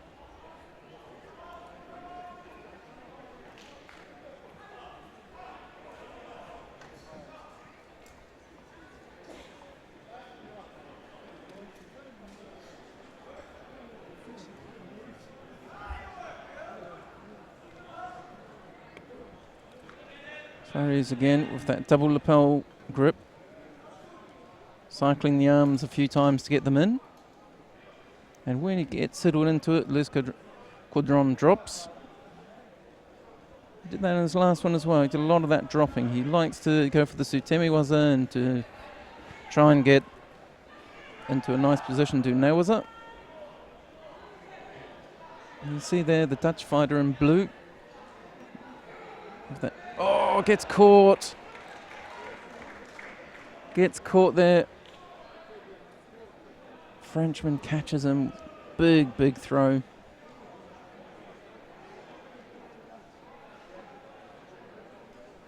Schwartz comes up.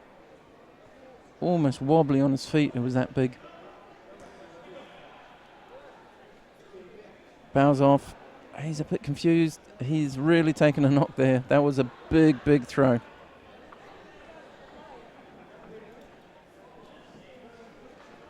So Luis Cudron goes through. He'll fight for bronze.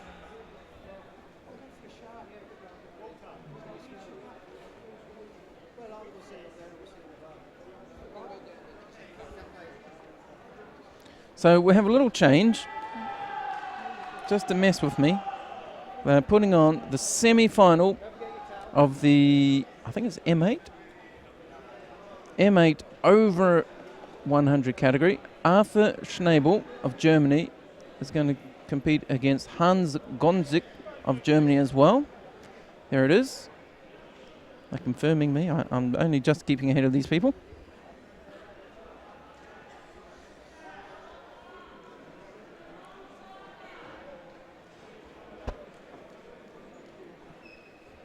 So they'll be coming out. They're just about to come this way now.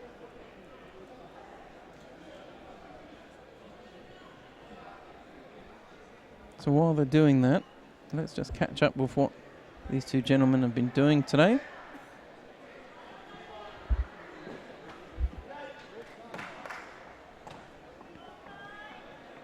So the M8s, two pools.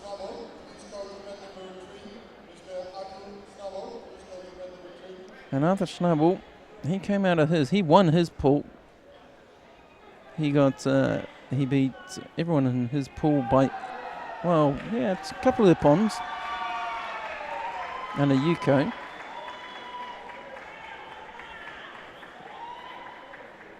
Hans Gonzik.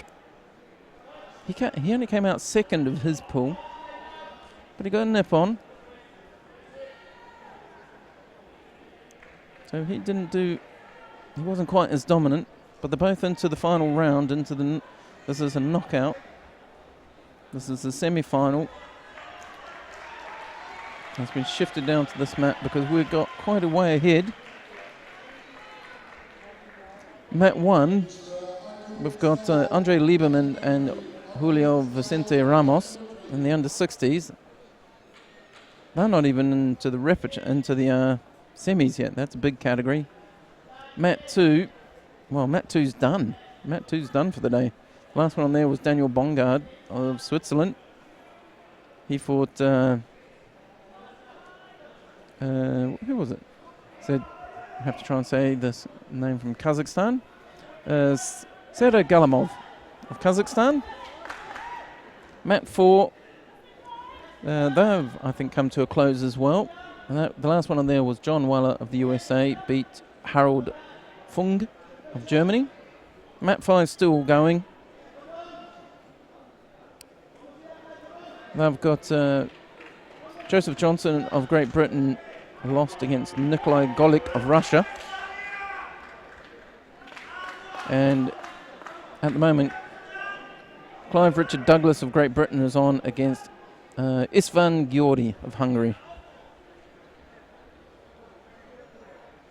And on our mat, you can just about see, he's just stepped back off the mat. But Hans Gonzig is there in the blue judogi waiting. They've called for Arthur Schnabel, but he hasn't yet made it to the tatami. This might be him coming now. I think that looks like an athlete coming this way. Takes his towel off. Pops off his shoes. He's stepping on. And this will be the semi-final of the M8 over 100 category.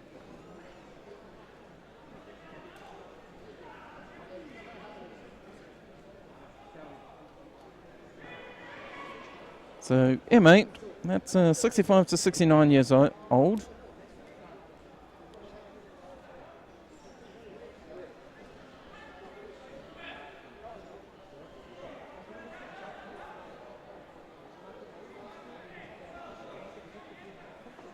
A little hand slap there, probably a little bit of an apology for being a bit tardy to the party. Now, we haven't seen, you may have, but I haven't seen either of these guys today. So if you have, as you were surfing around the channels, let me know. You can drop me a message. It's just put on the hashtag Veterans Judo 2015. Let me know what you saw, what to expect. I haven't seen either of these gentlemen today.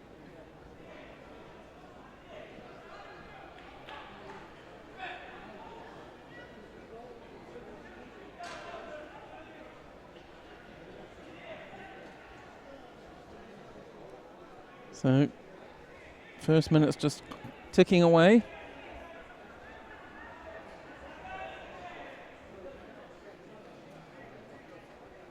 Out to the edge, right near our cameraman.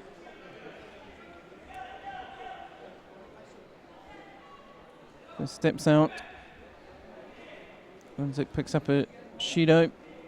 That actually evens it up because Schnabel already had one. The grip up. Coming on the inside, trying to get, you can see Schnabel trying to get that right hand on the inside. And again, he's another one, sort of looking for a double lapel grip. And drop to the floor, looking for some nail, was it?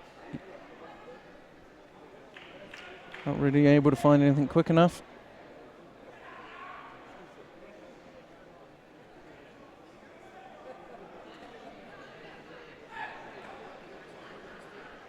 Bit of belt correction.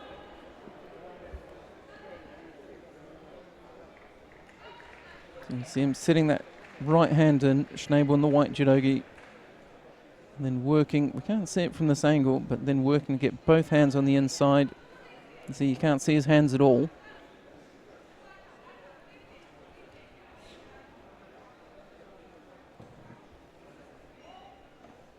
He looks the heavier of the two, so he's happy to just try and settle into his grip and then use it once he's got it.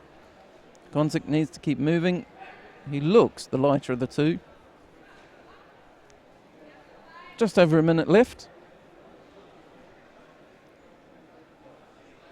It's been fairly active. Only one Shido each way in it though. No scores yet. Schnabel drops again. Seanagi. Not quite enough to it to make it work. And there's going to be a little pause as he ties his trousers back up.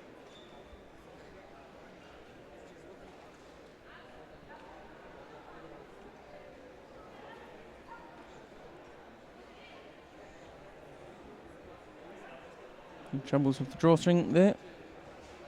Really close. There's just over 50 seconds left. No scores on the board at all. One penalty each. Just a Shido.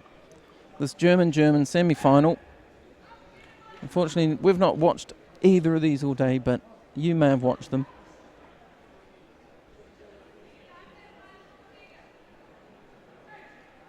Really cagey fighting.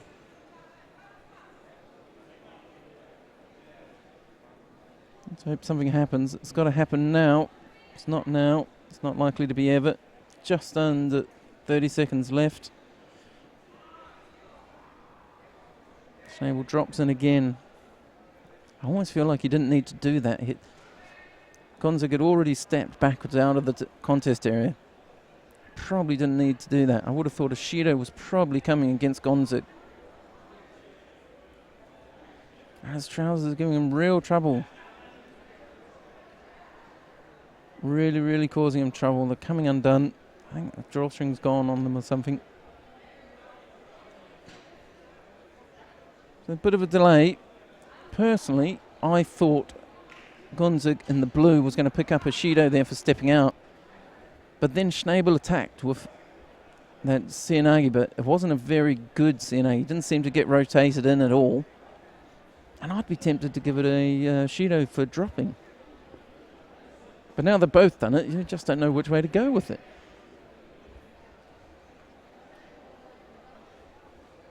Referees, commissioners there. So they're going with stepping out for Gonzig.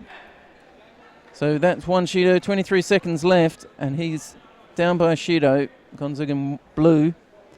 Schnabel in white. Arguably lucky to get away with that. Gets moved out to the edge again. Schnabel using his extra size well, really well. 4 seconds left.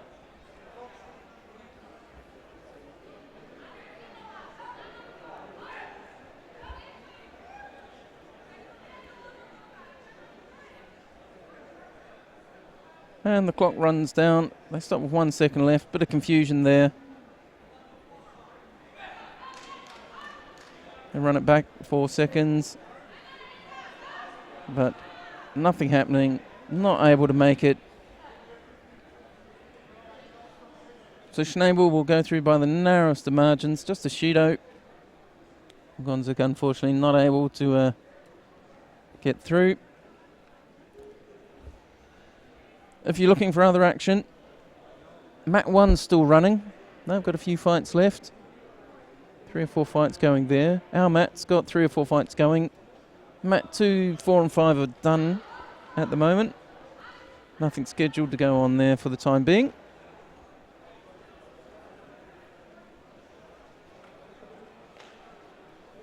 So next up on this mat, once this one is done,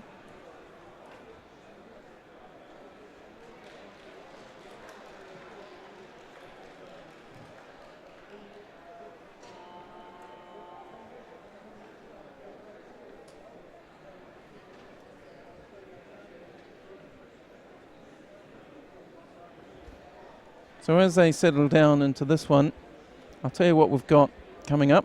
On this mat, we're going to have the semi-final, the other semi-final of the over 100s, and then the 2 semi-finals for the M9 under 100 kilo category. So we've not watched the M9s, but the M9s that's 70 to 74 years.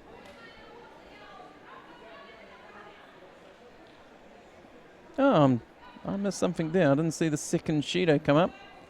So we're actually going to the golden score. That's the first golden score we've seen today. So there I was wrapping up to see what's on, and something happened and I missed it. Let me know. So the golden score, 3 minutes of normal time, unlimited golden score time.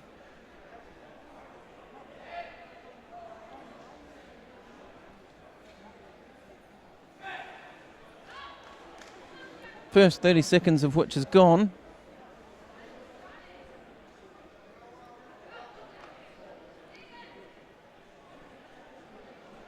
That was a nice little attack, nice little attempt at Kawuchi. Didn't manage to make contact. But you see the problem, with a guy that size, he got him moving even though he didn't hook the leg. He was almost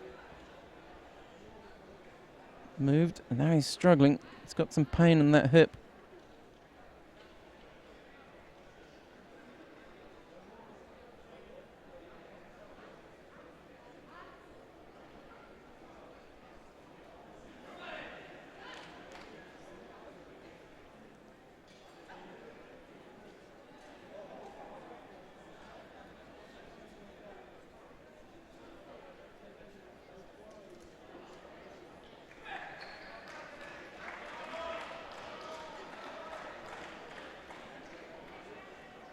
Schnabel problems with that leg. Fitness not really there, so the longer this goes on, the worse it gets for him. Drops. Sort of gets halfway in, turns sort of 90 degrees. But a guy that size, he can pull down his opponent anyway.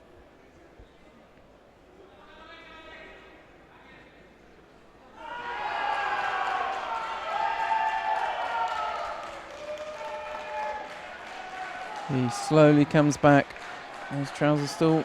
He gets penalised for the drop. And that will be the end of this one. So the golden score period really did him in there.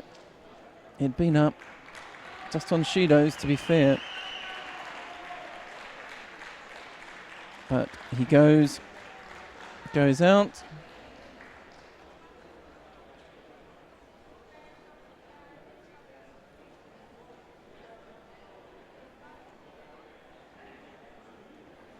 They get the formalities out of the way. Schnabel very slow coming off. You can see him limping a bit there. That left leg is not comfortable for him. Schnabel going over. You can see he's walking over to chat with his German counterpart, his opponent. Friendly. But we're going to go on. We're watching the next contest.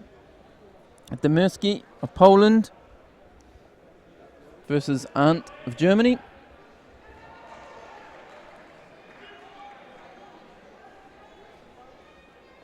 And German straight away takes him straight to the edge.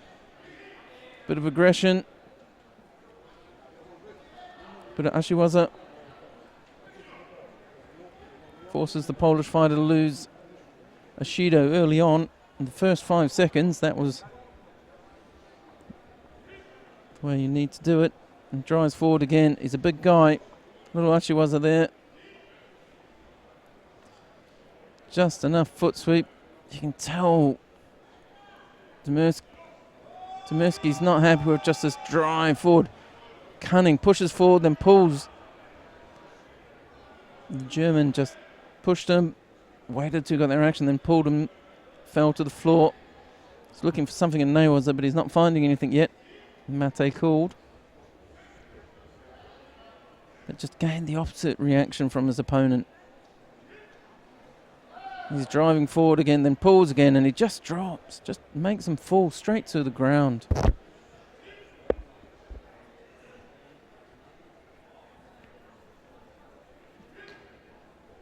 He's driving, pulls. Makes it so hard for the Polish fighter to know where to go and what to do.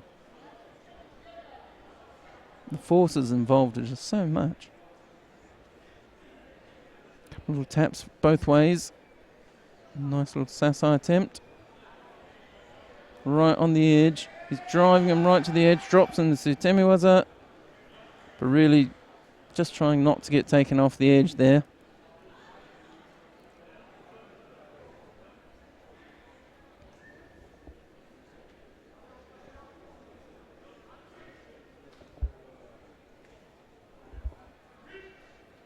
They come back.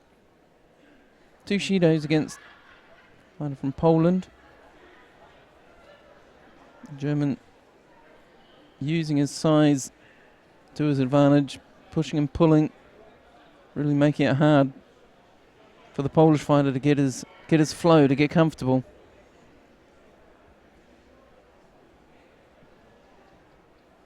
He's going to try and work some Newaza.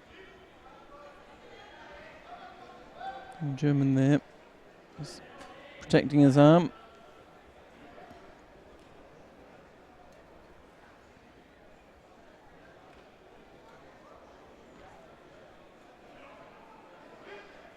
So as Demirski came out of his pull first, he won his pull.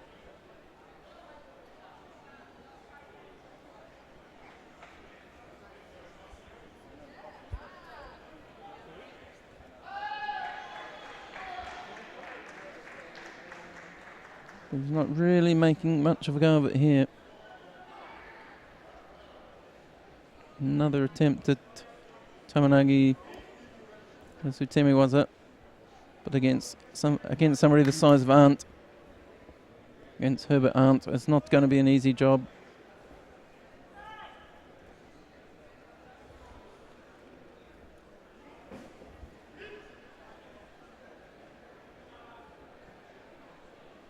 Minute to go. 3 Shidos against Demirsky. 1 Shido against Arndt, who's really just driving now. Really just pushing. Demirsky's doing all he can to stay in, and then he just went for some sort of Sutemi-waza because he can't do anything. You can see the frustration building, and rightly so, I think. Shido handed out against the German.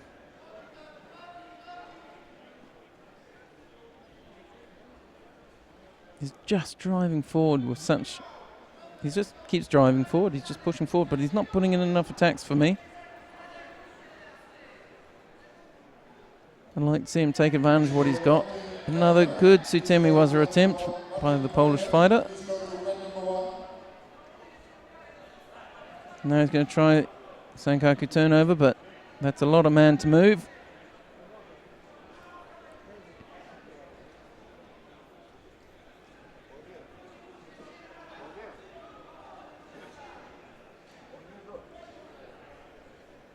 "14 seconds left. Arndt picks up his 3rd Shido and it all gets evened up. 10 seconds left. Scores are tied. There's no scores on the board. 3 penalties apiece. Suddenly, everything's changed. And Demirsky suddenly, he's attacking a bit more now. He's got some more time. Clock runs out. We'll go into golden score. But what a change that last little segment of the tournament was, of the contest, sorry. Once that score came on, Demirsky realised he could win it, and that the referees had enough of Arndt just pushing forward and not attacking. So they get a couple of minutes just to get themselves, well, not a couple of minutes, what am I saying? They get a chance to readjust their judogi. 3 minutes contest time in veterans, but the golden score, no time limit.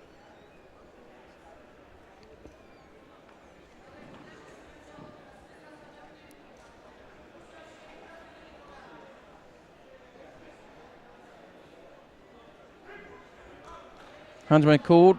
We're into the unlimited golden score period. And look at the speed now. They're both much more aggressive. And pushing and pulling. Demirsky drops that Sutemi-waza again. It was quite good. Not good. Not his best. Mate called. Slow getting up.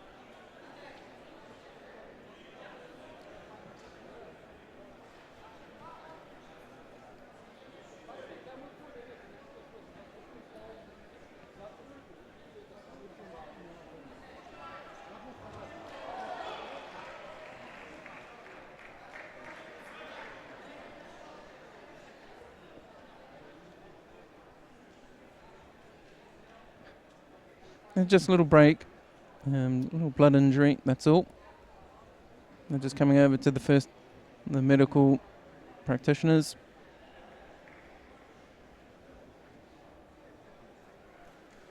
There's a little clash of heads in that last little interchange.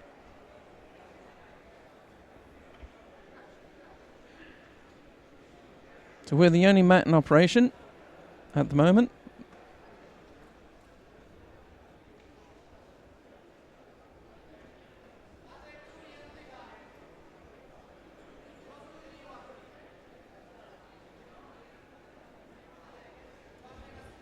And in case you're wondering, if you've just joined us, there's just a little blood injury at the moment.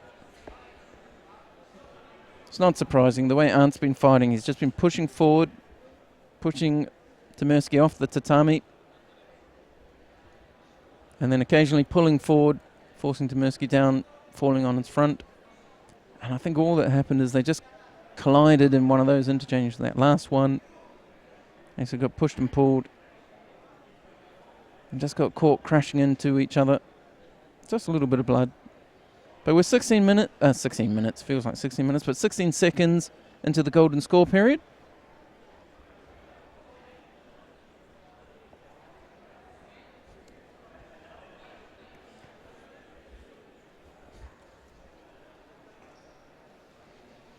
And as soon as Aunt of Germany is sorted out, we'll get back underway. You can't see him in that shot. That's Demirski of Poland.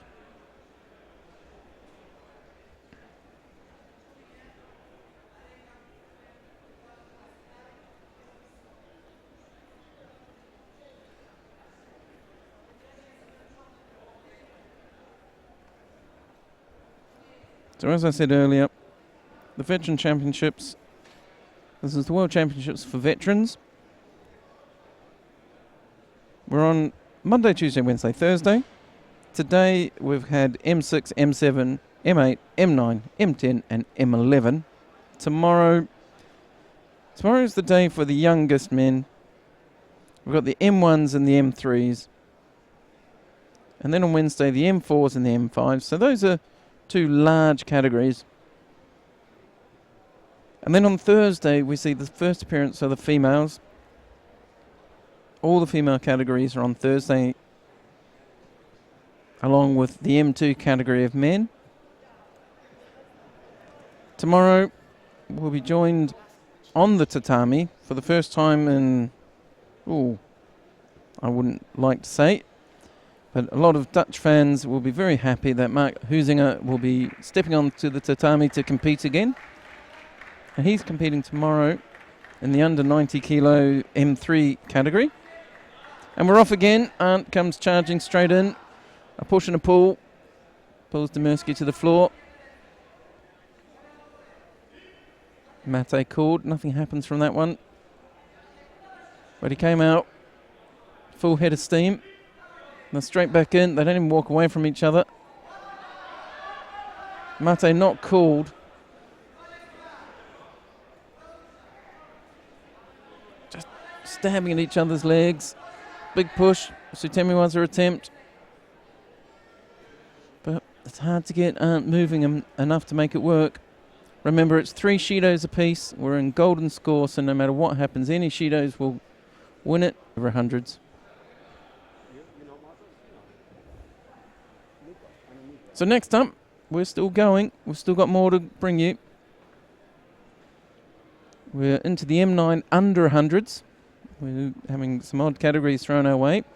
But the M9 under 100, we've got Eberhard Hopner of Germany up against Sandor Peter, or Peter Sandor, if you say it the Hungarian way, from Hungary.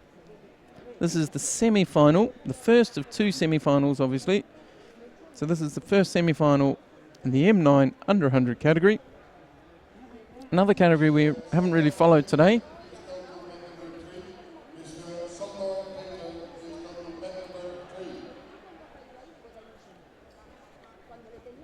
Unfortunately, I think it's Mr. Peter of Hungary isn't around at the moment. He's AWOL.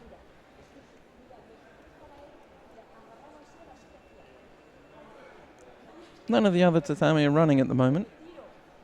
But if you bear with me, I'll just leave you. We'll be back very shortly. We just have a small technical thing to sort out. But as we're waiting, let's just stay for a moment more.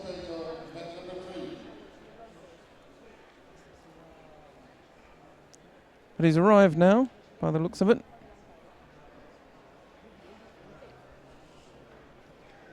Takes off his accreditation, in case you're wondering.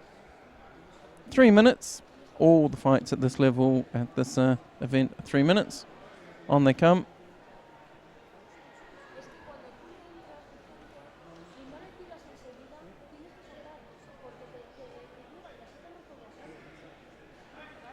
And off they go.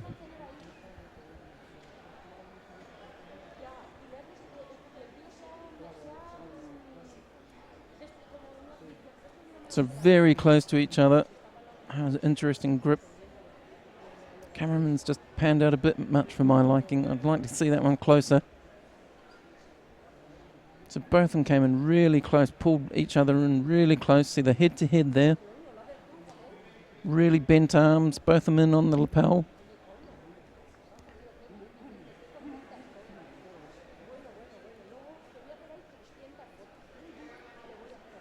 Little skip in.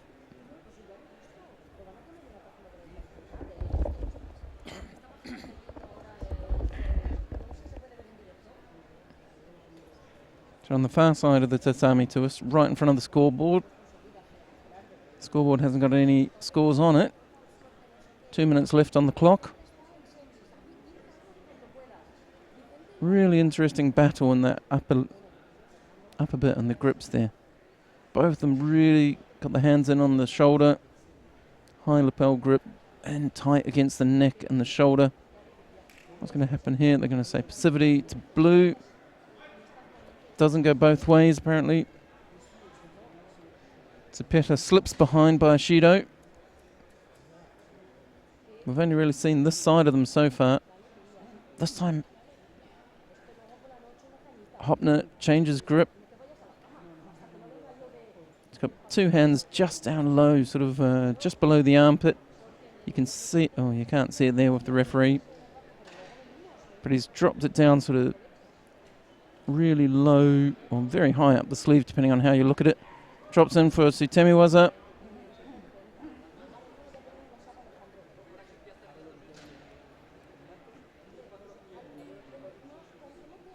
I hope they come this side. Our cameraman, we've been through a few camera people so far today. This one's not so keen on the zoom button, apparently. That's good. In he goes. They really dug in deep there. See, he's taking that grip down low now. Hopner, he's changed grip. Bit of a head collision.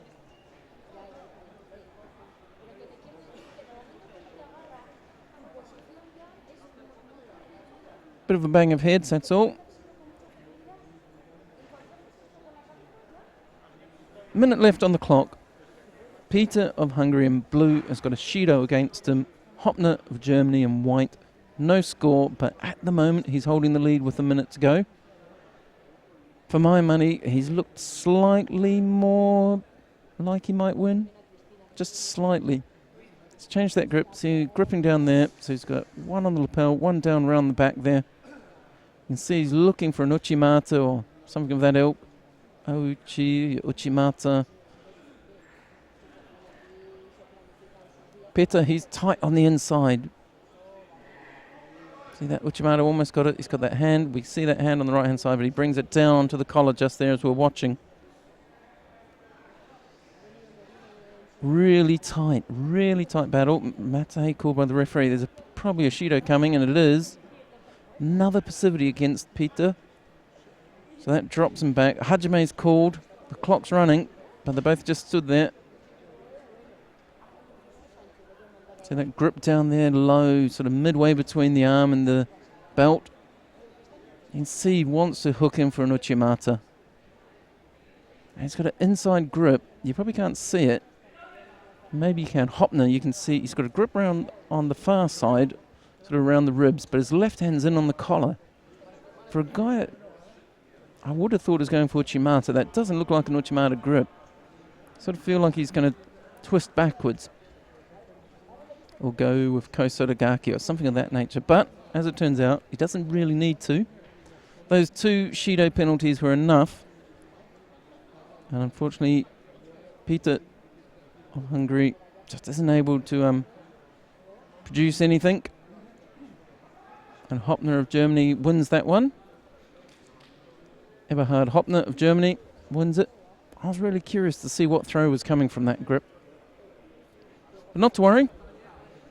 We've got one more contest to bring you at the moment, and this is the second semi-final of the M9 under 100 kilo category. We have Arthur Canario of the USA in the white judogi, and Pedro Carpintero Mu of Spain. He's in the blue suit. They're just bowing on now. So, USA in white.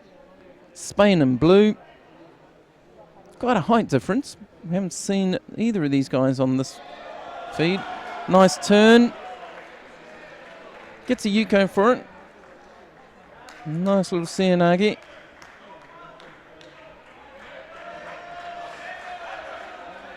Crowd making quite a bit of noise for these guys. That's nice to hear. the one contest running at the moment. Look at that height difference.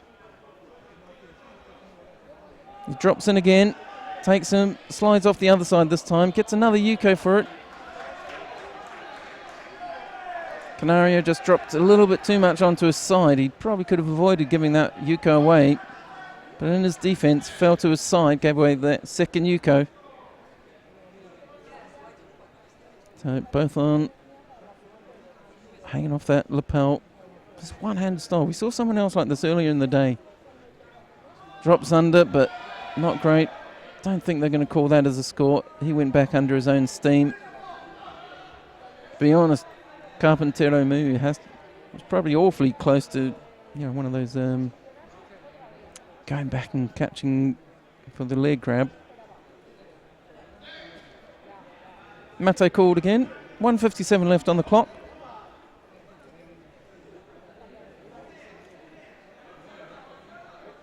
USA in white, no score. Spain in blue, 2 Yukos. Both of those little drop Seanagis. Little Ashiwaza there.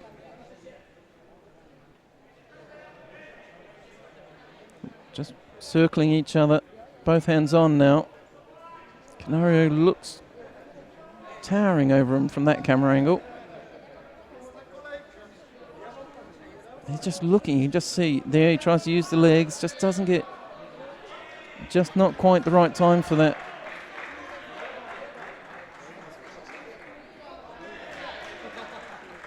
Gets a Judo there, just after making attack. But up until that point, he hadn't really done anything, and that one wasn't really effective, so I guess that's fair. Oh, that was interesting. Wazari called, it'll go to Canario. It does. Nice counter, fairly fortunate to hold it. He thinks he's got an Osakomi, but they haven't called it. He needs to pull him back a bit. Canario just keeps turning onto his front. Sorry, not Canario. Carpintero Mu on his front. You see him working the arm lock there. That's a great angle for that. Mate called. So Canario in white from the USA, you can see there, has taken a Wazari lead. Nice counter as he got attacked. Carpintero Mu, who's been leading all the way through with those drop Seois, now behind with only 47 seconds left. Drops in again, but not great. Canario tries to counter him again. Might have done enough for a Yuko. Goes straight into his Newaza. Gets the Osakomi. I've called Osakomi on that. Carpintero can't move. He's trying to bridge. Just wraps that leg up. Tokuta called. It's a Yuko score by the looks.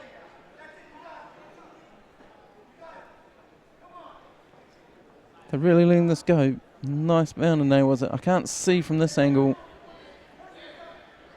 No, it looks like Mate. So there's a Yuko flashing on the scoreboard from that Osakomi, was it?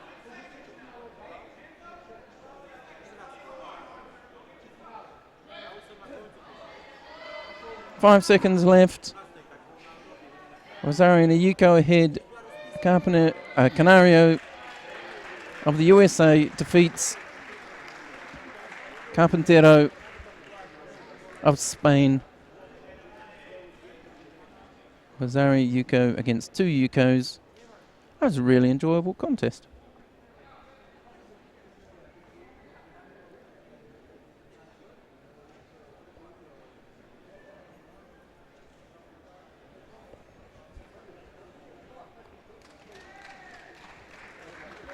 Nice shake of hands.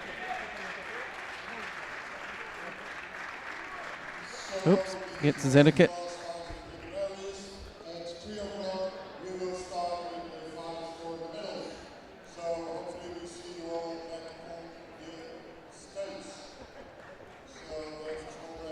So we're just going to take a short break of about 30 minutes before we go into the medal fights.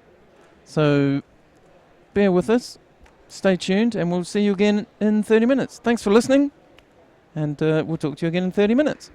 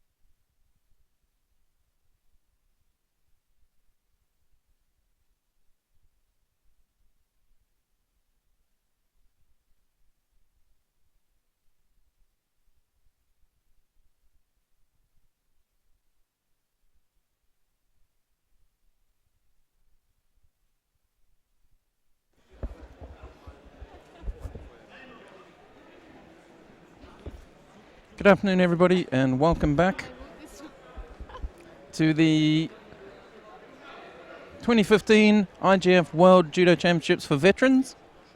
If you're just joining us, this is the final block. We are on tatami 3. In the final block, there's only tatamis 1, 2, 3, and 4 in operation. Tatami 5 is closed.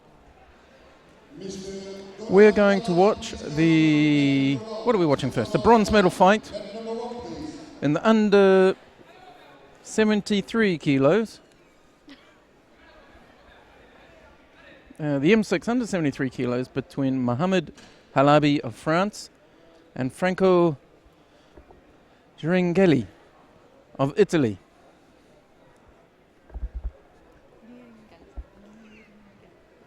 Giringhelli. My Italian colleague helping my pronunciation. Not enough to make it good, but helping. So, if you haven't, if you're just joining us, we're in Amsterdam in the Netherlands. This is day 1 of the Veterans competition. Yesterday and Saturday was the kata competition. And today is the first day of the Veterans. We've had quite a few categories on. You can always get hold of us, as you know, if you've been watching via our social media. So we have, for example, Twitter. If you're on Twitter, you can send a hashtag.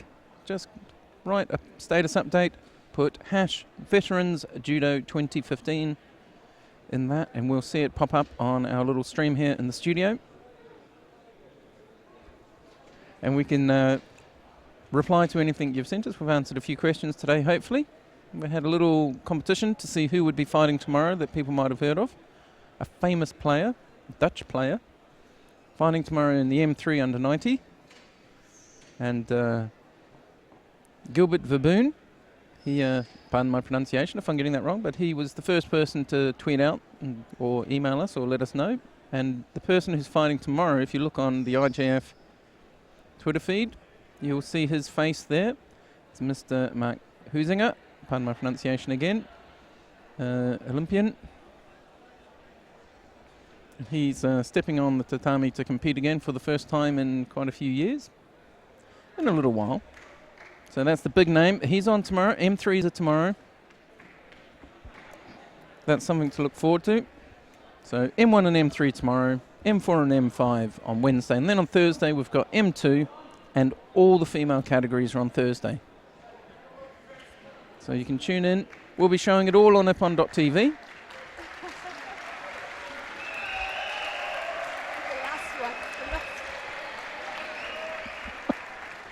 So a small chair goes up as the very last player to come for the final block literally runs to the tatami. He's down on mat 1. He just has to take off his accreditation and he'll be stepping on. We're on mat 3. On mat 1, we're all on bronze medal, in the bronze medal fights. Mat 1, we've got the M6 under 66 kilo bronze medal fight. That's Daniel Da Silva and Donal Tanham of Ireland, who just got the round of applause for showing up. And we're on mat number 3, and we have got Mohamed Halabi and Franco Giringhelli of Italy. And it's France in white and Italy in blue.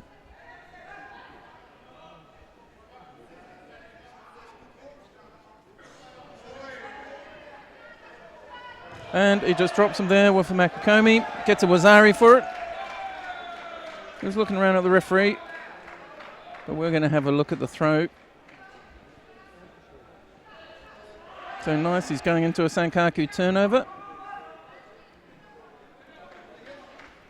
And he's just rolling, he's looking for something to do, grabbing the feet there, grabbing the ankles. He's going to try and roll laterally. He's got that leg tied up. I can't see the other side, but I presume it's nice and tight in a Sankaku position. Hasn't quite got what he wants. Blue's just getting in, so Mate's called. So there was a lovely, lovely Makakomi. Let's see if we can see it again. And he just drops him there with. We'll see that one in a little while.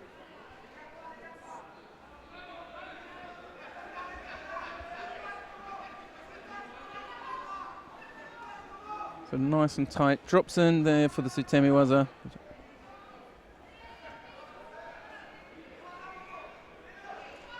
Now he's trying to free that leg, tying up the upper body.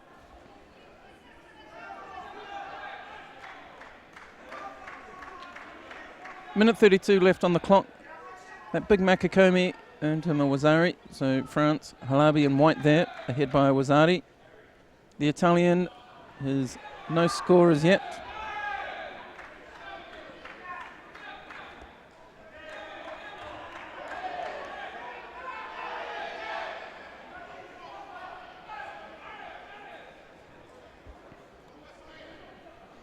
Nice Ouchigari. Not quite enough control. So this is a bronze medal fight.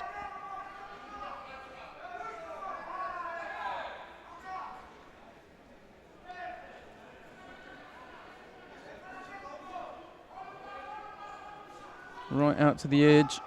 Can be a penalty coming here against Halabi. Yep, Judo against them, but he's got that Wazari lead, so with a minute to go, he's not too worried about that. Breaks off that grip, gets a hand on the inside, his left hand's in on the collar. The other one coming around the outside, just avoids that Sutemi Waza. Pulls him back in. He's trying to get round the legs. You see him drop that right arm round the legs, comes out. Now he's into Sekomi, gets rolled. Escape, Tokuda's called. There's just 2 seconds on the clock, that Osekomi, so no score for that.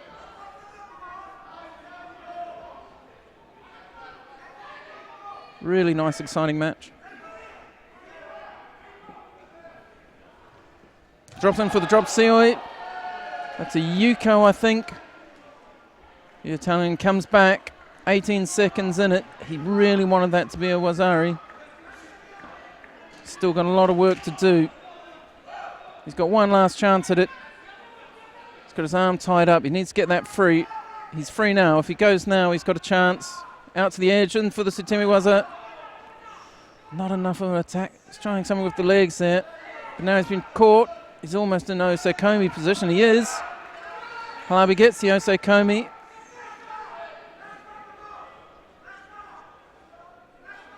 The clock, to be fair, does not, the scoreboard clock doesn't seem to be counting. They may have missed that on the scoreboard. But they keep track of it anyway. They always have a manual backup. So Mohamed Halabi of France takes the first of the bronze medals in the M6 under 73 kilo category. This is the first medal of the day.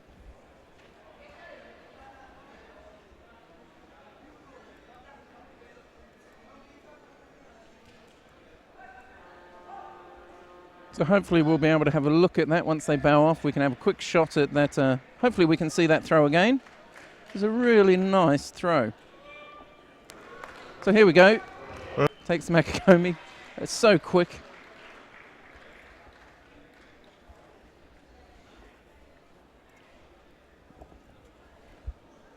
Let's see if we can see that one again before we go into the next semi-final. The next bronze medal match. Let's see it once more. You see it there, it just drives across. Oh, that's really nice. So, the next semi-final, bronze medal fight, what am I saying? This is between Jukka Leitinen of Finland and Alain Daillez of France. Now, this is one of the categories we've been watching.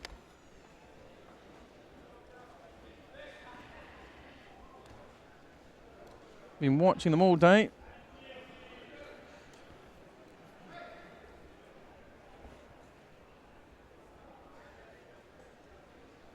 Small issue just with the scoreboard, just getting sorted out.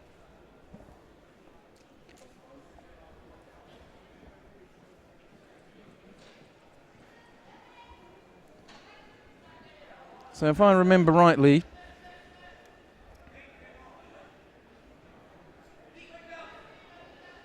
What did we see these guys do early on? So Leitonen, he really came through in Judos before he met Bani of Italy, and then he went out. And then coming in there, he fought Genet of France, and then he beat Guerreiro of Portugal, so you get to where he is. Diaz, think about what Diaz did all day. But they're off again.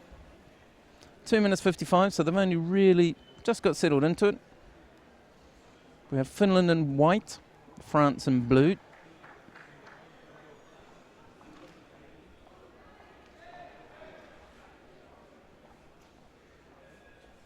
See that big grip over the top, double lapel. Jaakko Laakkonen in white from Finland. Alain Diaz of France in blue.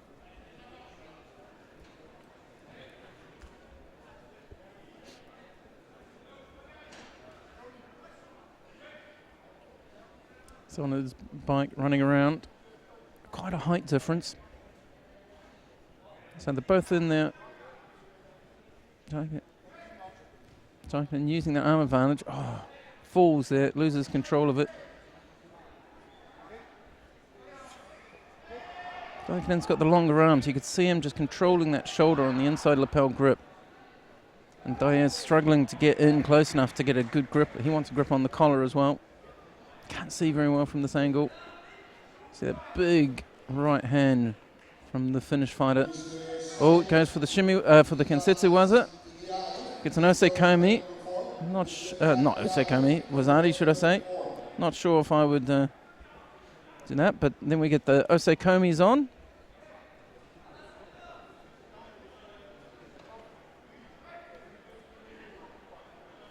That's going to stay. Doesn't look like he's going to escape from that one. So nice strong Osekomi, was it? Wazari Awaseti upon.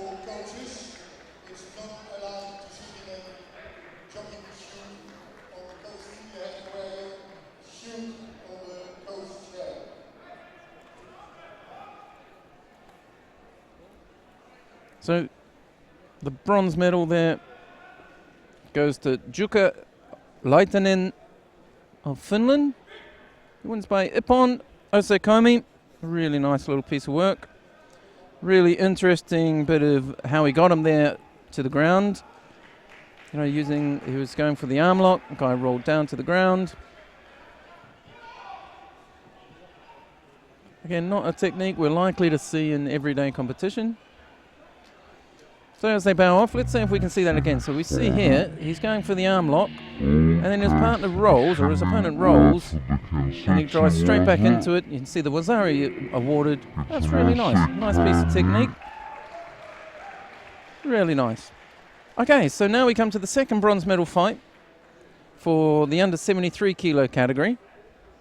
And this one is between Wolfgang Löffler of Germany and Andreas Wohl of Germany.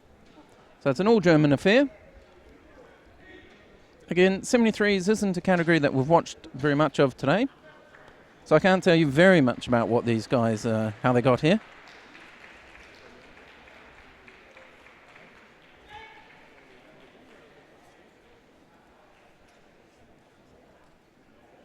Now we do know 73s was big enough that it was a knockout. And these guys have fought their way back through.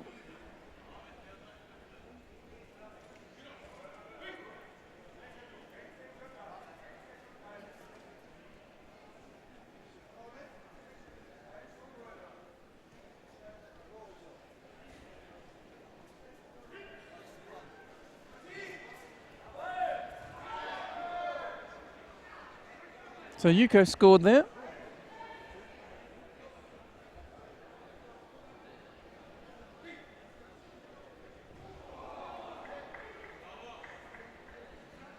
So Wolfgang Löffler fought Ramon Cesar Jerez, and then he lost to Bohemir Sursun, who's gone into the final, who's going to be fighting for gold in a little while. He got into the repechage in the first round, beat Hubert Botazzi to come into this bronze medal final, and now he's up against his countryman Andreas Woll. Andreas Woll, his day went like this. He got a bye in the first round, so he got a rest first round. And then he fought Patrick Latour of France, and I think he won that, by the looks of it, and that scored a Wazadi. And then he came up against Vladimir Korsakov of Russia, and Vladimir Korsakov is the other finalist who will be fighting for the gold medal. So that put him into, knocked him down into here. But because that was in the semi-final, he went straight in. So this is his first fight in the repechage. So he's directly fighting for bronze. And he's just had a bit of a wardrobe malfunction, and he'll be back on shortly. If I keep you up to date with what's going on the other mats, down on mat 1, Atanas Cholev of Bulgaria is fighting Ulazimir Pushkin of Belarus for a bronze medal.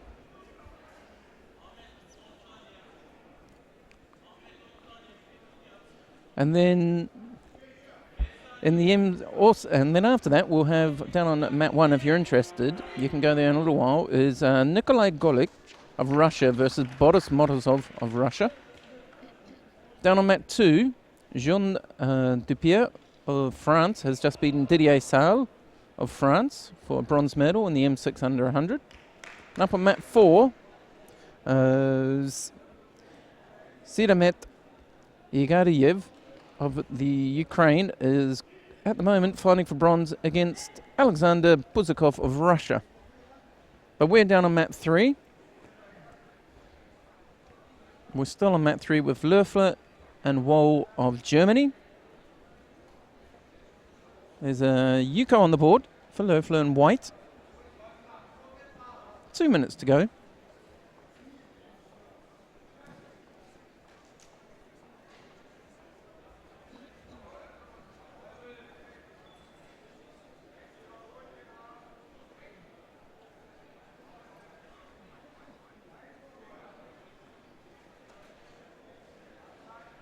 You see Löffler taking double sleeve grip.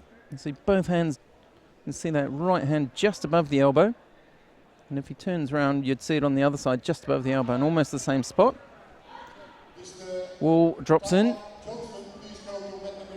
Attempt to turn him over there. And they're going to run out of tatami space. They do. Mate gets called. So like I've been saying all day, it's been really interesting that the styles we see is quite different in many ways to what we see in the senior Shiai. Löffler picks up a Shido. He's got a Yuko on the board, so he's still in the lead. But from that angle, it's not quite close enough to really see it, but you can see Löffler and the white judogi going in for a double sleeve grip, and then just switching the right hand into the lapel and switching it in and out quite a bit, making it quite hard for his opponent to know what he's got coming. And unfortunately, it looks like Woll, Andreas Woll of Germany, he's struggling a bit with some pain in his right leg. Don't know if it's cramp or he's pulled a muscle, but you know, he's struggling a little bit. And his opponent is, you know, coming on. They're both fighting at a pace, so that's going to be a real disadvantage for him. I hope he can carry on. He's been putting in a really good fight. He's got 61 seconds to go if he can just... Looks like he can. Picks up a Shido for dropping, but that was more a case of pain rather than, you know, intentional dropping. But slow, that right leg's holding him up. Really uncomfortable. You can even see it in this position. He's not comfortable. Quite bent over. He's got both his... He's got a hand in there. Now they both stand up. Löffler does a lovely Sutemiwaza. And then straight into Osekomi. Doesn't look like he's just going to be able to hold it. Only 3 seconds of Osekomi, so not enough to get a score. But he's up by a Wazari and a Yuko now. 26 seconds to go. Woll is really struggling. That right leg causing him all sorts of problems. You can see him limping. He's really struggling. He has to drop again. Oh, he's really in pain. He's really struggling.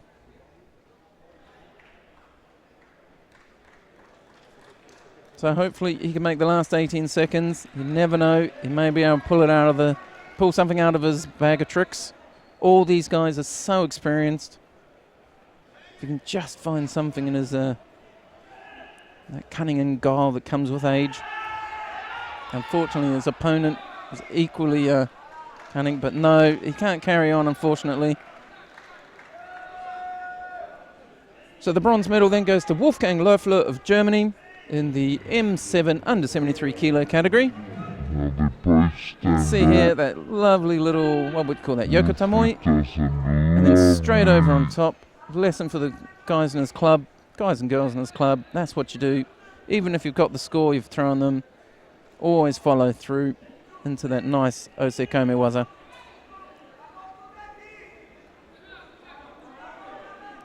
So just another quick update. Mat 1 in the bronze medal fight in the M7 under 90s. Nikolai Golich of Russia beat Boris Morozov of Russia and took away the gold medal. On mat 2 in the M7 under 90, the other bronze medal fight, Clive Richard Douglas of Great Britain defeated Tamok Johnston of USA for the bronze medal. Up on mat 4, they're still going, but they're just about to end. Nikolai Klimanov of Russia has just beat Guy Zemendera of France in the bronze medal fight for the M8 under 73 kilo category.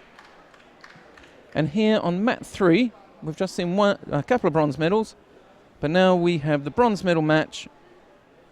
This is the bronze medal match for the M8 category. Jose Antunes de Souza of Brazil against Omino Gomes Bastos of Brazil as well. So it's an all Brazilian bronze medal fight.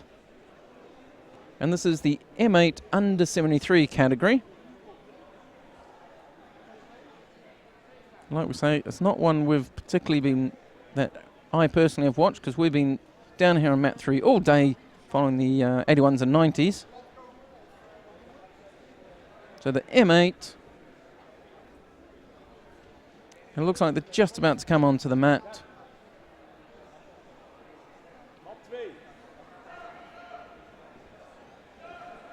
So De Souza, he lost to Posavicius Adamantas, or Adamantas Posavicius, of Lithuania, who's in the final. And Gomes Bastos lost to Gerard Olivet of France. And that's the other finalist going for the gold medal. So these two guys are fighting for the bronze medal. Nikolai Kilmanov has already got one of them. So this is the other one on offer.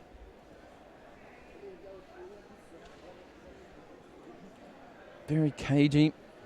You can see De Souza's left hand right in there, blocking out, and underneath it, Gomes Bastos has got his right hand pushed up under the armpit, almost really trying to control that space. They go down to the ground, a bit of shimmy waza attempt, but it doesn't look like it's going to happen.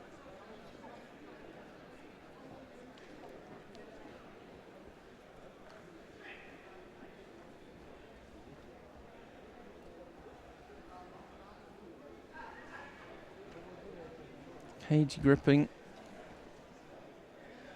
Both from Brazil. I'm going out on a limb, but I'm guessing there's a Brazilian veterans tournament. Probably fought each other, so they're going to know each other relatively well, I would have thought.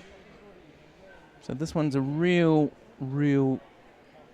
test of who can find something new, perhaps.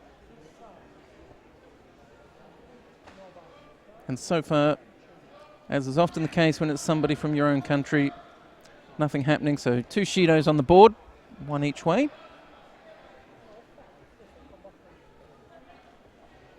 And there, maybe that's the change. You see Gomes Bastos just taking that grip that we've seen. Somebody else was doing it earlier, just gripping down sort of around the ribs, halfway between the belt and the armpit. And just a grip around the side there. They're looking for something different.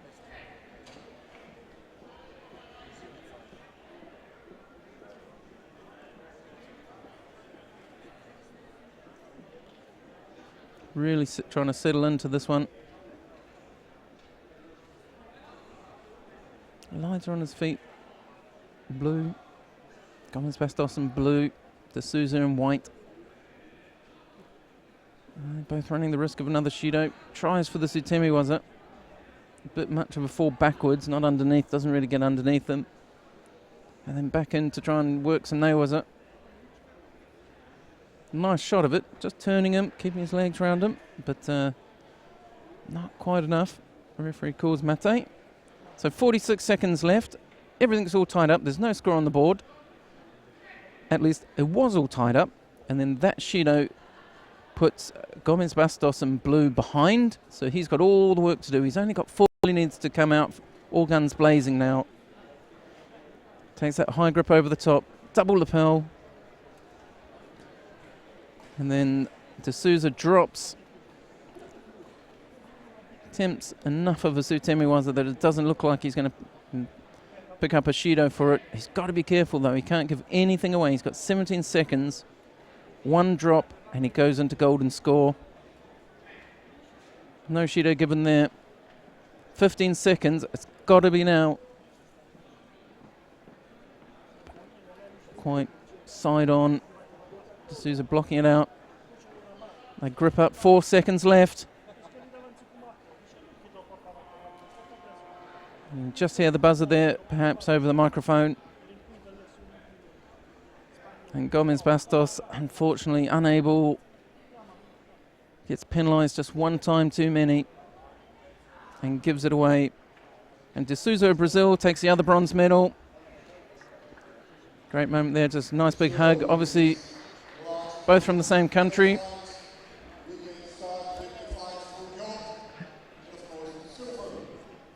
So mat 1, 4 and 5 have now gone nice and quiet for us. So if you're watching it at home, don't bother switching down to there. The only 2 mats in operation at the moment are mats 2 and 3. We've got some finals. Mat 2 is going to have the final of the M6 under 60 kilo category, and it's Andrei Merezinkov of Russia and Dan Panda of Romania, and that's the M6 under 60. We're up here on mat number 3 where we're going to stay, and we're going to watch the M6 under 66 kilo gold medal fight between Mikhail Golovkov of Russia and Lubomir Sindela of the Czech Republic. It's Golovkov in white, Sindela in blue.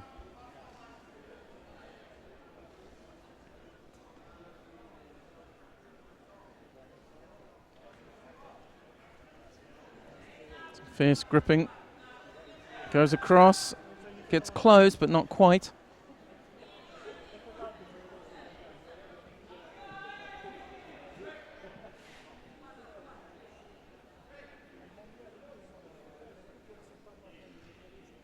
Just a bit of gripping one-handed to start with, using a little bit ashiwaza. Try and strike them while they try and secure a better grip. Both hands on now.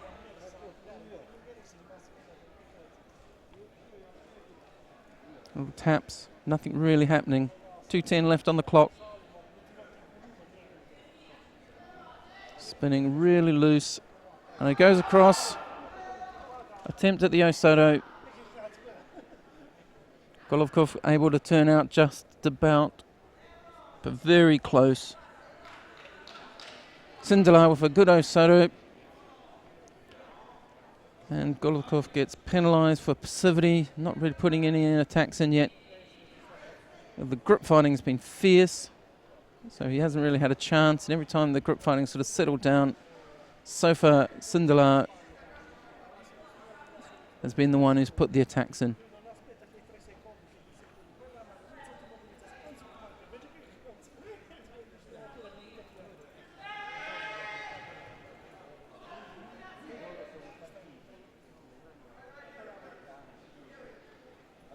Getting lots of fighting off those grips. I think they both run the risk of getting penalised for that. Just need to settle into their fighting a bit more. We'd like to see a bit more action. You can see the crowd there watching. They want to see some good throws as well. Just over a minute to go. Sindela with another attack. Misses it completely, but tries. This time Golovkov comes across. Comes across left-handed, not quite able to make it work either. And then nothing happening in the Newaza in time. Russia in white, Czech Republic in blue.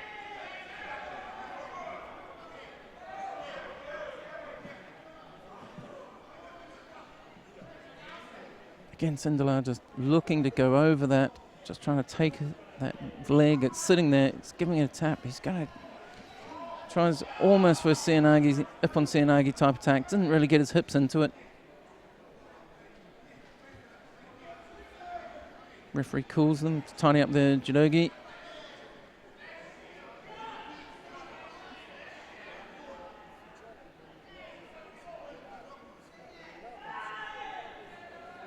Down on mat 2, the Russia-Romania contest is still going. No scores. Only 30 seconds left.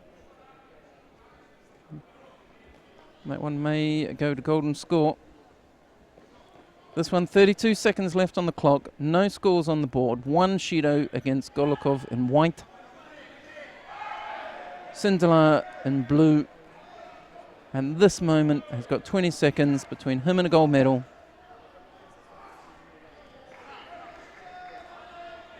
The Russian hooks on almost. And straight into Newaza. He's not silly. He's going to work there. He knows he's got the lead at the moment. He knows that Golikov has got that penalty. Burns up a little bit of time. 10 seconds. As long as he's careful. He can't afford to run out of the area. He has to turn just at the right moment. The attacks can't be false and he can't let himself run out of the area. 4 seconds. Just has to stay in the area and not get caught. Golikov not quite able to do it. Sindelar celebrates. And rightly so. That was absolute battle. The work rate in that was really good. That makes him world champion. So that's the first gold medal we've seen today. The winner, Ljubomir Sindelar of Czech Republic, takes the first gold medal of the day and of the tournament. He takes the first gold medal, was going back to the Czech Republic.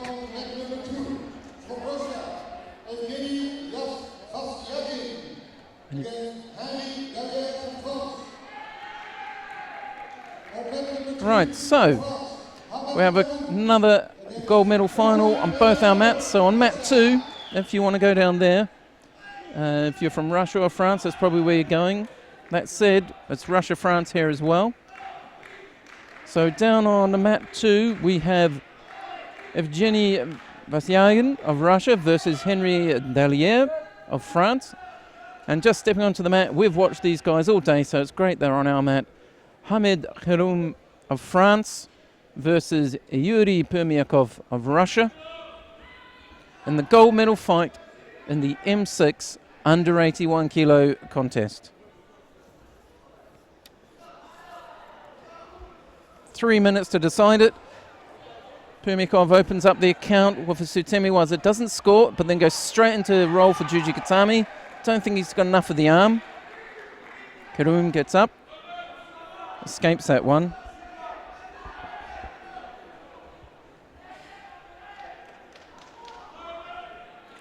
We know that Sutemi-waza, the Russian Sutemi-waza, can be effective. That's what got him through Ippon in the last round in the semi-final to get here.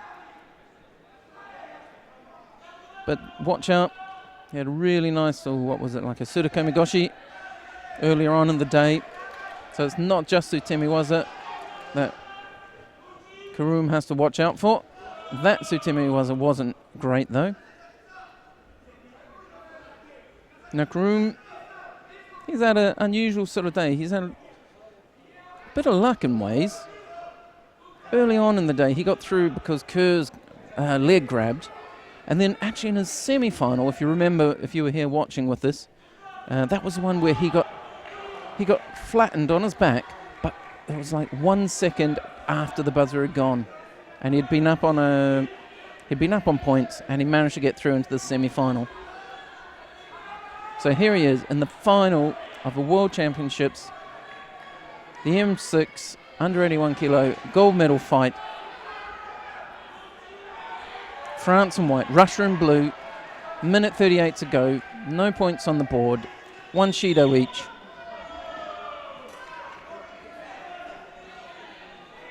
And this time Permyakov picks up the second Shido, so he slips behind by Shido. Minute 28, it's not disastrous. The grip fighting is tremendous. Groom's got him bent down.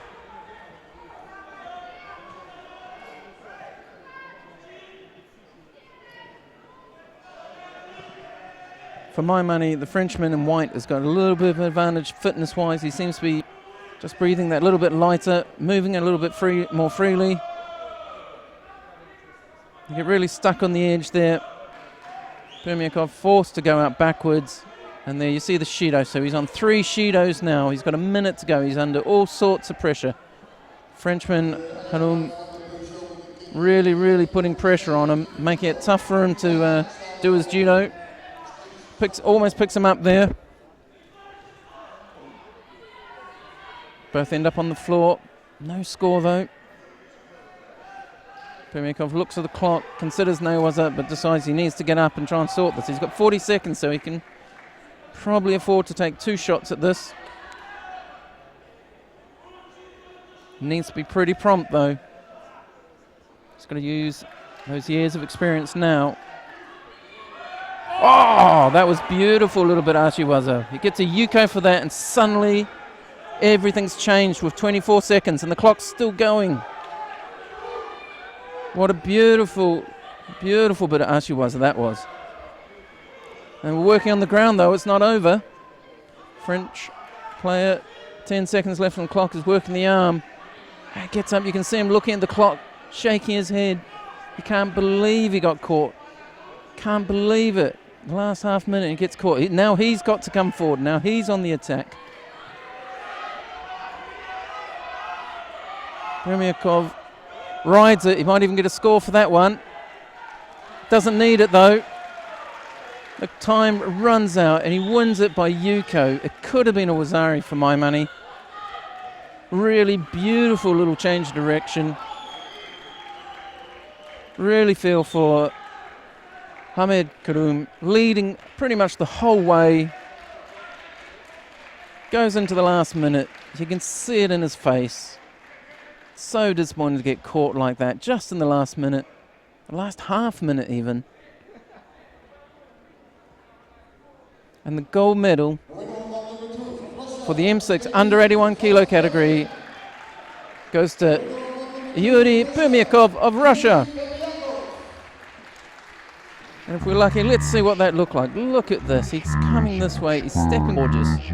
Karoum, he's leading. He's been leading the whole fight. He comes across with what is quite a good attack, but then just as he comes out, gets caught flat on his side. So the referee got that exactly right. Yuko. Wonderful stuff.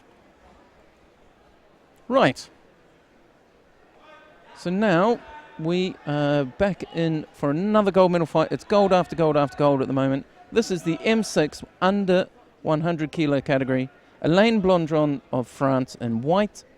Vladimir Slobodyuk of Russia in blue. And this is the M6 under 100 kilo category. Down on mat 1, which was actually the category. They've moved them down there, unfortunately for us, but Gerardus Theonussen of the Netherlands, big tall chap we've been watching all day, and Farhad Rahabli of Azerbaijan. They're fighting their gold medal fight down there. 2 minutes left in that one, no score. 2:24 on this one, and there was no score. But just as I say it, a gorgeous ippon. Absolutely gorgeous ippon throw. Uchimata, left-handed. Oh.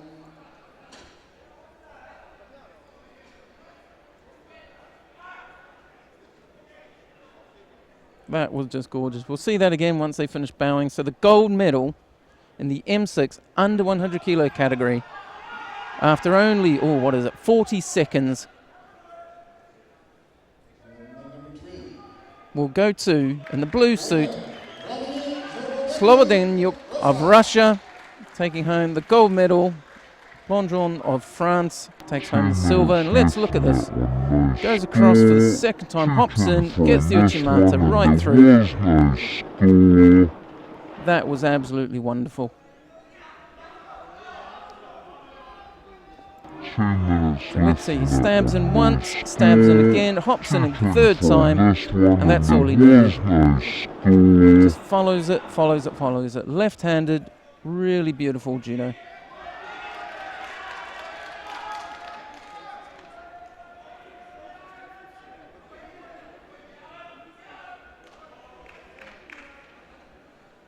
So why that's happening, just why there's a gap, I think we can probably go down to mat 2.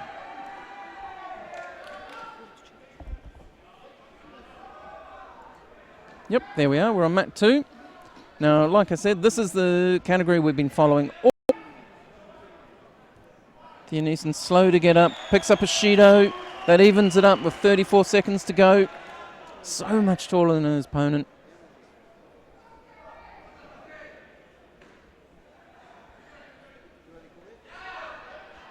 He gets the grip. And drops in that Sutemi, was it?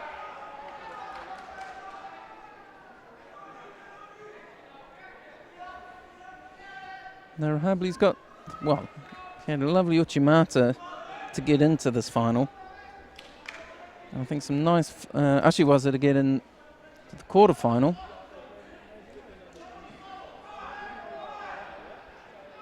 Theonissen, we've seen him do some terrific Newaza. Big guy like that, he's got that huge advantage. Osekomi Waza suits him. We saw him hold down Dumotiev France earlier on with Senkaku Gatami. And he took out Bani of Italy with Shido Kiss Gatami. So it's almost a battle of Tachiwaza versus Newaza, but this is a tough call for Rahably. The height difference is substantial.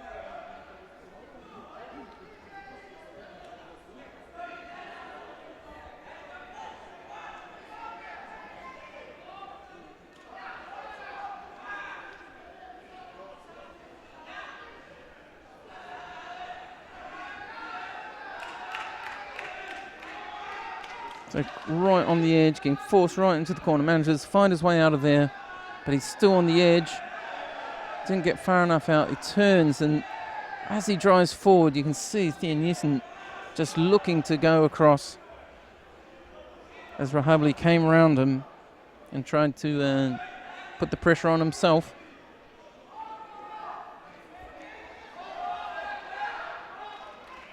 So 40 seconds. We're in golden score. The clock's counting up now. So it's 3 minutes in normal time. Then golden score. Any score at this point wins. Any Shido will make the difference.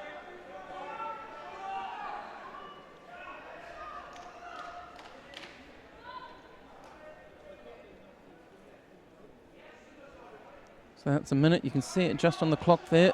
1 minute, 1 second of golden score done. And they're still going strong. Fit guys.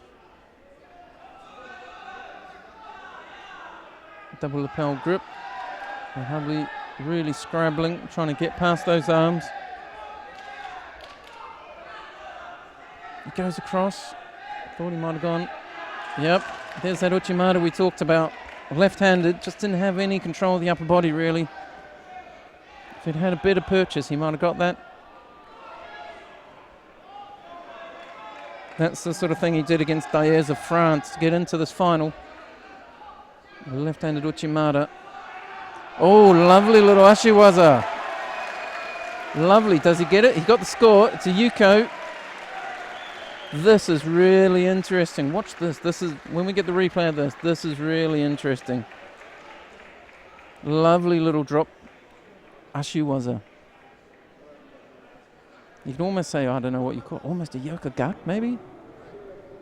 Pardon my lack of terminology. Look at this. He's so low, and then he drops right down. Look at that. That is really good. Look at his face. Oh, arms up in the air. And just tidy up the kit.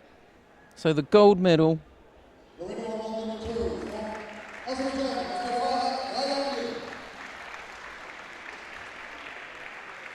So the gold medal in the M6 under 90, Fahad Rahabli. So we'll go back to mat 3 if you want to follow mat 2, if you're not already there. They've got the gold medal final on mat 2 of the M6 over 100 kilos, and it's Zdeněk Ilček of the Czech Republic versus Vladimir Kuznetsov of Russia. And we've got the final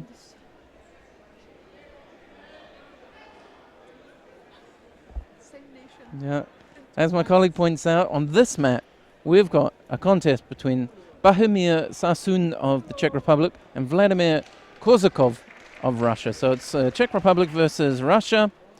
Whichever mat you're watching is the Czech Republic in white and Russia in blue.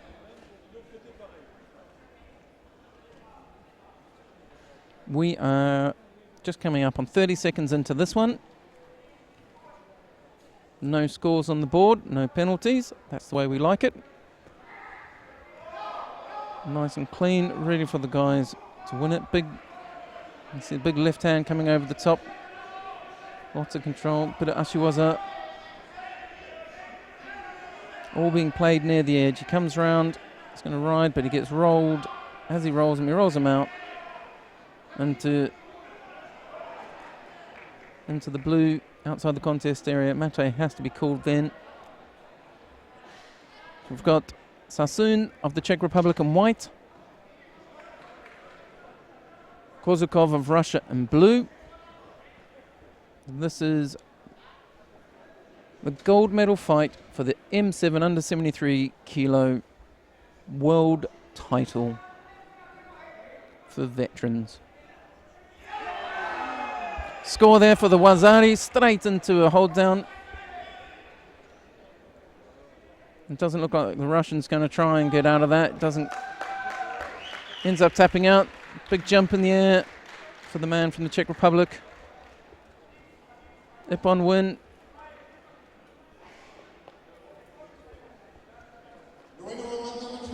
So the nice handshake and a hug. Russian disappointed, but a gold medal going back to Czech Republic. Here we see the replay. Oh, look at that. Beautiful, Sabani Gaishi. Just as the foot comes out, he takes his away.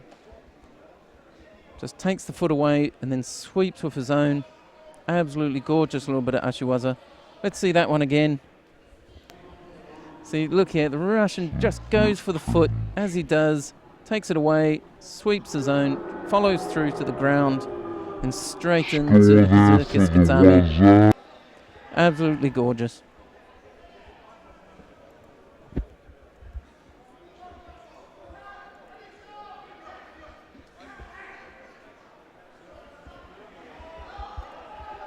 Right, so we'll jump down to mat 2. And this is the other Czech Republic-Russia contest, but this is slightly larger, gentlemen. This is the over 100 category, M6. So M6, this is 55 to 59 years of age. We have Zdeněk Ilček of the Czech Republic versus Vladimir Kuznetsov of Russia. And it's Ilček in white, Kuznetsov in blue. We have about 30 seconds left. Ilček is leading by Wazari.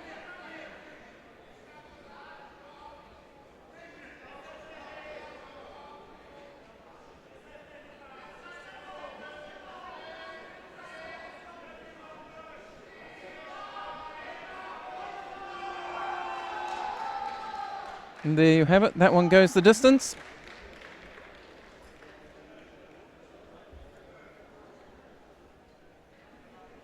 Right. So we'll switch back up in a moment to mat number 3, because that's the one we've been sort of allocated today.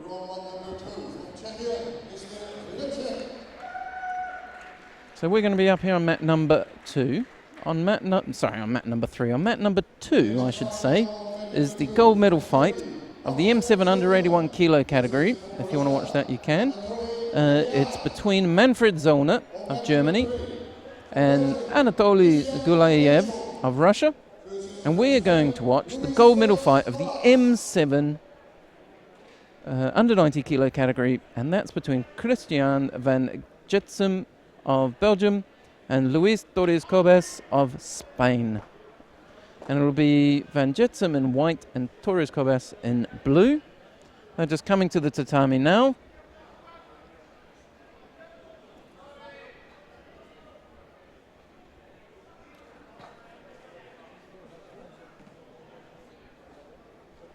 Out they come. Again, this is a category we haven't spent a lot of time on ourselves. Hopefully you have at home.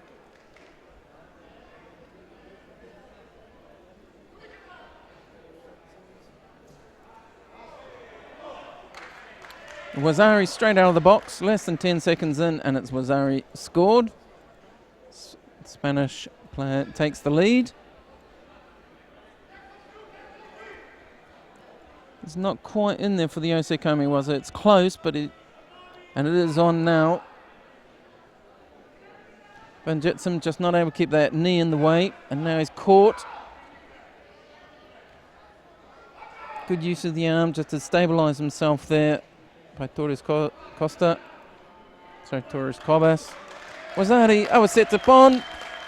2:21, Spain picks up the gold medal. Shows a bit of appreciation to his supporters, you can see up in the stands. So the gold medal, Torres Cobas of Spain in the M7 under 90 kilo category. And a nice little cartwheel to finish. Lovely bit of judo, really quick off the mark there.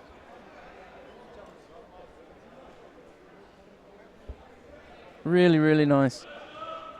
I'll tell you what, let's have a look at that throw again, because I really didn't get enough of a look at it.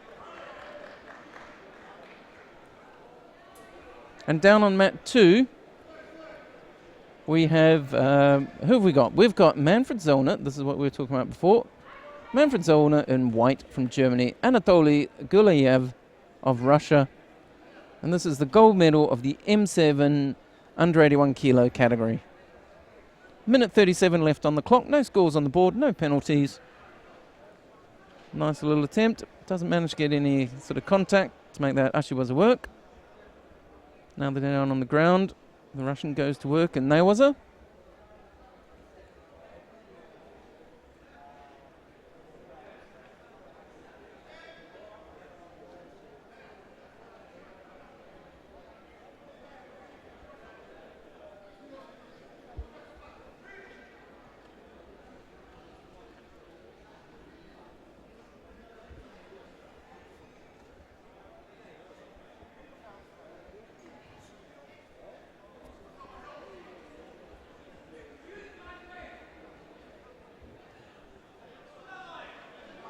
So still nothing on the clock. We're under a minute now.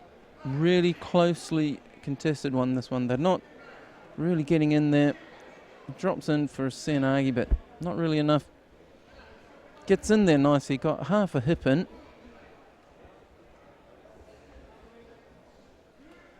I'm calling, as it looks like a Shido coming. Yep. Shido to blue there for passivity. The Russian slips behind. Makes life difficult for himself with 40 seconds to go. Now he has to come up with the score. German, he almost got across there. You saw him take that arm across. Just didn't quite get his right hip in. If he got that right hip in, it could have been dangerous. If he got the left one in, it would have been really dangerous. Gets a Shido for his troubles.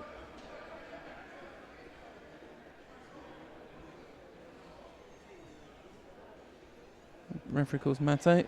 Kits needed readjusting.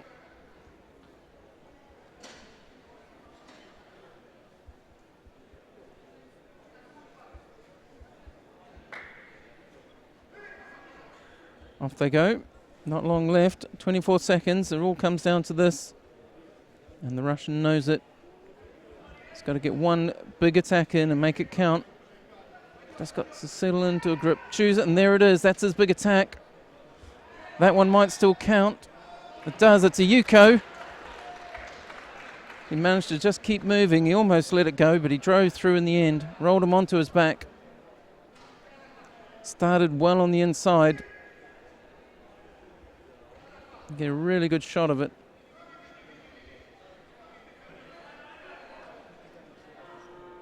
And the clock runs out. For me, that's experience, that is.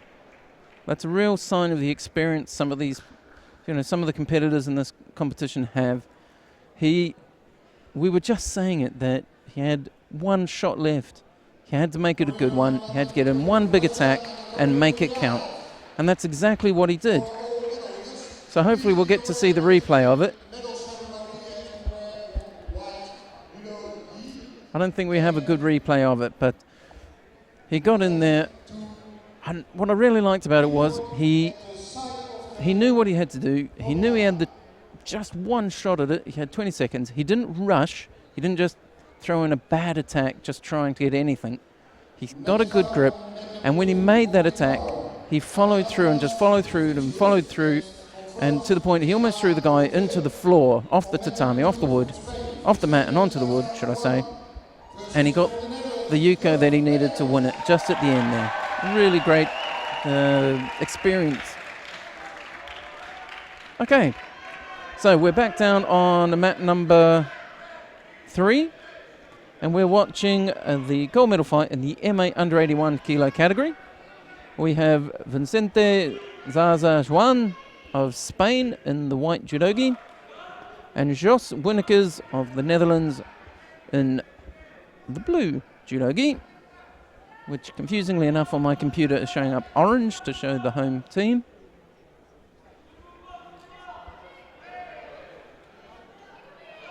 So the Spanish player in the white judogi there trying a sasai, and the Dutch player in the blue also trying a sasai.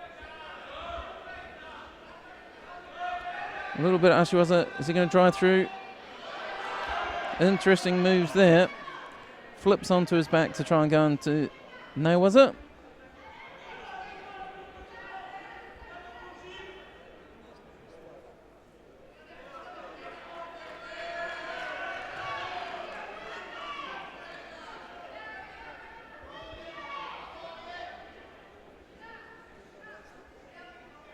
In they go. Quite an interesting one, this, the height difference. Again, we haven't watched these guys myself. They're on the other tatamis. But look at that height difference. I really like these sort of matchups where you get to see each of these experienced players take advantage of their own advantages. Their own personal characteristics that make all the difference. They're getting nice and close. Use the edge there. Not a lot happening. I suspect there'll be a Shido here. Yep, Shido goes against Zaza Yan. And he goes behind. A counter there. Tries to go across. But the Dutch fighter pulls him back. Then gets him into Osekomi. It's still on. You can see it just climbing up. 4 seconds, 5 seconds. It looks pretty strong at this point. He's a long body compared to the Spanish fighter. So it's going to be hard for the Spaniard to get out. But he's doing a good job of it. He's almost out. Almost gets his hand in, but Ippon's called. There's people literally jumping up and down in the stands. Doesn't hear the mate. And he acknowledges the crowd. A lot of support from here. Obviously, Dutch fighter competing in Amsterdam. Gets the support. And it's always nice, I think, when the home nation picks up a gold medal on the first day. And today, the Netherlands are taking home a gold medal from Jos Winnekes in the MA under 81 kilo category.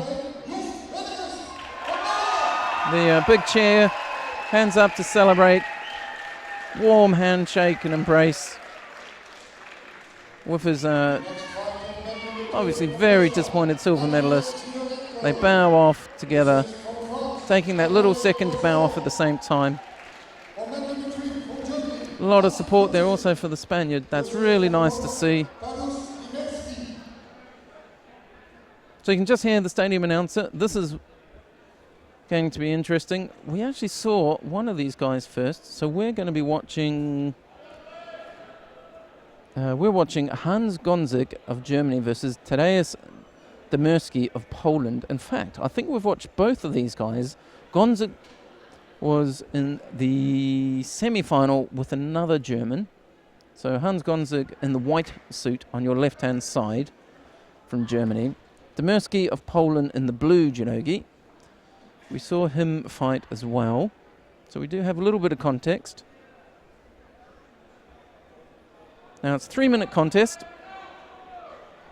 If you remember Demirski, pardon my bad mouth slipping up there. If you remember rightly, he was behind till quite near the end, and then there was a Shido that evened everything up, and he came on great guns. And I think, if my memory serves, went into golden score, and he won it there. But all the way up to that point, it didn't look good for him. He'd been trailing the whole way, and then just right near the end, he caught up, and everything changed from sort of the last minute. Definitely the last minute, but it's probably last 30 seconds. And he picks up a Shido again. This is just very similar to the last one we watched of his, where he ends up behind. Gonzig of Germany in the white judogi. Low on the sleeve there, you can see holding tight. Left-handed grip. Left hand in up on that lapel. Right hand low on there. You can just see him when he put that left leg in somewhere. Yep, you can see him hook in there. Ouchigari drives him almost enough. He does fall on his side, but probably not enough control at the end to call it a score. Just not quite enough, but really close.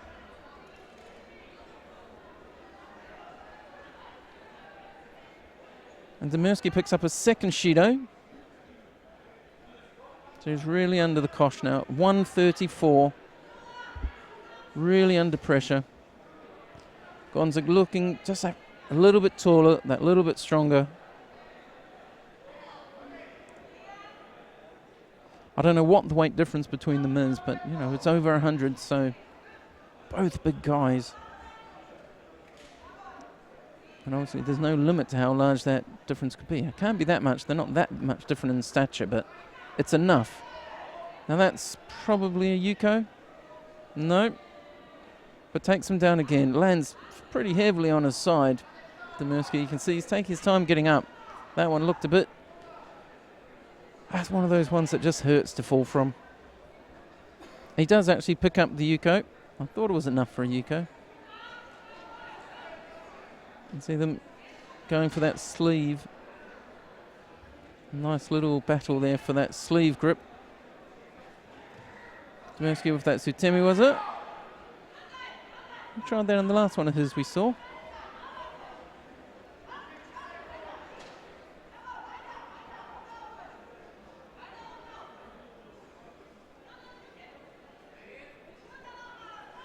And just see him trying to get a grip there so he can roll the shoulders. But you can just see Demirski's hand there gripping the inside of the trousers, inside knee of the trousers, not the inside of the trousers. Just enough to stop his shoulders being rotated into a Osekomi, was it?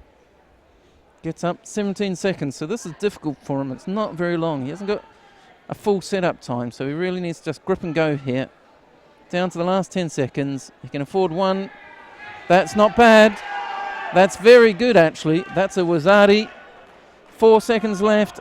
And then he settles into Osekomi. Just as it comes to an end, he's trailing again, just like the match of his we saw earlier. Trailing on Shidos, comes right down to the line, pulls it out of the bag. And he's going to win this one by Ippon.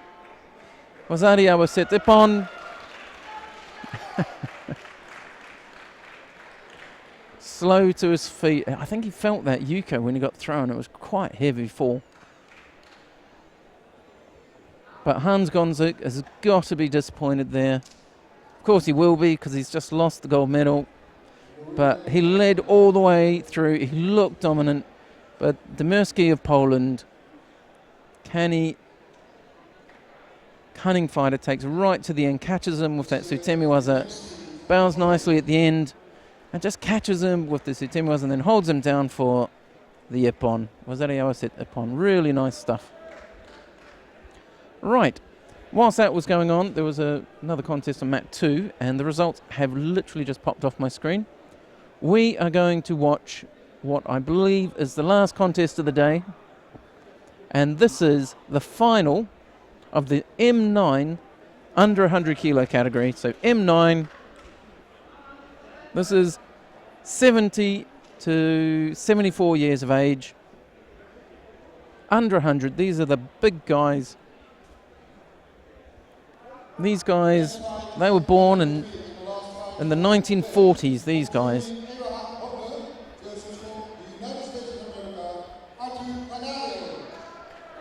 So, in case you didn't hear it, Eberhard Hoppner of Germany in the white judogi, Arthur Canario of USA in the blue judogi. We saw Canario's fight earlier on to get to here, his semi-final fight, I think it was. He's in the blue judogi, USA. Hoppner of Germany in the white one. Goes across. Canario a bit close to the edge. He's got to find his way back in. Drives through. Tartoshi gets Wazari straight into Osakomi. New rules, remember, he can go all the way out of the contest area. And in the end, Hoppner has to tap out. He wasn't going to make it out. First medal for the USA here in Amsterdam. And we'll see a replay of that one in a moment after they bow up. So the gold medal goes off to Arthur Canario of the United States of America with an absolutely gorgeous little throw and transition. So here you see he's left-handed, he's on the outside, he has to come back in, shoots across with the Tartoshi. It's quite loose, but he follows through with his hands straight into a Keskatami position. You see him start to wrap that arm straight into Osakomi. And the gold medal is his. And that brings us to the end of today's judo. I hope you've enjoyed it. If you have enjoyed it, please do send us a tweet or post a message on Facebook. Tell all your friends that we'll be giving you all the coverage tomorrow as well on ippon.tv. We'll be here all week on ippon.tv. Tomorrow we have the M1 and M3 categories, and the big one that everybody's talking about is in the M3s under 90 kilograms. We have none other than Mark Huizinga of the Netherlands competing, and he is going to be bringing in a crowd, I'm sure. So if you can, tune in for that. So that's 2. Then on Wednesday we have the M4s and the M5s. Thursdays we have the M2s and all the female categories. So I hope you tune in for that.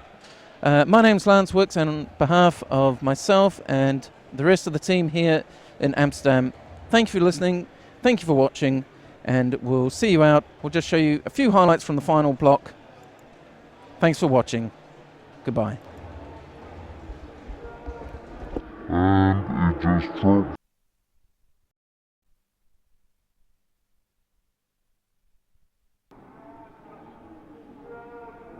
And it just dropped from the finish fighter. All goes for the shimmy, for the Kensetsu, was it? Gets an now they both stand up. Wilfred does a lovely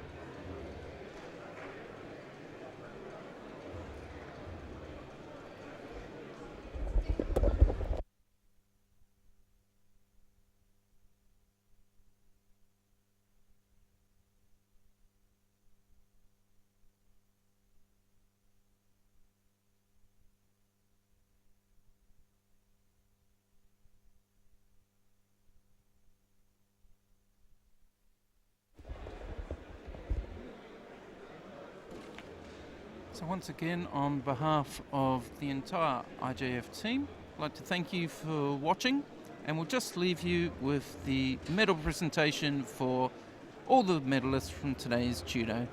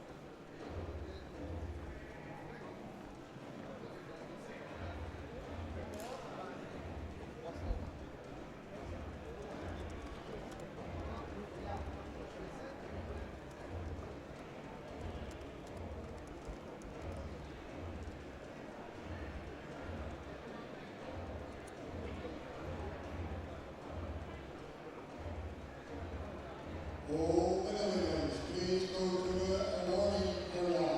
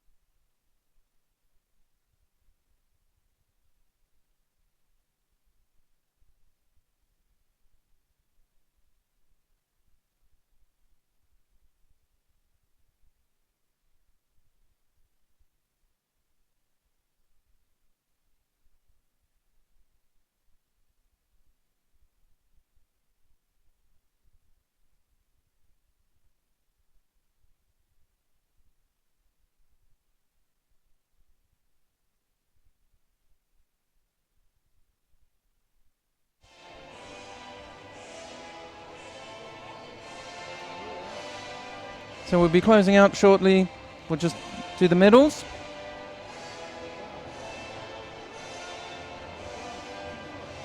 So what we'll do is we'll allow the stadium announcer to do all the announcing. He'll be better with the names than I am.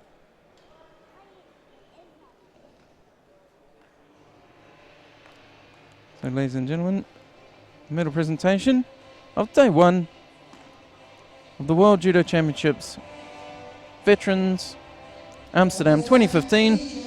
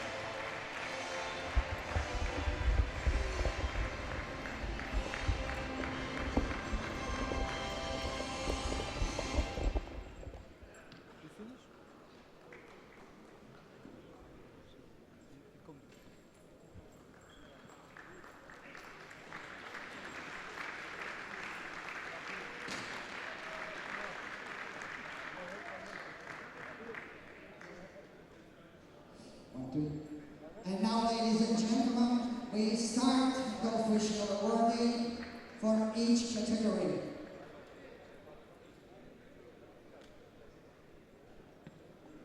I will ask you,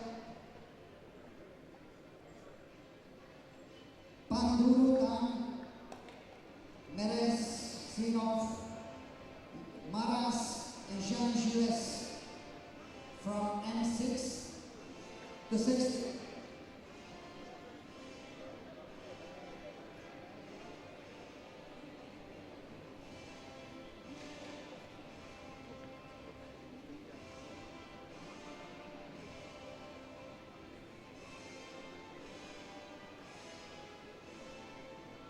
Please start the awarding ceremony. Present.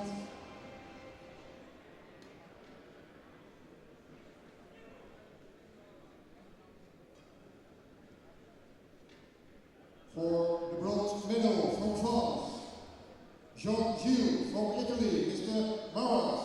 On the second place from Russia, Mr. Merit Stigov. And champion of the world, Mr. Pandur from Romania.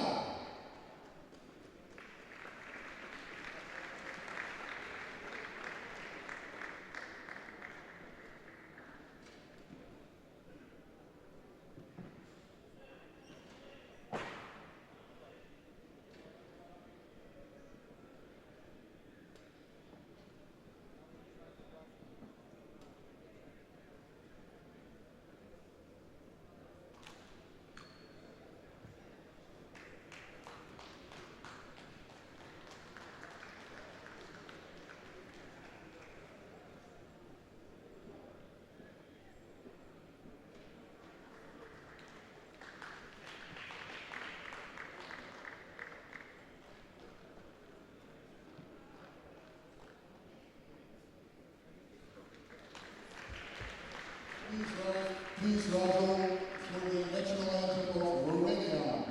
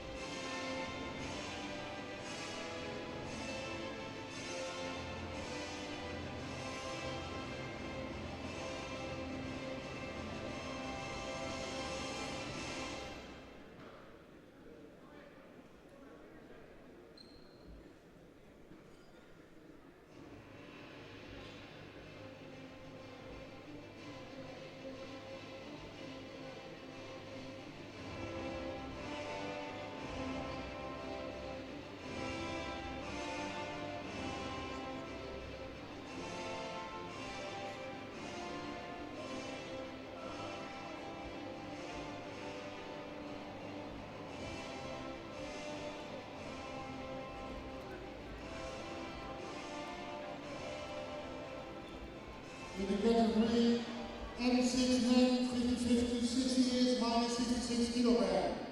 On the third place from Great Britain, Andrew Thompson. On the third place from Ireland, Judo.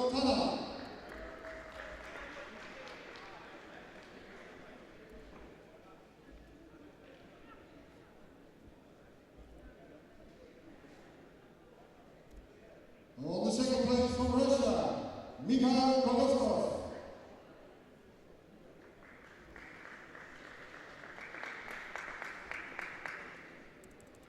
And champion of the world from Czechia, Lubo Sindela.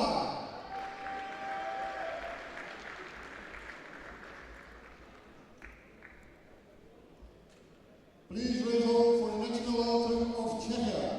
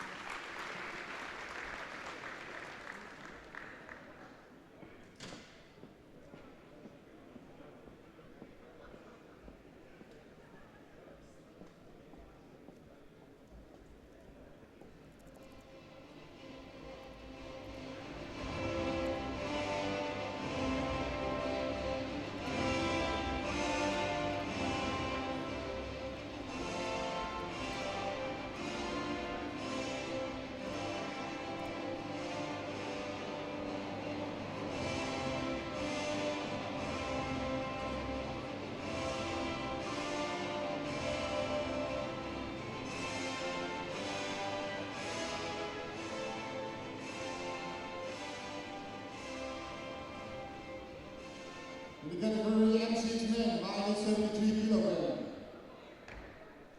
On the third place from France, Robert Legault.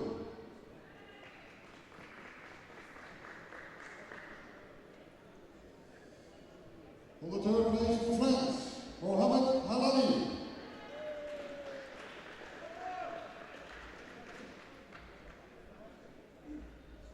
On the second place from France, Henri Dallier.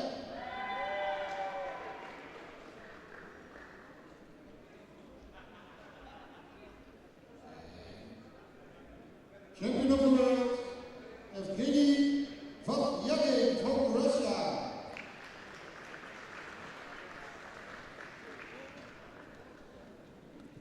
Please rise over for the national anthem of Russia.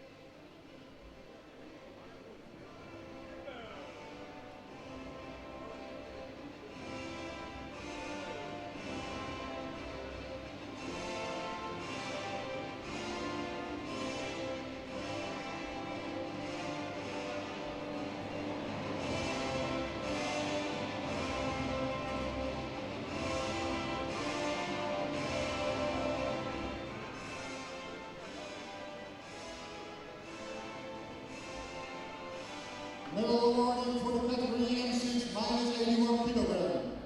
On the third place from Italy, Cesare Busini.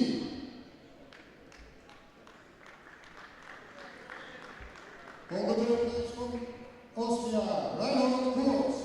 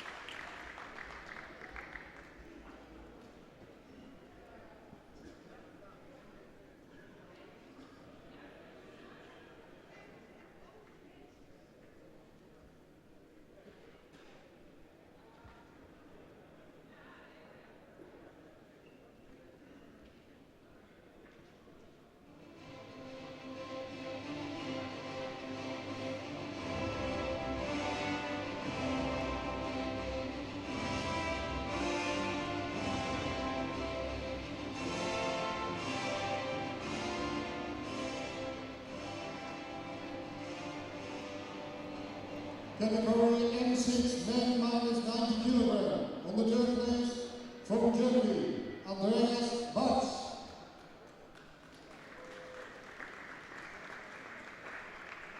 On the third place from Finland, Jukka Laitinen.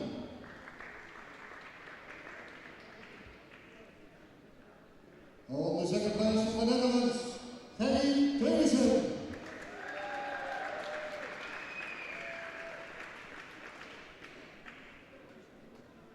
And champion of the world from Azerbaijan, Farhad Rayani.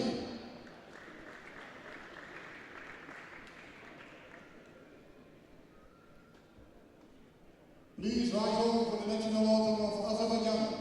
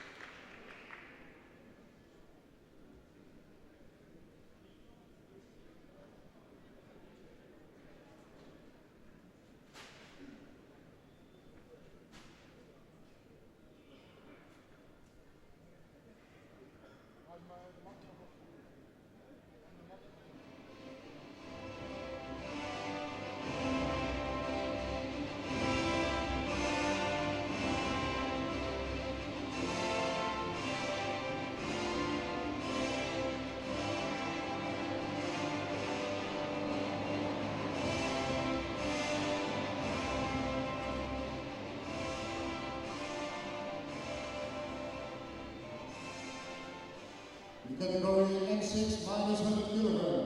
On the third place from France, Jean Dupéré.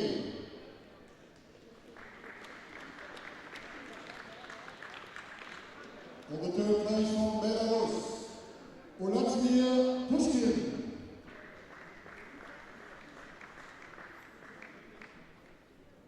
On the second place from France, Alain Blecon.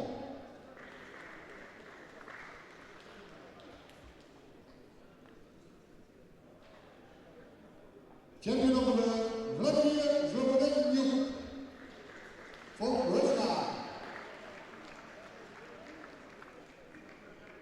Please rise up for the national anthem of Russia.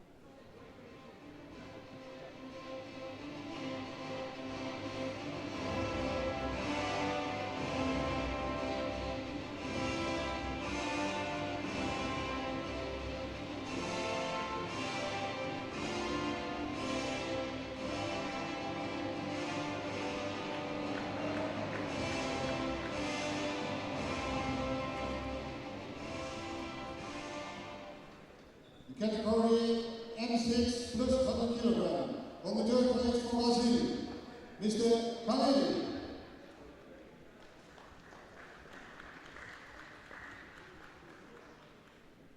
On the third place from the United States of America, Mrs. Kotko.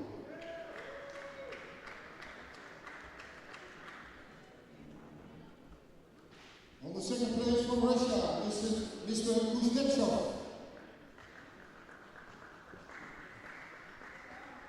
And champion of the world from the Czech Republic, Mr. Vlecek.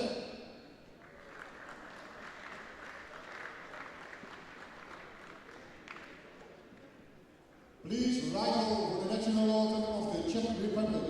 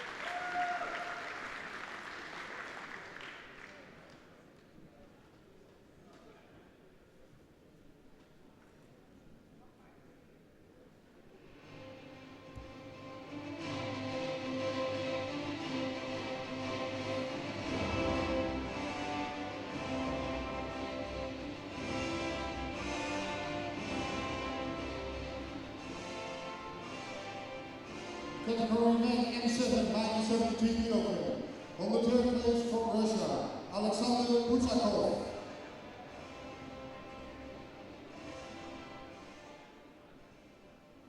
On the third place from Germany, Wolfgang Lufler.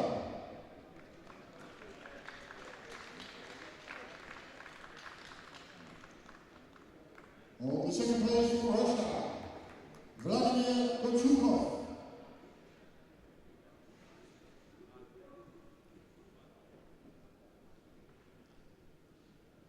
Champion of the world for the Czech Republic is the Bohemian Zazun.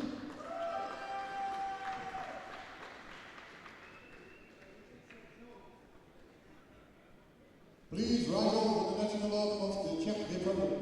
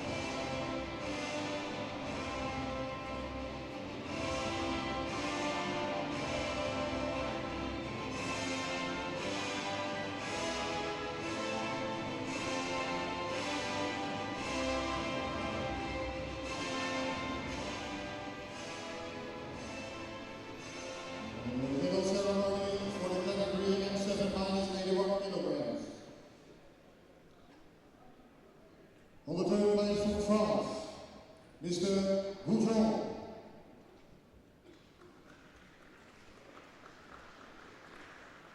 On the third place from Germany, Mr. Kapitsa.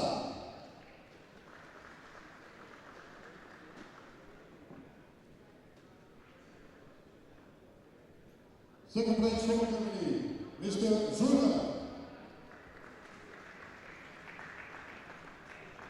And champion of the world from Russia, Mr. Gulyaev.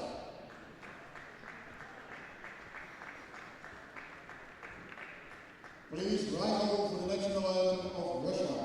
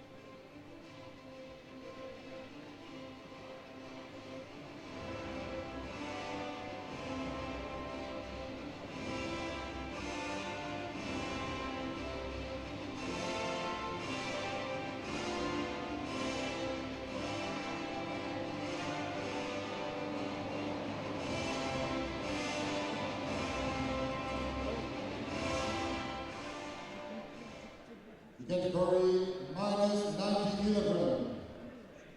On the third place from Great Britain, Miss Claire Richard Douglas.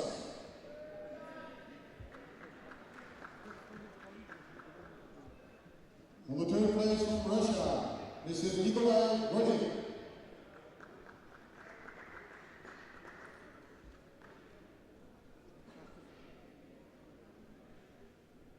On the second place from Belgium, Christian van Geetsel.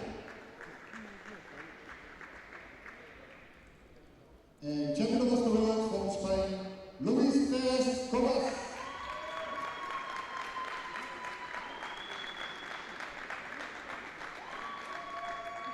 Please rise over the national anthem of Spain.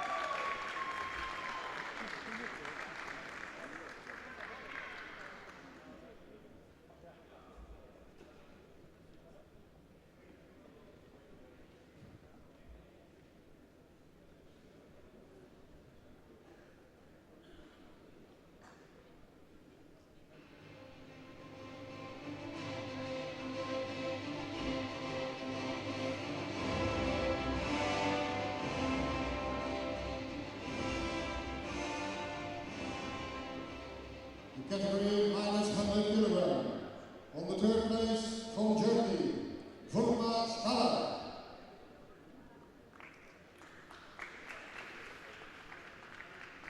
On the third place from France, Patrick de Souza.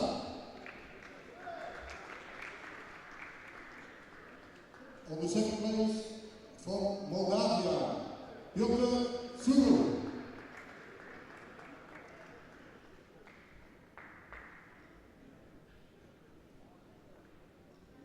Champion of the world from Russia, Andrei Kakhnov.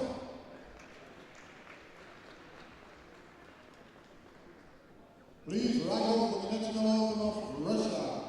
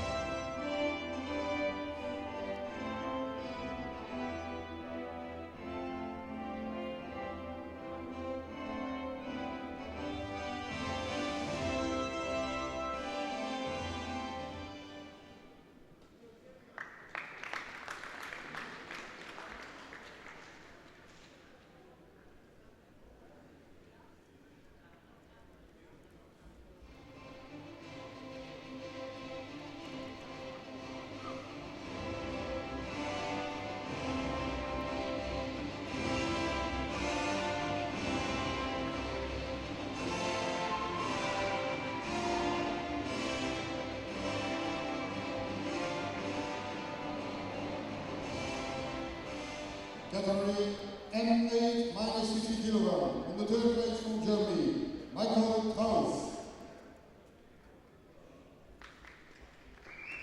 On the third place from Spain, Juli Vicente Ramos.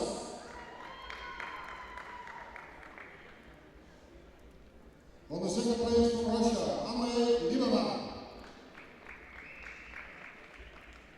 And champion of the world from Brazil, Sergio Honda.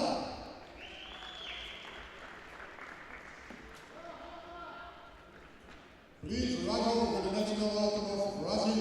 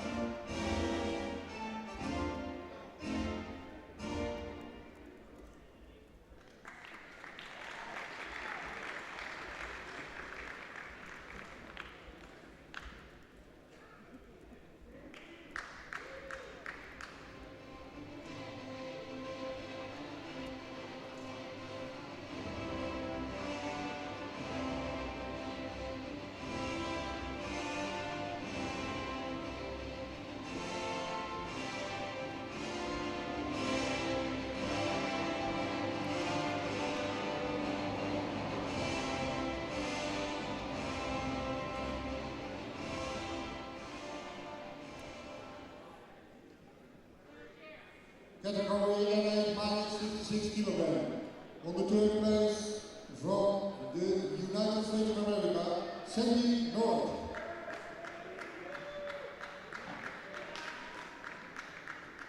On the second place from Germany, Lily Huber.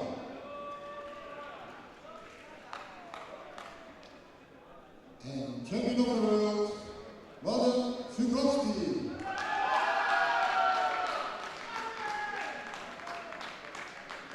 From Poland. Please rise up for the national anthem of Poland.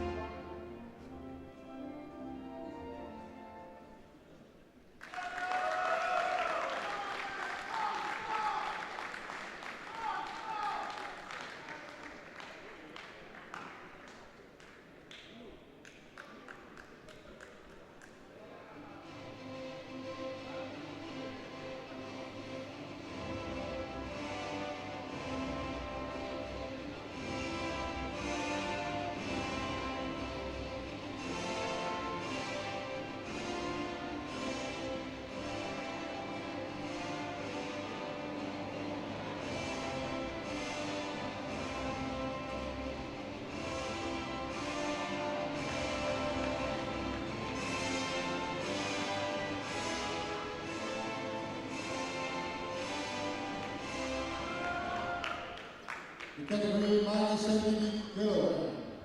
On the third place from Russia, Nikolai Klimanov.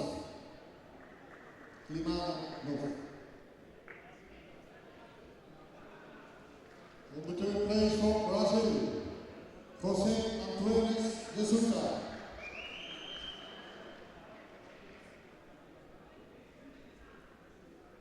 On the second place from France, Gérard Olivier.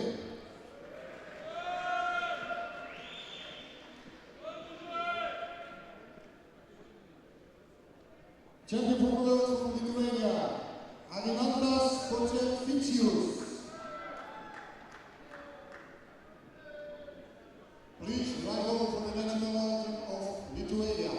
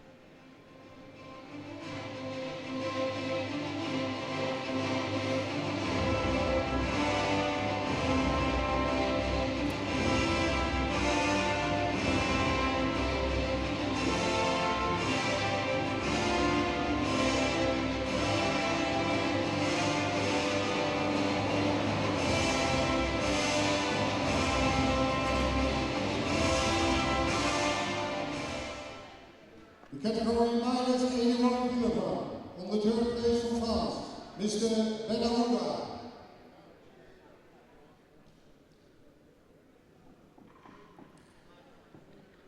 On the third place from Germany, Mr. Trump.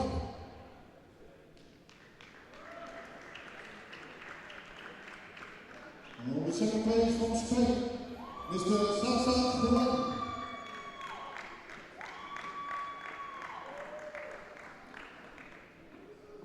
And champion of the world, representing the Netherlands, Mr. Jos Rodriguez.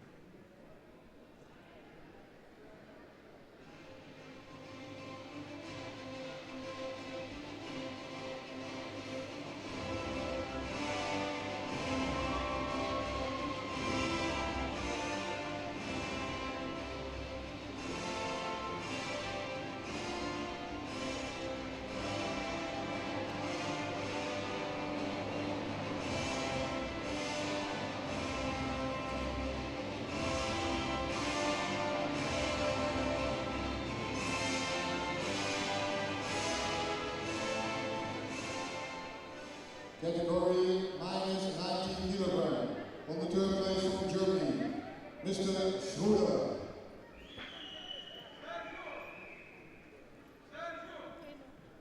On the third place from Great Britain, Mr. Watt.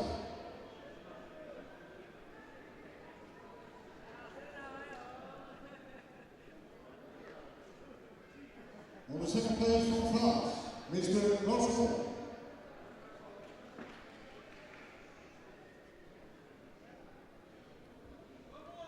Champion of the world from Russia, Mr.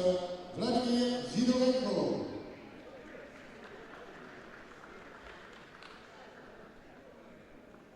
Please ride over the national anthem of Russia.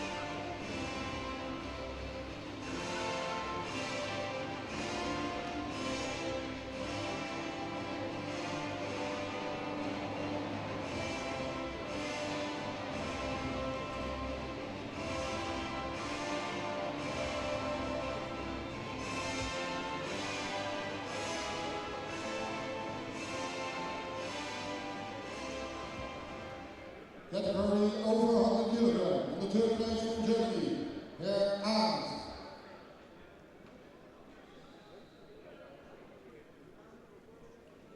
On the third place from Germany, Herr Schnabel.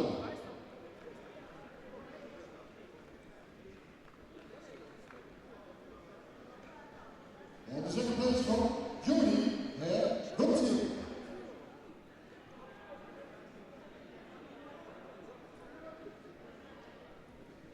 And champion of the world from Poland, Mr. Dimecki.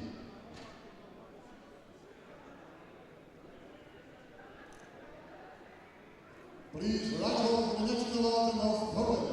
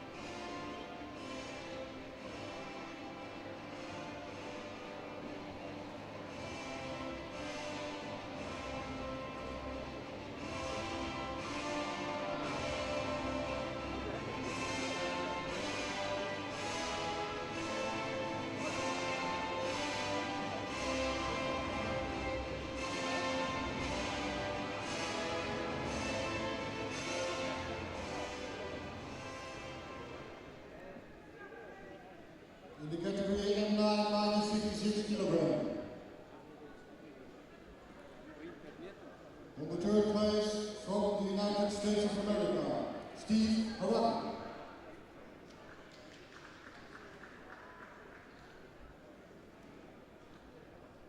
On the second place from Portugal, Mrs. Orlando Garcia.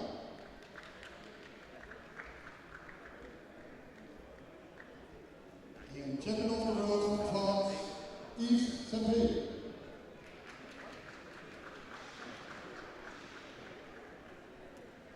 Please rise over for the national anthem of France.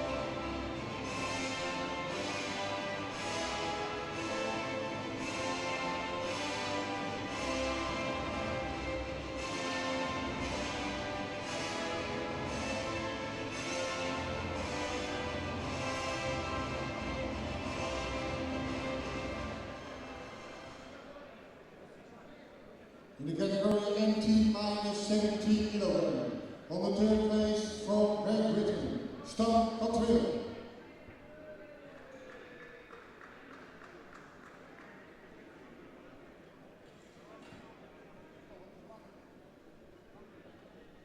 On the second place from Latvia, Valentins Azarov.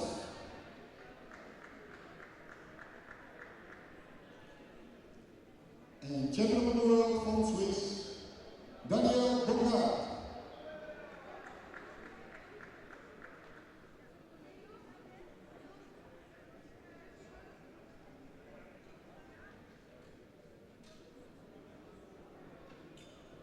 Please rise up for the national anthem of Switzerland.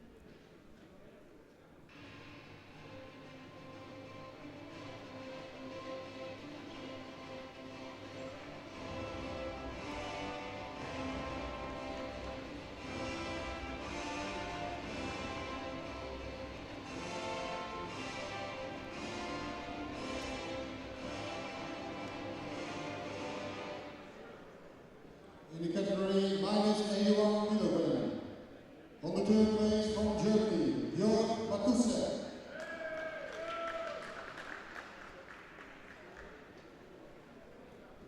On the second place from Austria, Max Pichel.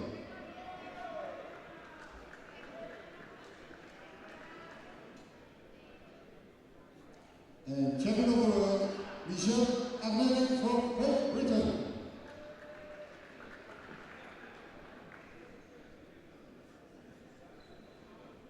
Please rise up for the national anthem of Great Britain.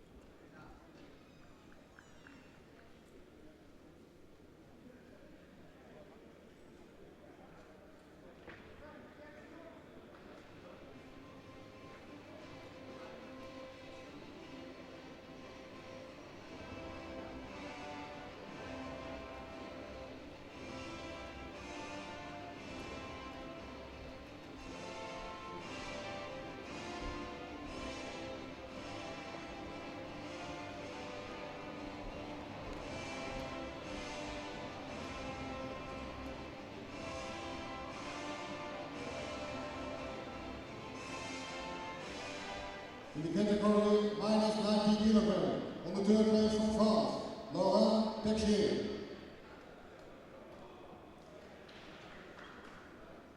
On the second place from the United States of America, James Kinder. And champion of the world from Moldova, Mihai Malaya.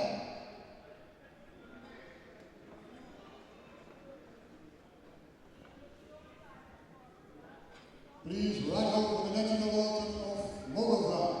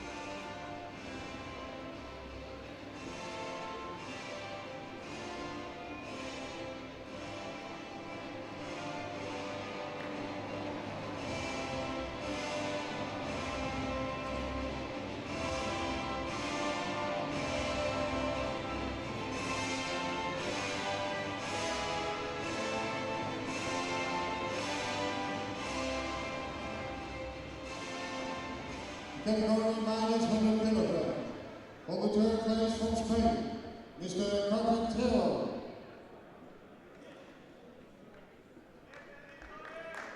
On the third place from Hungary, Mr. Peter.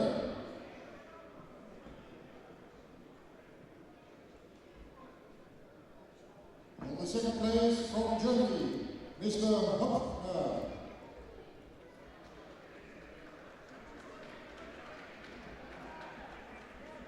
And champion of the world from the United States of America, Mr. Canario.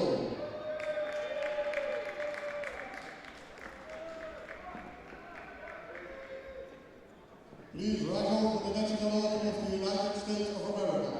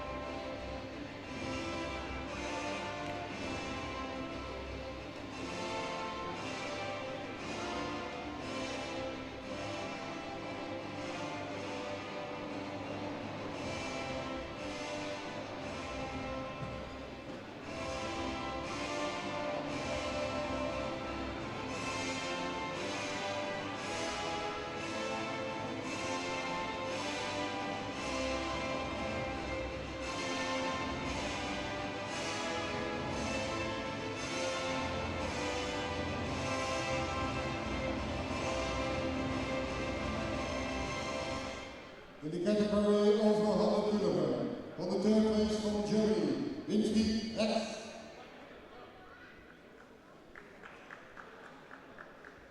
On the second place from the Czech Republic, Milan Wagner.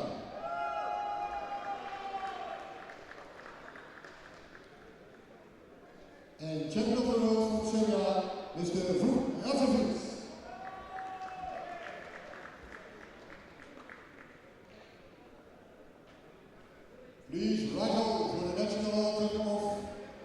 Serbia.